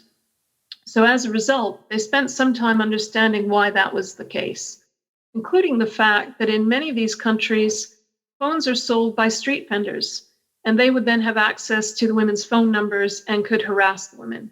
So Vodafone solved that. And importantly, they made a commitment to connect 50 million more women across their emerging market footprint by 2025 to really narrow that gender connectivity gap. So what did they do? First of all, they set up a service called Saki in India with location alerts. They set up Mum and Baby in South Africa for healthcare and child development and reproductive health information. And these services were free. So what was the outcome? Well, by the time we launched our campaign in November 2019, they had connected 20 million of the 2025 target of 50 million already, and millions of women have subscribed to Saki. Over 1 million women signed up to Mum and Baby within the first 10 months, and that resulted in an increase of vaccinations of 650,000, amongst other things. And of course, for Vodafone, there's been a corresponding increase in both loyalty and in spend. Another example is from Unilever. So it probably won't surprise you to understand that 70% of the people that are making decisions to buy Unilever's brands are women. So when they looked at the impact of their advertising campaigns by gender and found that over 40% of the women surveyed couldn't relate to the women in their ads, they knew they needed to do something. And by the way, it wasn't just the women who didn't like the cleaning obsessed stereotypes. The men also disliked the stereotypes of the man who's useless around the house. And so Unilever really wanted to reflect a more diverse society in age, ethnicity, ability, sexual orientation, and personal background. So what did they do? In 2015, they launched Unstereotype as a company-wide initiative. I think they commissioned Getty Images to get 2,000 new images of women that were unstereotyped, and they allowed the women to tag themselves. So rather than being tagged as pretty blonde or brunette, they could tag the photos as scientist or strong or professional, whatever they wanted to choose. In 2017, they joined forces with UN Women to launch the Unstereotype Alliance, bringing the whole industry together to use the power of advertising to help shape perceptions that reflect realistic and unstereotypical portrayals of both women and men. So importantly, what were the outcomes? Well, since 2016, Unilever has tested more than 1,500 ads covering 370 Unilever brands in 54 markets around the world. The ads with more progressive role depictions show uplifts on both short and long-term metrics, including 37% more brand impact, 28% uplift in purchase intent, a 35% increase in enjoyment of ads, 30% increase in credibility, and 17% increase in relevance. And of course, those figures translate into millions of pounds in additional revenue. And those of you who follow Unilever will be aware that their focus on unstereotyping and inclusive design across their brands is not only ongoing, but it's really been accelerating. And finally, closer to home for this group, some examples from financial industry, HSBC and NatWest. So according to the British Business Bank, for every £1 of venture capital investment in the UK, all female founder teams get less than 1 pence. Female founders in the US raised $2.88 billion in 2018, which was a mere 2.2% of the $130 billion total capital invested in venture-backed startups. And the IFC estimates that there's a $1.5 trillion credit gap for female-owned small and medium enterprises. So in spite of this, a US study by BCG, the Boston Consulting Group, of 250 startups founded and co-founded by women reveals that they generated 10% more in cumulative revenue over a 5-year period and delivered 2 times as much for every dollar invested than those set up by men. So HSBC saw this opportunity and they launched a Gender Lens Finance initiative with the aim of embedding the empowerment of women into mainstream business lines and products. This led to a number of collaborations and transactions, including a bond with the World Bank to raise awareness around the importance of investing in rural women's empowerment. HSBC's Global Private Bank has also started to work with a women's business network called Albright to set up monthly pitch days in the US, the UK, and in Hong Kong to coach female entrepreneurs on how they can grow their businesses and also to provide access to the bank's broader network to help build specific capabilities. Not only does this help their clients, but it also educates HSBC's staff as well and allows them to better design their service offering to open up a new market for them. NatWest has also recognized the opportunity in terms of women-owned small and medium enterprises in the UK. A few years ago, Alison Rose realized that although they had a big share of that SME market, the profile of the market was changing, and they needed to have people who could better understand their clients, particularly the women-owned SMEs. They hired and trained more female advisors, about 400 women in business specialists, and they were coaching and mentoring female SME clients. They set up 300 events to address 11,000 female entrepreneurs, and they created 12 regional entrepreneurial hubs, which were staffed 50-50 in terms of the balance of women and men.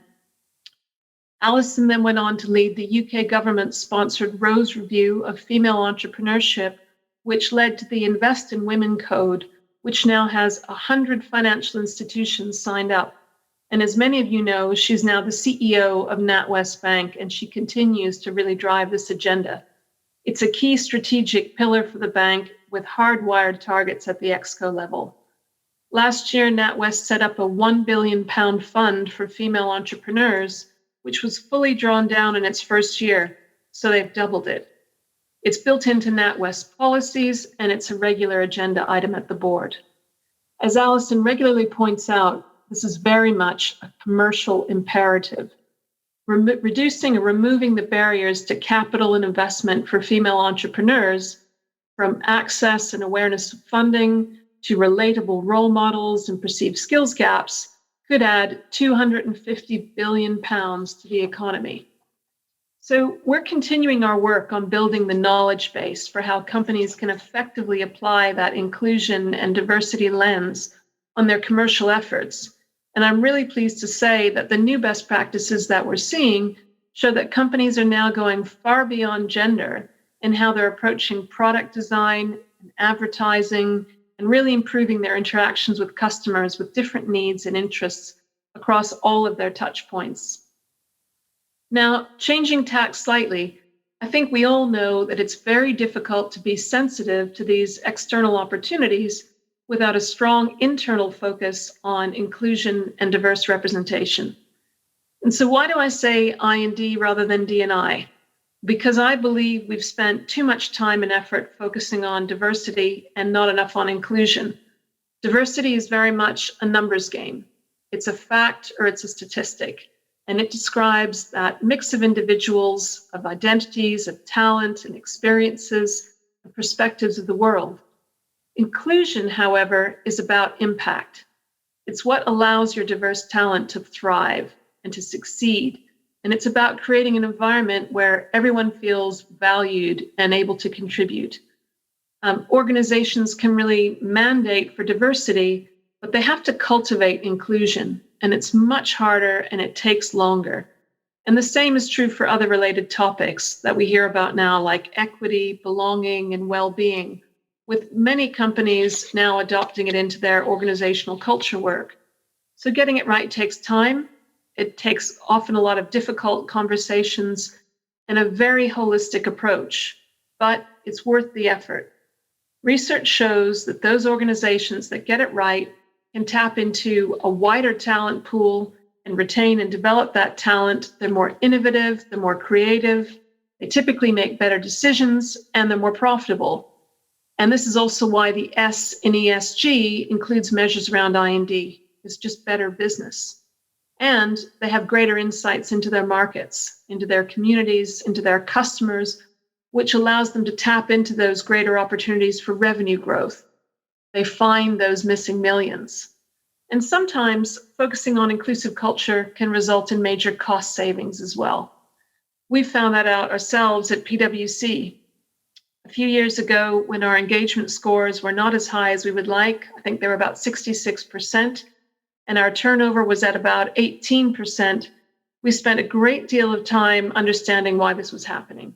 We did interviews and focus groups with our staff to try and get to the heart of the matter, and then we created a very targeted inclusion strategy. Within 2 years, our engagement scores were up to 77%. Our turnover was 5% lower at 12%.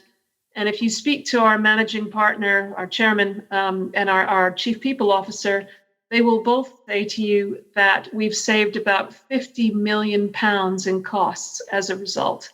So really significant from both the revenue side and the cost side. Most of the clients that I'm working with today are starting by really diagnosing their internal inclusion issues so that we can work with them to develop really focused and targeted strategies and action plans to unlock diversity dividends. And they're also asking us to start assessing their external inclusivity. They've really bought into this missing millions idea. So they want to know about their products, their marketings, their communications, and even their supply chain. And we're starting to use some innovative new techniques to help create more empathy and understanding of the lived experience of others. The one that I've been most excited about is virtual reality. We've created a virtual reality experience where you can put yourselves in the shoes of a Black colleague to experience all of the little microaggressions and subtle exclusions that go on throughout the day. And this really creates a strong emotional response and a desire to want to learn more, to really understand and to address the behaviors that cause them. I've seen people deeply moved by the experience, even just when watching it on a PC, not using the Oculus Quest glasses. I was actually really pleased when I sent the experience to one of my colleagues. She watched it at home on her PC and called me up and said, that really made me cry. I said, that's fantastic. I'm so glad that it had that impact. And, it felt really weird to be excited that it made her cry. But I think just the fact that we can get to that, emotional connection and that empathy, which starts to make people want to change behaviors. And so we have a sneak preview of the experience to give you a sense of what it's like. I don't know if it will play well, but I think we're going to try and just play a short clip to give you an idea of the power of these experiences, which can be used across the I&D space. We have the video.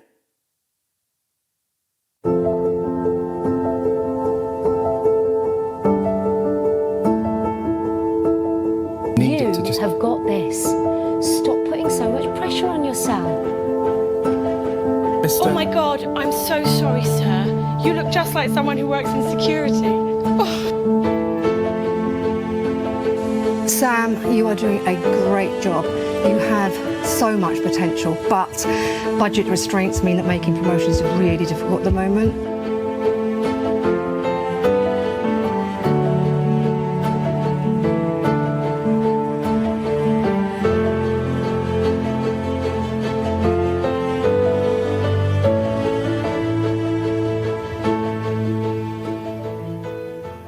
Great.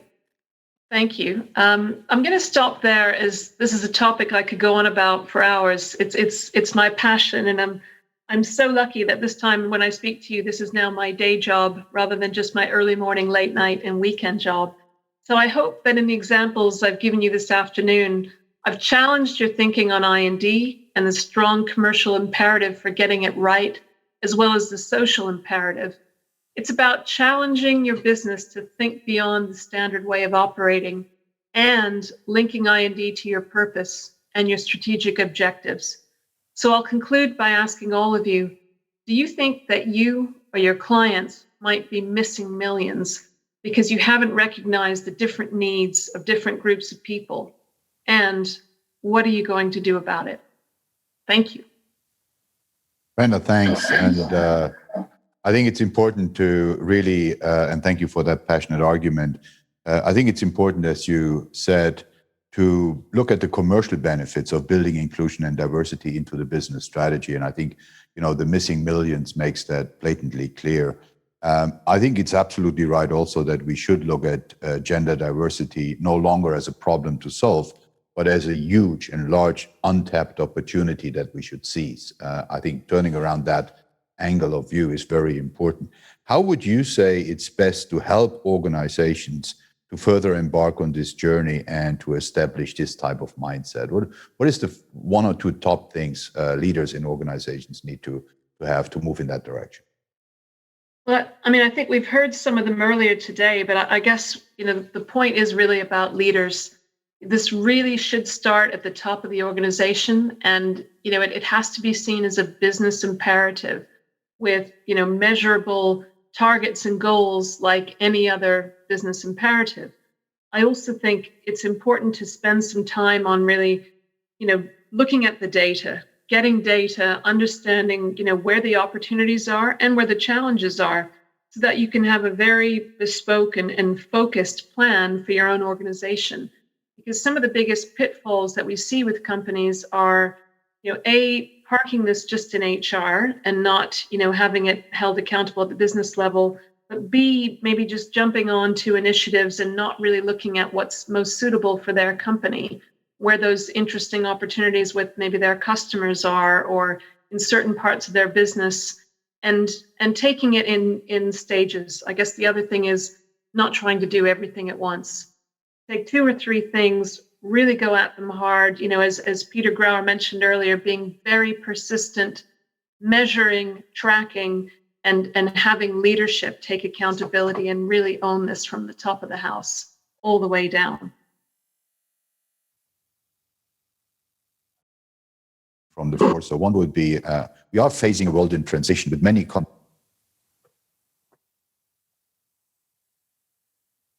Did we have a technical problem just now?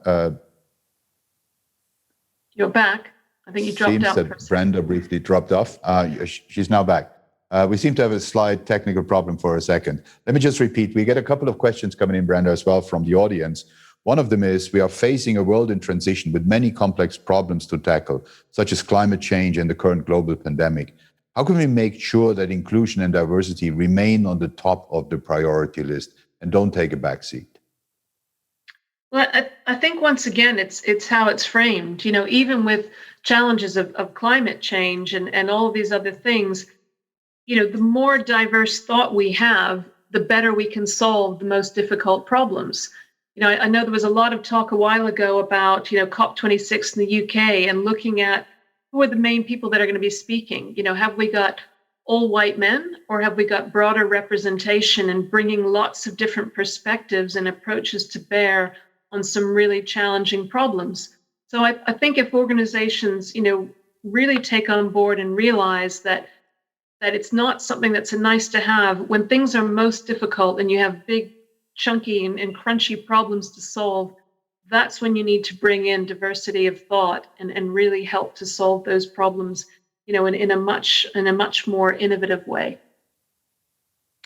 And I think we have a question from a guest that comes out of more what he calls a more traditional country. And he asks, what is your view and the importance of inclusion and diversity and the progress we can achieve in countries like in the Gulf region? Saudi Arabia is in particular mentioned. What is it that we need to do to move on these topics there? Well, I mean, interestingly enough, we do have a 30% club group in the Gulf, and we have had lots of interest from Saudi Arabia and many of the other countries there. I think once again, it's trying to find the angle that, you know, gets to the interest of the people that you're trying to influence. That was one of the reasons that we came up with the Missing Millions campaign. You know, to be really honest, was we were starting to find that as soon as you started talking about inclusion and diversity or gender diversity, you know, if you were speaking to a business leader, they would immediately, you know, send you off to their HR team, or their eyes would glaze over, or it would go down to kind of like low level on their list. And so by turning it around and saying, well, actually, this is about revenue. This is about finding you new opportunities. This is about thinking about the future of your business. Maybe it's about, you know, tapping into talent.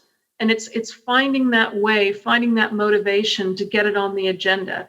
And certainly, you know, even in Saudi Arabia, you know, there are many women there, for example, and they make a lot of buying decisions. So, you know, our companies taking on board, how are they designing and thinking about things so that their brands and their businesses speak to women? But once again, I think that decision-making and innovation piece, it's around not being left behind, because companies that don't think about this, you know, really aren't going to have the talent they need, but also going forward, they're not going to have the investors that they need. And most companies do need external institutional shareholders. Yeah, and I think you mentioned something in the pre-room as we were discussing that you tried, but have so far still to develop a 30% club in Germany. And one of the things that we've been discussing as well is progress over the last 4 years since our last conference was much stronger outside financial services in most other industries as opposed to the financial industry itself. And so what is it we can do, particularly in terms of Germany, to help you? You mentioned 2 banks in the UK that were part of the initiative to help you establish that and connect the right people. So what we need is we need the biggest German companies and the most influential people in business to come and get behind the campaign. You know, if we look at most countries where we've started, we need local companies that people look up to and that aspire to, and we need business leaders that have influence and that people listen to. And so, you know, in a lot of countries, you get the foreign subsidiaries of big institutions who are all keen to get on board and help start the 30% Club. But we really need some of those local companies and local business leaders to get involved. So I'm not going to name specific target companies for Germany, but we can all think of them very quickly on the top of our head. So if you're from one of those companies and your CEO or chair would like to get behind the initiative, we would love to work with you. Well, let's make sure we get this done. And let's get this done before we have the next summit, which is 2 to 3 years away. I offer my personal help to get this over the line. I think in a country where the leader has for 16 years been a woman, with Angela Merkel as a chancellor, it should be possible to have a 30 Club initiative on the ground, well run, and basically subscribed by most of the listed companies in this country. So absolutely, I think worthwhile to pursue. And please get me involved, and I will get people involved. So I think we need to make a commitment here to the next Women's Summit at the DIW to get this done. Brenda, many thanks for a passionate speech and also for a lot of insight. It's now my job to turn back the audience to Marcel Fratscher, who is the president of the DIW. Marcel, the floor is yours. Yeah, thank you very much, Axel. This brings this second Women's Finance Summit to a conclusion. I think it was a fabulous conference with many ideas, many interesting discussions and stimulation for our academic research, but hopefully also to all of you. We have covered 3 big areas of digital change, digitalization, sustainability, and the question of inclusion, in particular participation of women in the area of finance. So we have covered big ground in this afternoon. I would like to thank in particular the participants who actively played a role, the 2 keynote speakers who participated and gave very stimulating keynotes, Brenda Trinauden, Franziska Giffey. I'd like to thank all of the panelists who have participated, discussed, brought in their own ideas.